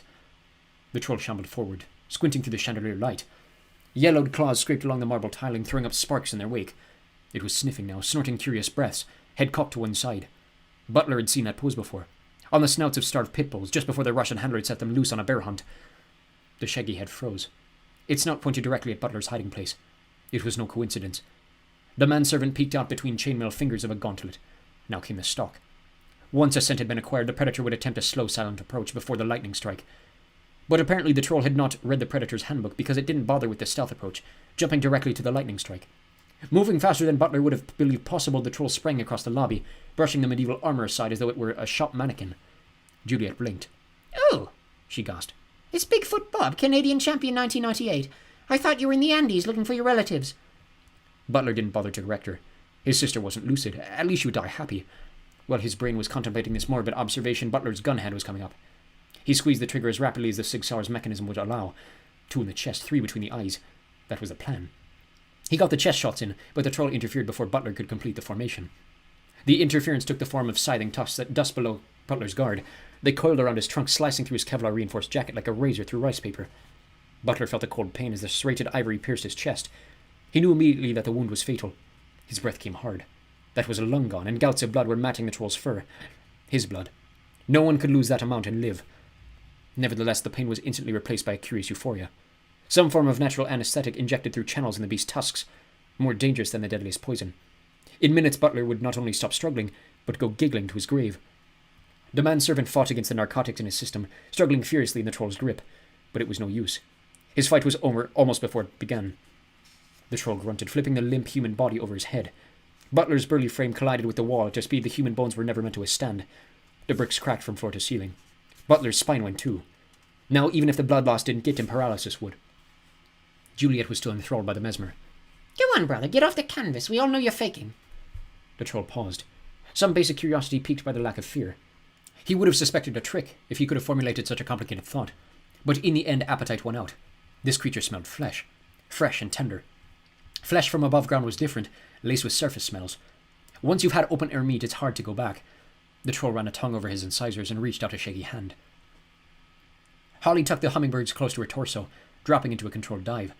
She skimmed the banisters, emerging into the portico below a stained-glass dome. The time-stop light filtered unnaturally, splitting into thick azure shafts. Light, thought Holly. The helmet high beams worked before. There was no reason why they wouldn't work again. It was too late for the male, but he was a bag of broken bones. Though the female, she still had a few seconds before the troll split her open. Holly spiraled down through the faux light, searching her helmet console for the Sonics button.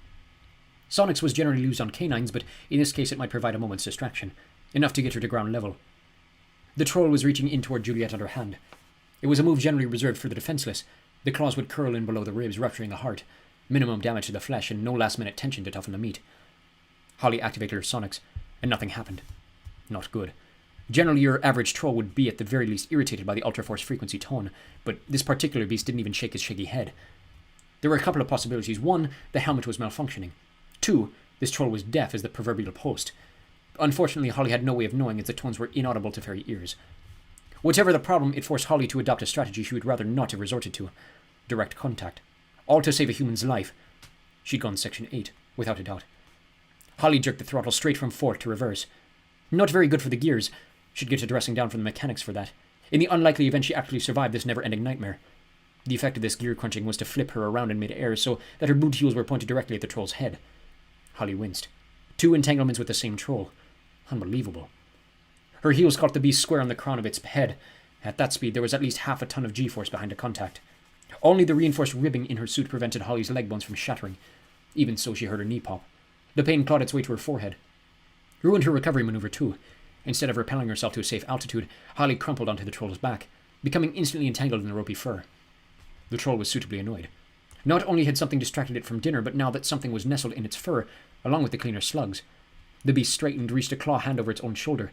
The curved nails raked Holly's helmet, scoring parallel grooves in the alloy. Juliet was safe for the moment, but Holly had taken her place on the endangered individuals list. The troll squeezed tighter, somehow securing a grip on the helmet's anti-friction coating, which according to Foley was impossible to grip. Serious words would be had, if not in this life, then definitely the next. Captain Short found herself being hoisted aloft to face her old enemy. Holly struggled to concentrate through the pain and confusion. Her leg was swinging like a pendulum, and the troll's breath was breaking over her face in rants and waves. There had been a plan, hadn't there? Surely she didn't fly down here just to curl up and die. There must have been a strategy. All those years in the academy must have taught her something. Whatever her plan had been, it floated just out of reach somewhere between pain and shock. Out of reach. The lights, Holly.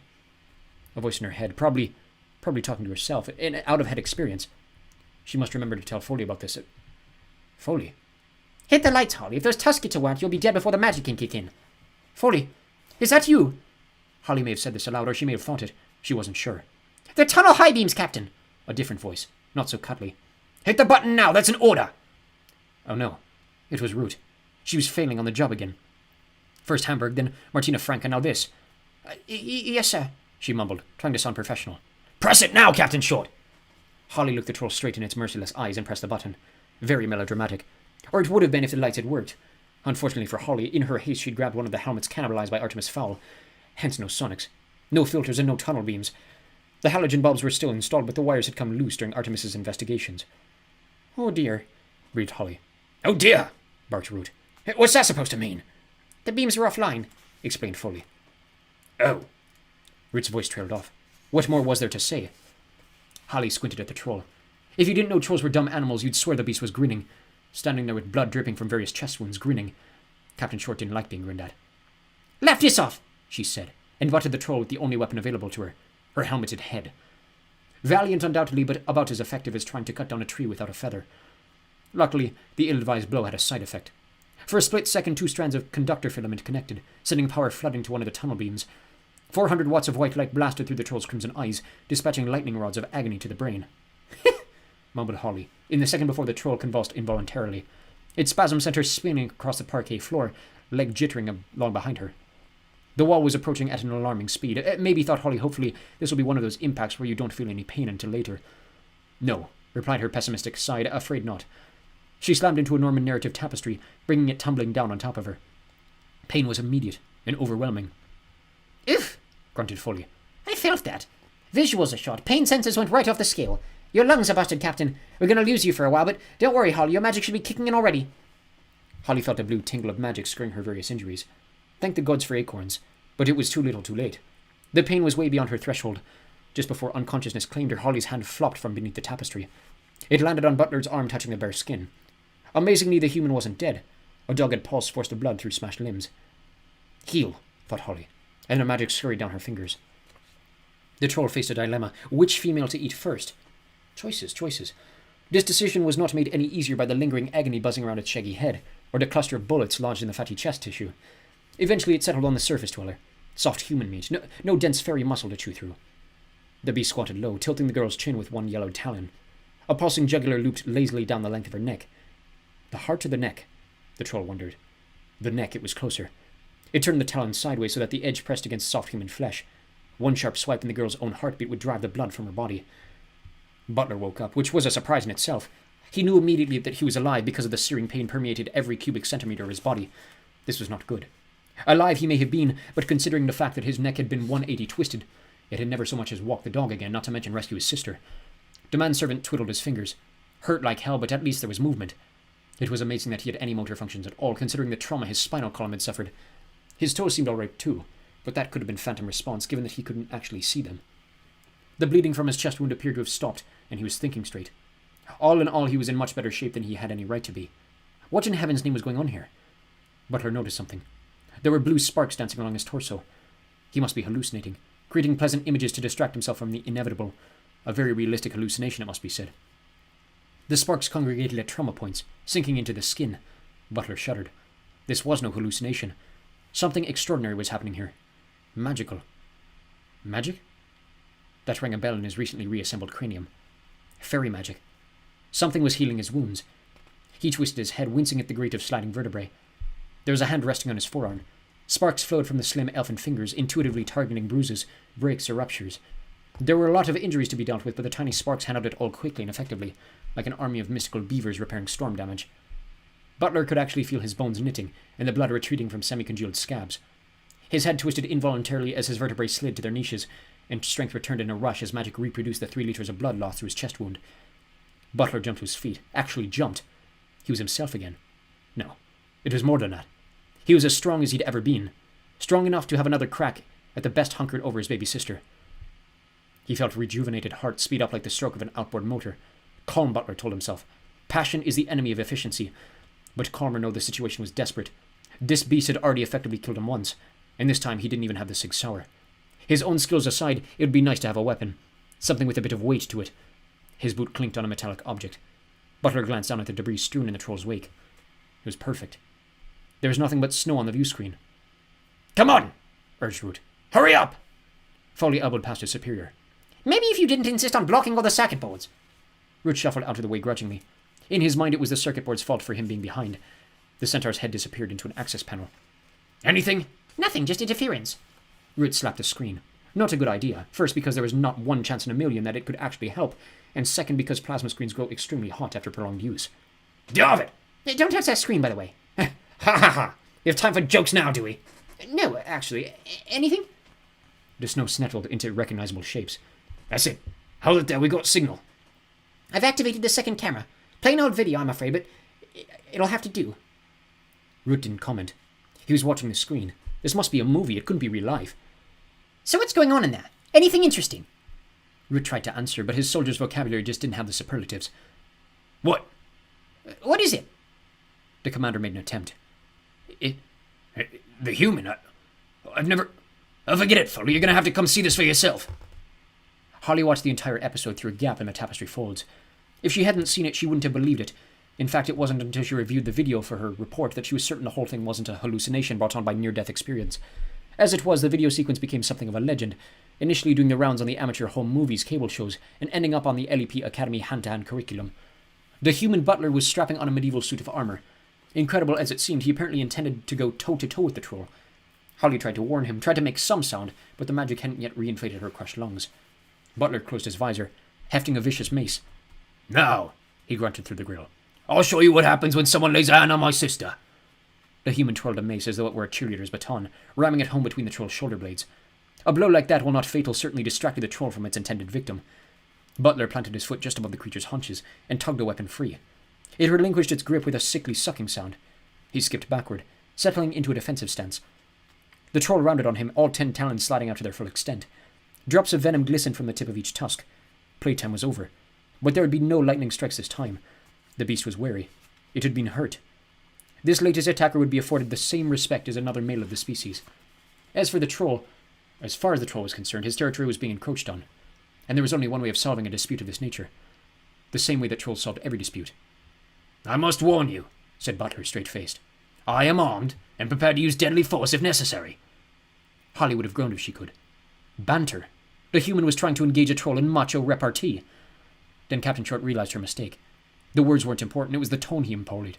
It was calm, soothing, like a trainer with a spooked unicorn. Step away from the female. Easy now. The troll ballooned its cheeks and howled. Scare tactics, testing the waters. Butler didn't flinch. Yeah, real scary. Now just back out the door and I won't have to cut you into little pieces. The troll snorted, miffed by the reaction. Generally, his own roar sent whatever creature was facing it scurrying down the tunnel. One step at a time, nice and slow. Easy there, big fella. You could almost see it in the troll's eyes. A flicker of uncertainty. Maybe this human was... And that was when Butler struck. He danced under the tusks, hammering home a devastating uppercut with his medieval weapon. The troll staggered backward, talons flailing wildly. But it was too late. Butler had stepped out of reach, scooting across the other side of the corridor. The troll lumbled after him, splitting dislodged teeth from popped gums. Butler sank to his knees, sliding and turning, the polished floor bearing him like an ice skater. He ducked and pirouetted, facing his pursuer. Guess what I found, he said, raising the Sig Sauer. No chest shots this time. Butler laid in the rest of the automatic clip a 10-centimeter diameter between the troll's eyes. Unfortunately for Butler, due to millennia spent butting each other, trolls have developed a thick ridge of bone covering their brows.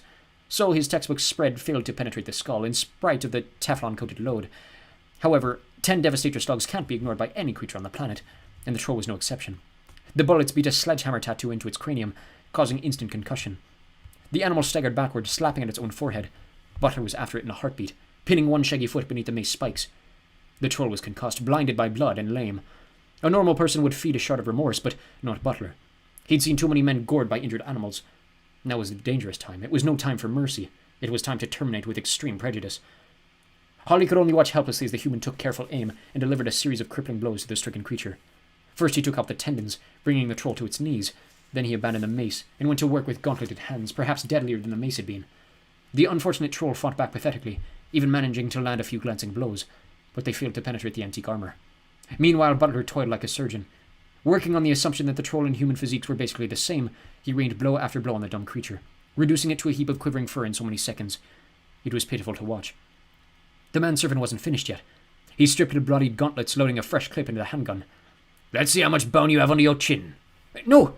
Gasped Holly, with the first breath in her body. Don't! Butler ignored her, jamming the barrel beneath the troll's jaw. Don't do it! You owe me! Butler paused. Juliet was alive, it was true. Confused, certainly, but alive. He thumbed the hammer on his pistol. Every brain cell in his head screamed for him to pull the trigger. But Juliet was alive. You owe me, human! Butler sighed. He'd regret this later. Very well, Captain. The beast lived to fight another day. Lucky for him, I'm in a good mood. Holly made a noise. It was somewhere between a whimper and a chuckle. Now let's get rid of our hairy friend. Butler rolled the unconscious troll onto an armored trolley, dragging it to a devastated doorway. With a huge heave, he jettisoned the lot into the suspended night. And don't come back, he shouted. Amazing, said Root. Tell me about it, agreed Foley. Chapter 9. Ace in the Hole. Artemis tried the doorknob and got a scorched palm for his trouble. Sealed. The fairy must have blasted it with her weapon. Very astute. One less variable in the equation. It was exactly what he himself would have done. Artemis did not waste any time attempting to force open the door. It was reinforced steel, and he was 12. You didn't have to be a genius to figure it out, even though he was. Instead, the foul heir apparent crossed to the monitor wall and followed the developments from there. He knew immediately what the LEP were up to. Send in the troll to secure a cry for help, interpret it as an invitation, and next thing you knew, a brigade of goblin stormtroopers were taking the manor. Clever.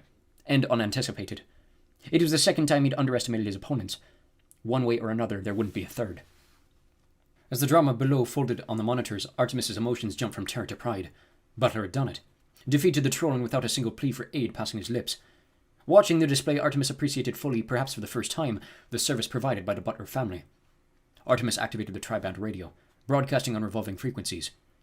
Commander Root, you are monitoring all channels, I presume. For a few moments, nothing but white noise emanated from the microspeakers. Then Artemis heard the sharp click of a mic button. I hear you, human. What can I do for you? Is that the commander? A noise filtered through the black gauze. It sounded like a whinny. No, this is not the commander. This is Foley, the centaur. Is that the kidnapping low-life human? It took Artemis a moment to process the fact that he'd been insulted. Mr. Foley, you have obviously not studied your psych text. It is not wise to antagonize the hostage-taker. I may be unstable. Maybe unstable. There's no may about it. Not that it matters. Soon you'll be no more than a cloud of radioactive molecules. Artemis chuckled. That's where you were mistaken, my quadruped friend. By the time that the biobomb is detonated, I'll be long gone from this time stop. It was Foley's turn to chuckle. You're bluffing, human. If there was a way to escape the field, I would have found it. I think you're talking through your... Thankfully, it was that moment Root took over at the microphone. Fowl, this is Commander Root. What do you want? I would just like to inform you, Commander, that in spite of your attempted betrayal, I am still willing to negotiate. That troll had nothing to do with me, protested Root. It was done against my wishes. The fact that it was done, and by the LEP, whatever trust we had is gone. So here is my ultimatum. You have 30 minutes to send in the gold, or else I will refuse to release Captain Short. Furthermore, I will not take her with me when I leave the time field, leaving her to be disintegrated by the biobomb. Don't be a fool, human. You're deluding yourself. Mod technology is eons beyond ours. There's no way to escape the time field. Artemis leaned in close to the mic, smiling his wolfish smile. There's only one way to find out, Root. Are you willing to bet Captain Short's life on your hunch?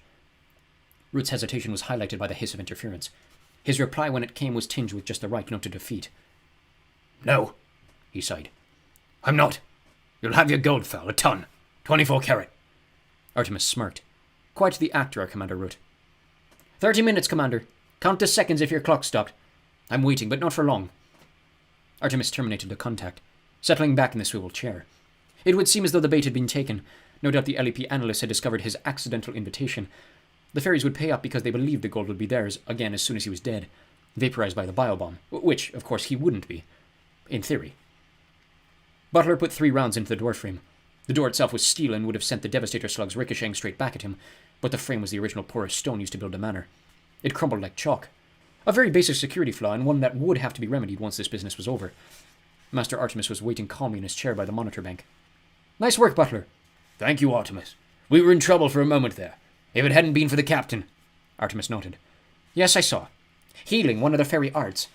I wonder, though, why she did it." "I wonder too," said Butler softly. "We certainly didn't deserve it." Artemis glanced up sharply. "Keep the faith, old friend. The end is in sight."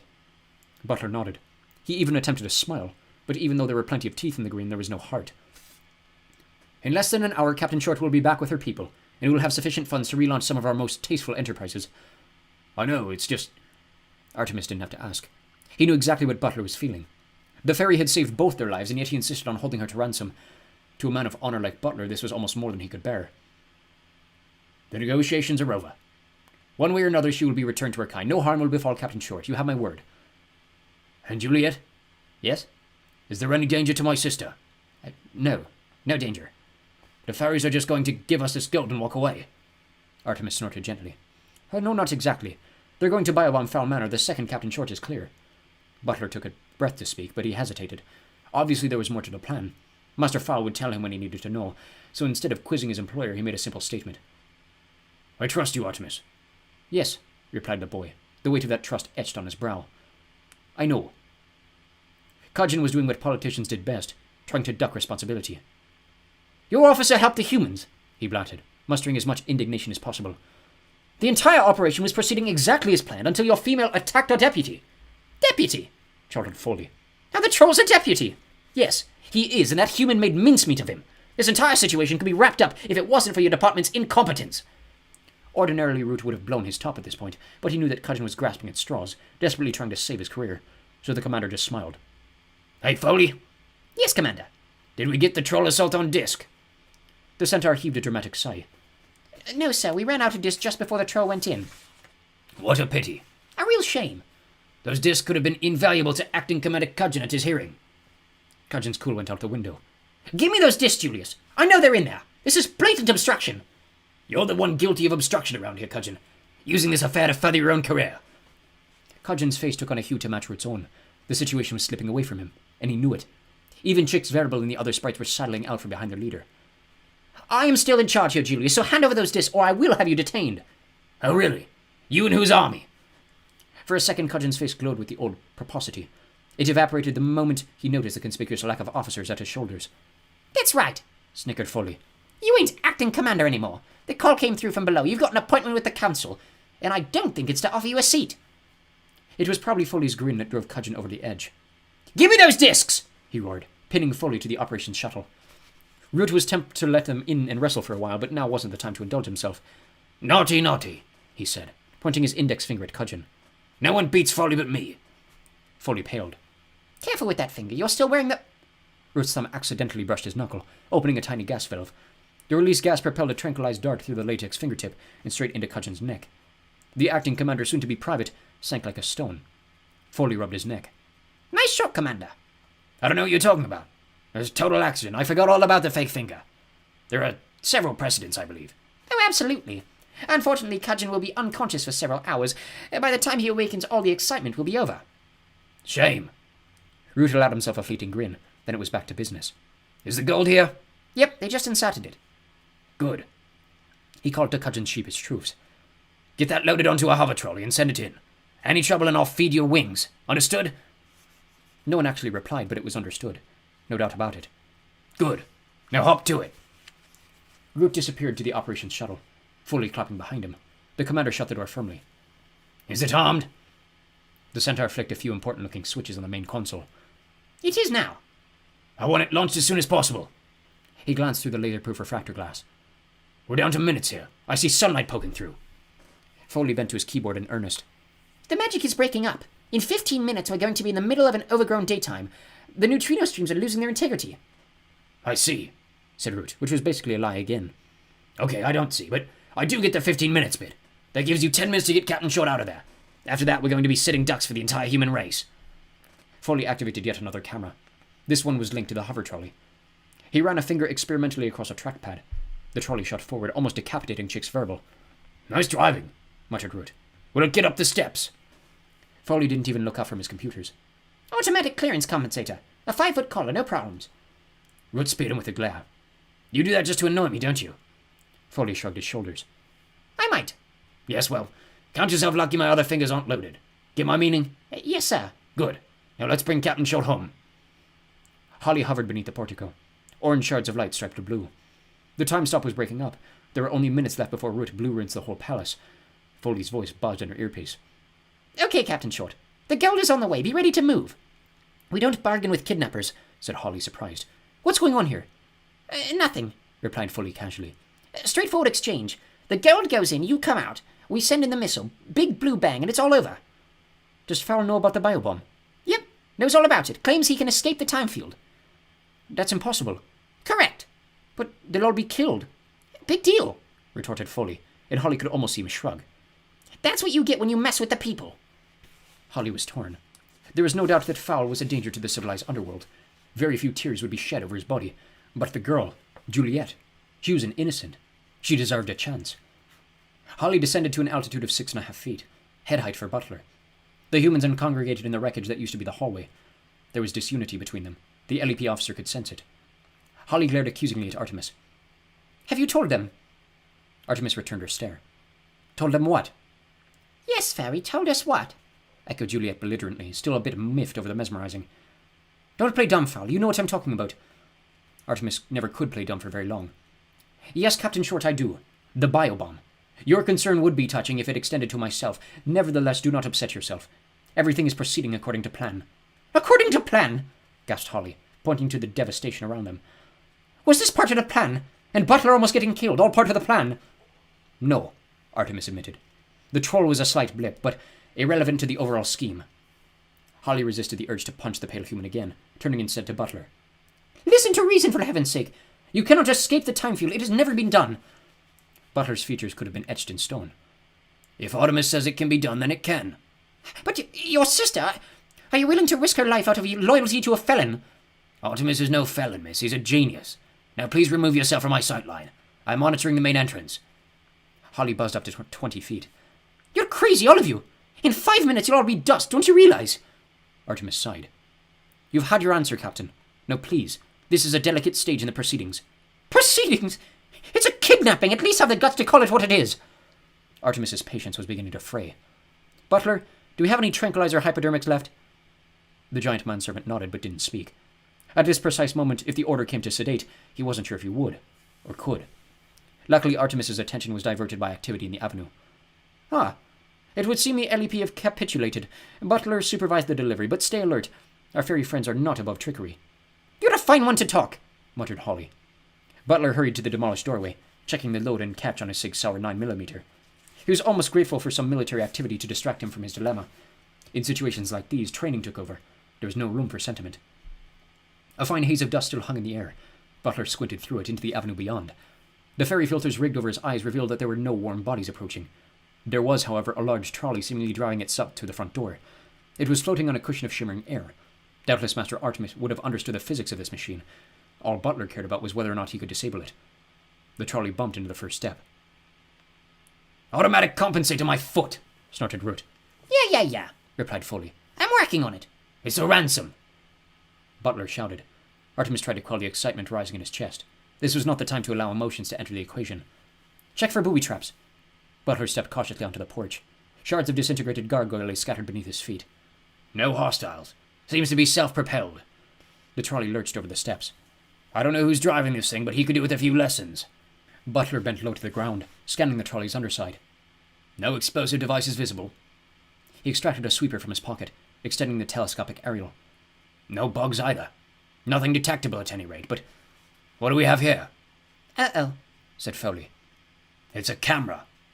Butler reached in, pulling the fisheye lens up by the cable. Nighty-night, gentlemen. In spite of the load it carried, the trolley responded easily to Butler's touch, gliding across the threshold into the lobby. It stood there humming softly as though waiting to be unloaded. Now that the moment had come, Artemis was almost afraid to seize it. It was hard to believe that after all these months, his wicked scheme was minutes away from fruition. Of course, these last few minutes were the vital ones, and the most dangerous. Open it, he said at last, surprised at the tremble in his own voice. It was an irresistible instant. Juliet approached tentatively, spangled eyes wide. Even Holly closed the throttle a notch, dropping until her feet brushed the marble tiling. Butler unzipped the black tarpaulin, dragging it back across the cargo. Nobody said a thing. Artemis imagined that somewhere the 1812 overture was playing. The gold sat there, stacked in shining rows. It seemed to have an aura, a warmth, but also an inherent danger. There were a lot of people willing to die or kill for the unimaginable wealth this gold could bring. Holly was mesmerized. Fairies have an affinity for minerals. They are of the earth, but gold was their favorite. Its luster, its allure. They paid, she breathed. I can't believe it. Neither can I, murmured Artemis. Butler, is it real? Butler hefted a bar from the stack. He dug the tip of a throwing knife into the ingot, gouging out a small sliver.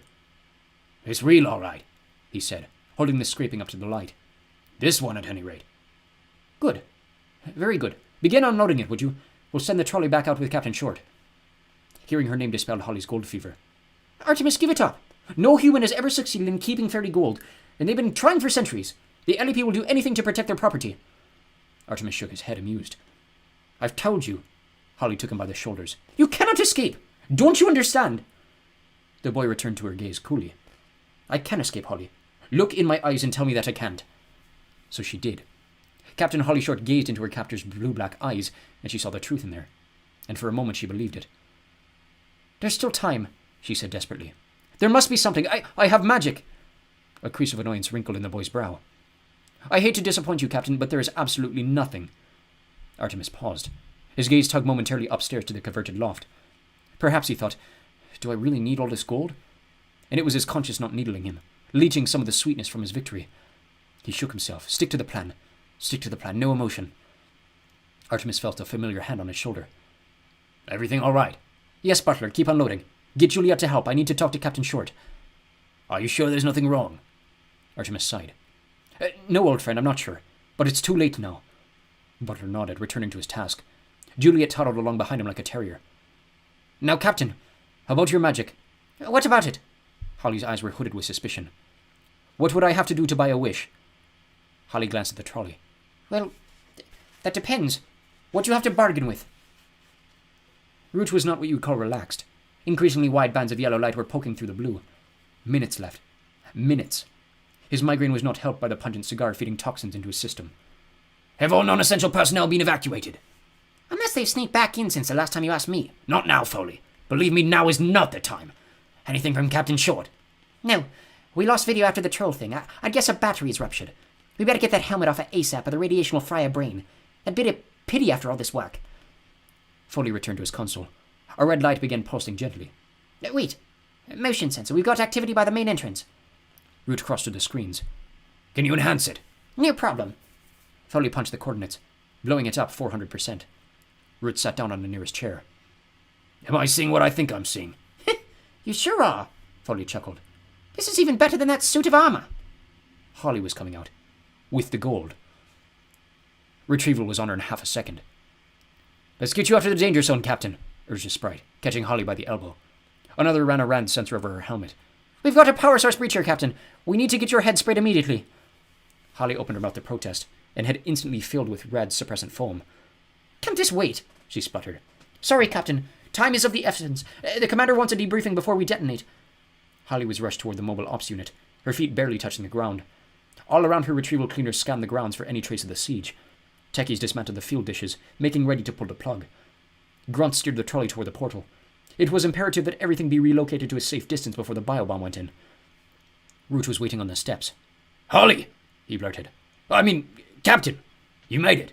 Yes, sir. Thank you, sir. And the gold, too. This is a real feather in your cap. Well, not all, Commander. About half, I think. Root nodded. No matter. We'll have the rest soon enough. Holly wiped rad foam from her brow. I've been thinking about that, sir. Fowl made a mistake. He never ordered me not to re-enter the house. And seeing as he brought me in there in the first place, the invitation still stands. I could go in and mind-wipe the occupants. We could hide the gold in the walls and do another time stop tomorrow night. No, Captain. But, sir... Root's features regained whatever tension they'd lost.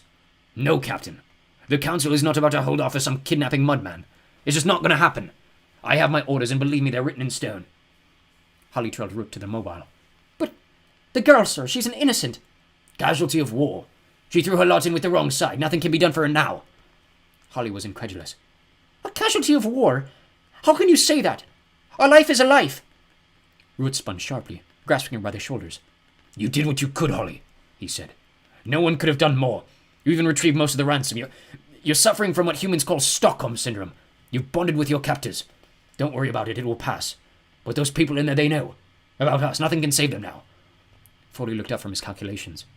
Not true, technically. Welcome back, by the way. Holly couldn't spare even a second to return the greeting. What do you mean, not true? I'm fine, seeing you asked. Foley! Shouted Root and Holly in unison. Well, like the book says, if the Mudman gold can gather, in spite of magic or fairy glamour, then that gold is his to keep until he lies in eternal sleep. So if he lives, he wins. It's that simple. Not even the council will go against the book. Root scratched his chin. Should I be worried? Foley laughed mirthlessly. No, those guys are as good as dead. As good as isn't good enough. Is that an order? Affirmative, soldier. I'm not a soldier, said Foley, and pressed the button. Butler was more than a little surprised.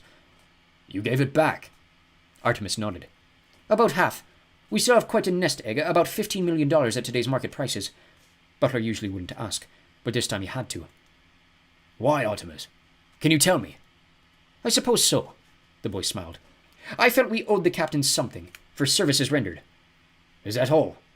Artemis nodded. No need to talk about the wish. It could be perceived as weakness. Said Butler, smarter than he looked. Now we should celebrate, enthused Artemis, deftly changing the subject. Some champagne, I think. The boy strode to the kitchen before Butler's gaze could dissect him. By the time the others caught up, Artemis had already filled 3 glasses with Dom Perignon. I'm a minor, I know, but I'm sure Mother wouldn't mind. Just this once. Butler felt that something was afoot. Nevertheless, he took the crystal flute offered to him. Juliet looked at her big brother. Is this okay? I suppose so. He took a breath. You know I love you, don't you, sis? Juliet scowled. Something else that the local louts found very endearing. She smacked her brother on the shoulder. You're so emotional for a bodyguard. Butler looked his employer straight in the eye. You want us to drink this, don't you, Artemis? Artemis met his gaze squarely. Yes, Butler, I do. Without another word, Butler drained his glass. Juliet followed suit. The manservant tasted the tranquilizer immediately, and although he would have had ample time to snap Artemis Fowl's neck, he didn't. No need for Juliet to be distressed in her final moments. Artemis watched his friends sink to the floor. A pity to deceive them, but if they had already been alerted to the plan, their anxiety could have counteracted the sedative. He gazed at the bubbles swirling in his own glass. Time for the most audacious step in his scheme. With only the barest hint of hesitation, he swallowed the tranquilizer-laced champagne. Artemis waited calmly for the drug to take hold of his system. He didn't have to wait long, since each dose had been calculated according to body weight. As his thoughts began to swirl, it occurred to him that he might never awaken again. It's a bit late for doubts, he told himself, and sank into unconsciousness. She's away, said Foley, leaning back from the console. It's out of my hands now. They followed the missile's progress through polarized windows. It really was a remarkable piece of equipment. Because its main weapon was light, the fallout could be focused to an exact radius. The radioactive element used in the core was selenium-2, which had a half-life of 14 seconds. This effectively meant that Foley could tune the biobomb to Blue Rin's only foul manner, and not one blade of grass more, plus the building would be radiation-free in under a minute. In the event that few selenium flares refused to be focused, they would be contained by the time field. Murder made easy. The flight path is pre-programmed, explained Foley, though no one was paying a blind bit of attention. She'll sail into the lobby and detonate. The casing and firing mechanism are plastic alloy and will completely disintegrate. Clean as a whistle. Root and Holly followed the bomb's arc. As predicted, it swooped through the decimated doorway without knocking so much as silver of stone from the medieval walls. Holly switched her attention to the missile's nose cam. For a moment she caught a glimpse of the grand hallway where she had, until recently, been a prisoner. It was empty. Not a human in sight. Maybe, she thought, just maybe. Then she looked at Foley, and the technology at his fingertips, and she realized that the humans were as good as dead. The biobomb detonated. A blue orb of condensed light crackled and spread, filling every corner of the manor with its deadly rays. Flowers withered, insects shriveled, and fish died in their tanks. Not 1 cubic millimeter was spared. Artemis Fowl and his cohorts could not have escaped. It was impossible. Holly sighed, turning away from the already dwindling Blue Rinse. For all his grand designs, Artemis had been a mere mortal in the end, and for some reason she mourned his passing. Root was more pragmatic. Okay, suit up. Full blackout gear. It's perfectly safe, said Foley. Didn't you ever listen in school? The commander snorted. I trust science about as far as I could throw you, Foley. Radiation has a habit of hanging around when certain scientists have assured it has dissipated. No one steps outside the unit without blackout gear. So that counts you out, Foley. Only bipedal suits. Anyway, I want you on monitors just in case. In case of what? Wondered Foley, but he didn't comment. Save it for an I told you so later. Root turned to Holly. Are you ready, Captain? Going back in. The idea of identifying 3 cadavers didn't appeal to Holly, but she knew it was her duty. She was the only one with first-hand knowledge of the interior. Yes, sir. On my way. Holly selected a blackout suit from the rack, pulling it over on her jumpsuit. As per training, she checked the gauge before tugging the vulcanized cowl. A dip in pressure would indicate a rip, which could prove fatal in the long term. Root lined up the insertion team at the perimeter. The remains of Retrieval 1 were about as eager to insert themselves into the manor as they would be to juggle Atlantean stink balloons. You're certain the big one is gone? Yes, Captain Kelp, he's gone, one way or another. Trouble wasn't convinced. Because that's one mean human. I think he has a magic of his own. Corporal Grubb giggled, and got an immediate clip on the ear for himself. He muttered something about telling Mommy and quickly strapped on his helmet.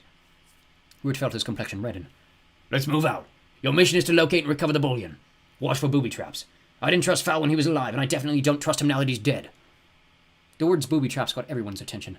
The idea of bouncing Betty anti-personnel mine exploding at head height was enough to dispel any nonchalance in the troops.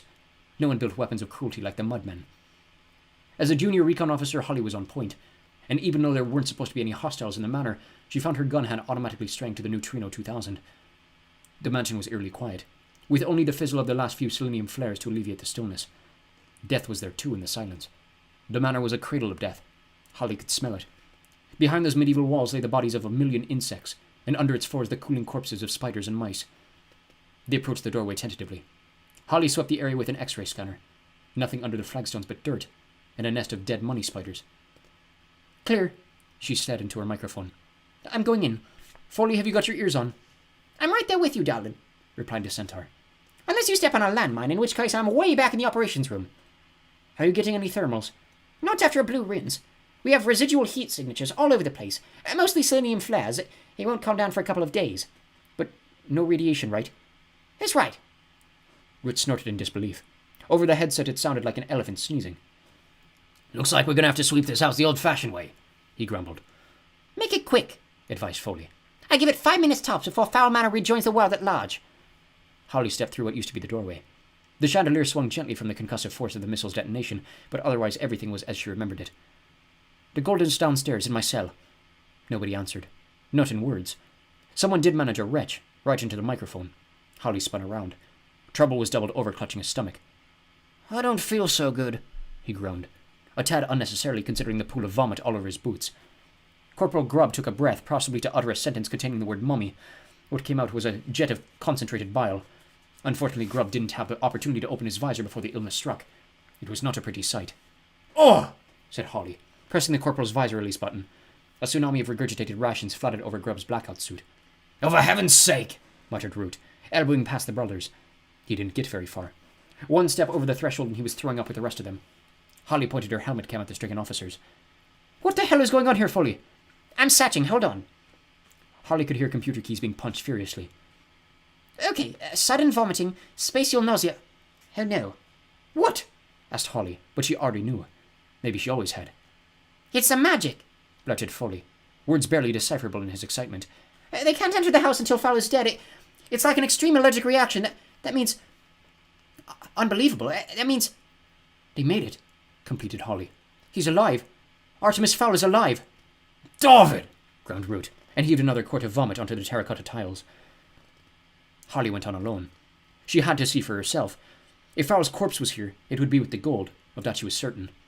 The same family portraits glared down at her, but now they seemed smug rather than austere.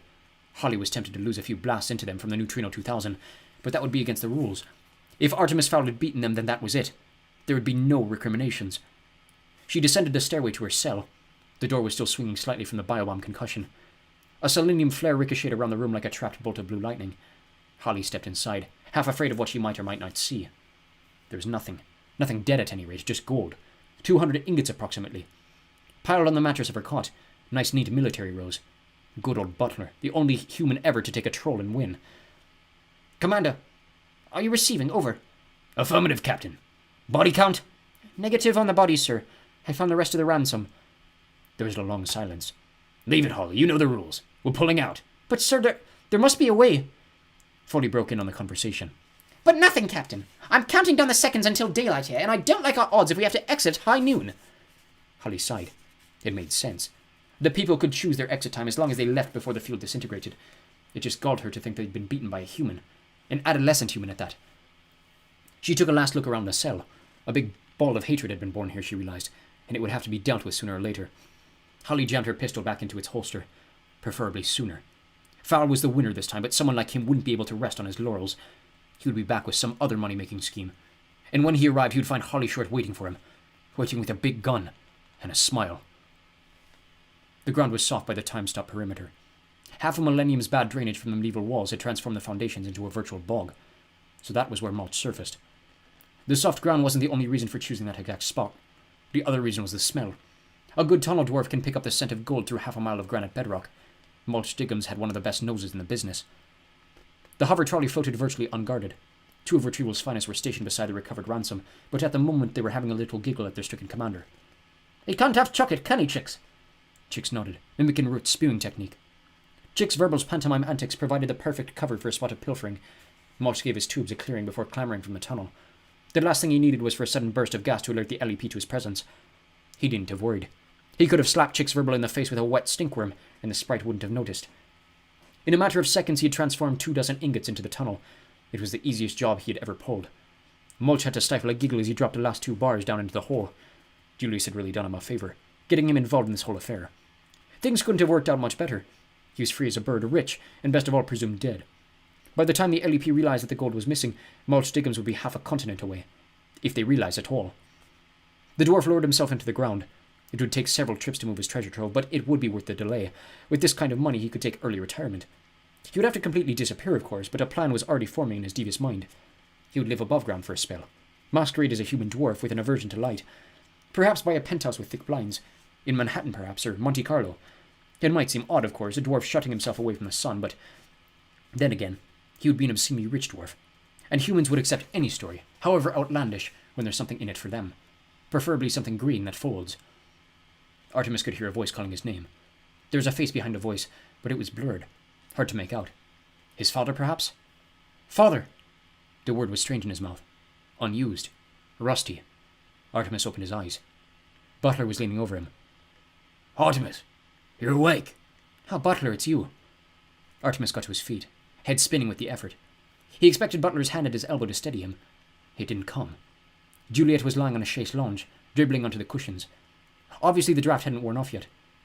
It was just sleeping pills, Butler. Harmless. The manservant's eyes had a dangerous glint. Explain yourself. Artemis rubbed his eyes. Later, Butler. I'm feeling a bit... Butler stepped into his path. Artemis, my sister is lying drugged on that couch. She was almost killed. So explain yourself now. Artemis realized that he'd been given an order. He considered being offended, then decided that perhaps Butler was right. He'd gone too far. I didn't tell you about the sleeping pills because you'd fight them. It's only natural. And it was imperative to the plan that we all go to sleep immediately. The plan? Artemis lowered himself into a comfortable chair. The time field was the key to this whole affair. It's the LEP's ace in the hole. It's what has made them unbeatable for all these years. Any incident can be contained. That and the biobomb made a formidable combination. So why do we have to be drugged? Artemis smiled. Look out the window. Don't you see they're gone? It's over. Butler glanced through the net curtains. The light was bright and clear, not a hint of blue. Nevertheless, the manservant was unimpressed. They're gone for now. They'll be back tonight, I guarantee it. No. That's against the rules. We beat them. That's it. Game over. Butler raised an eyebrow. The sleeping pills, Artemis. Not to be distracted, I see. Butler's answer was an implacable silence. The sleeping pills. Very well. I had to think of a way to escape the time field. I trawled through the book, but there was nothing, not a clue. The people themselves have not yet developed a way, so I went back to their Old Testament, back when their lives and ours were intertwined. You know the stories. Elves that made the shoes during the night. Sprites that cleaned houses. Back when we coexisted to a certain extent. Magical favors in exchange for their fairy forts. The big one, of course, was Santa Claus. Butler's eyebrows nearly jumped off the front of his face. Santa Claus? Artemis raised his palms. I know. It was a tad skeptical myself, but apparently our little corporate image Santa Claus is not descended from a Turkish saint. He's a shadow of San Diklas, the third king of the Frond Elfin dynasty. He is known as San the Deluded. Not a great title as titles go. Admittedly, Diklas thought that the greed of the mud people in his kingdom could be assuaged by distributing lavish gifts. He would marshal all the great wizards once a year and have them thrown up a great time stop over vast regions. Flocks of sprites would be sent out to deliver the presents while all the humans were asleep. Of course, it didn't work. Human greed can never be assuaged, especially not by gifts. Butler frowned. What if the humans... We, that is. What if we had woken up? Oh yes, excellent question. The heart of the matter, humans wouldn't wake up. That is the nature of the time stop. Whatever your state of consciousness going in, that's how you stay. Humans can neither wake nor fall asleep. You must have noticed the fatigue in your bones these last few hours, yet your mind would not let you sleep. Butler nodded. Things were getting clear in a roundabout sort of way. So my theory was that the only way to escape the time field was to simply fall asleep. Our own consciousness was all that kept us imprisoned. You risked an awful lot on a theory, Artemis. Well, not just a theory. We did have a test subject. Who? Oh. Angeline. Yes, my mother. Because of her narcotic-induced slumber, she moved with the natural order of time, unhindered by the time field. If she had not, I would simply surrender to the LEP and submit it to their mind wipe. Butler snorted. He doubted it. So because we could not fall asleep naturally, I simply administered us all a dose of Mother's pills. It was simple. You cut it pretty fine, though. Another minute. Agreed. The boy nodded. The things were tense there at the end. It was necessary in order to double bluff the LEP. He paused so that Butler could process the information. Well, am I forgiven? Butler sighed. On the chaise lounge, Juliet snored like a drunken sailor. He smiled suddenly. Yes, Artemis. All is forgiven. Just one thing. Yes? Never again. Fairies are too... human. You're right, said Artemis, the crow's feet deepening around his eyes. Never again. We shall restrict ourselves to more tasteful ventures into the future. Legal, I can't promise. Butler nodded. It was close enough. Now, young master, shouldn't we check in on your mother? Artemis grew paler, if that were even possible. Could the captain have reneged on her promise? She would certainly be entitled to. Yes, I suppose we should. Let Juliet rest. She's earned it. He cast his eyes upward, along the stairs. It had been too much to hope for that he could trust the fairy. After all, he had held her captive against her will. He berated himself silently. Imagine parting with all those millions for the promise of a wish. Oh, the gullibility. Then the loft door opened. Butler drew his weapon instantly. Artemis, behind me. Intruders. The boy waved him away. No, Butler, I don't think so. His heart pounded in his ears. Blood pulsed in his fingertips. Could it be? Could it possibly be? A figure appeared on the stairs, wraith-like, in a toweled robe, her hair wet from the shower. Archie? She called. Archie, are you there? Artemis wanted to answer. He wanted to race up the grand stairway, arms outstretched. But he couldn't. His cerebral functions had deserted him. Angeline Fowl descended, one hand resting lightly on the banister. Artemis had forgotten how graceful his mother was. Her bare feet skipped over the carpeted steps as soon as she was standing before him. Morning, darling, she said brightly, as though it were just another day. Mother, stammered Artemis. Well, give me a hug. Artemis stepped into his mother's embrace. It was warm and strong. She was wearing perfume. He felt like the boy he was. I'm sorry, Artie, she whispered into his ear. Sorry for what? For everything. For the last few months. I haven't been myself, but things are going to change. Time to stop living in the past. Artemis felt a tear on his cheek. He wasn't sure whose tear it was. And I don't have a present for you. A present? Said Artemis. Of course, sang his mother, spinning him around. Don't you know what day it is? Day? It's Christmas Day, you silly boy. Christmas Day! Presents are traditional, are they not? Yes, thought Artemis. Traditional. Sandy class. And look at this place, drab as a mausoleum. Butler! The manservant hurriedly pocketed his Sig Sauer. Yes, ma'am.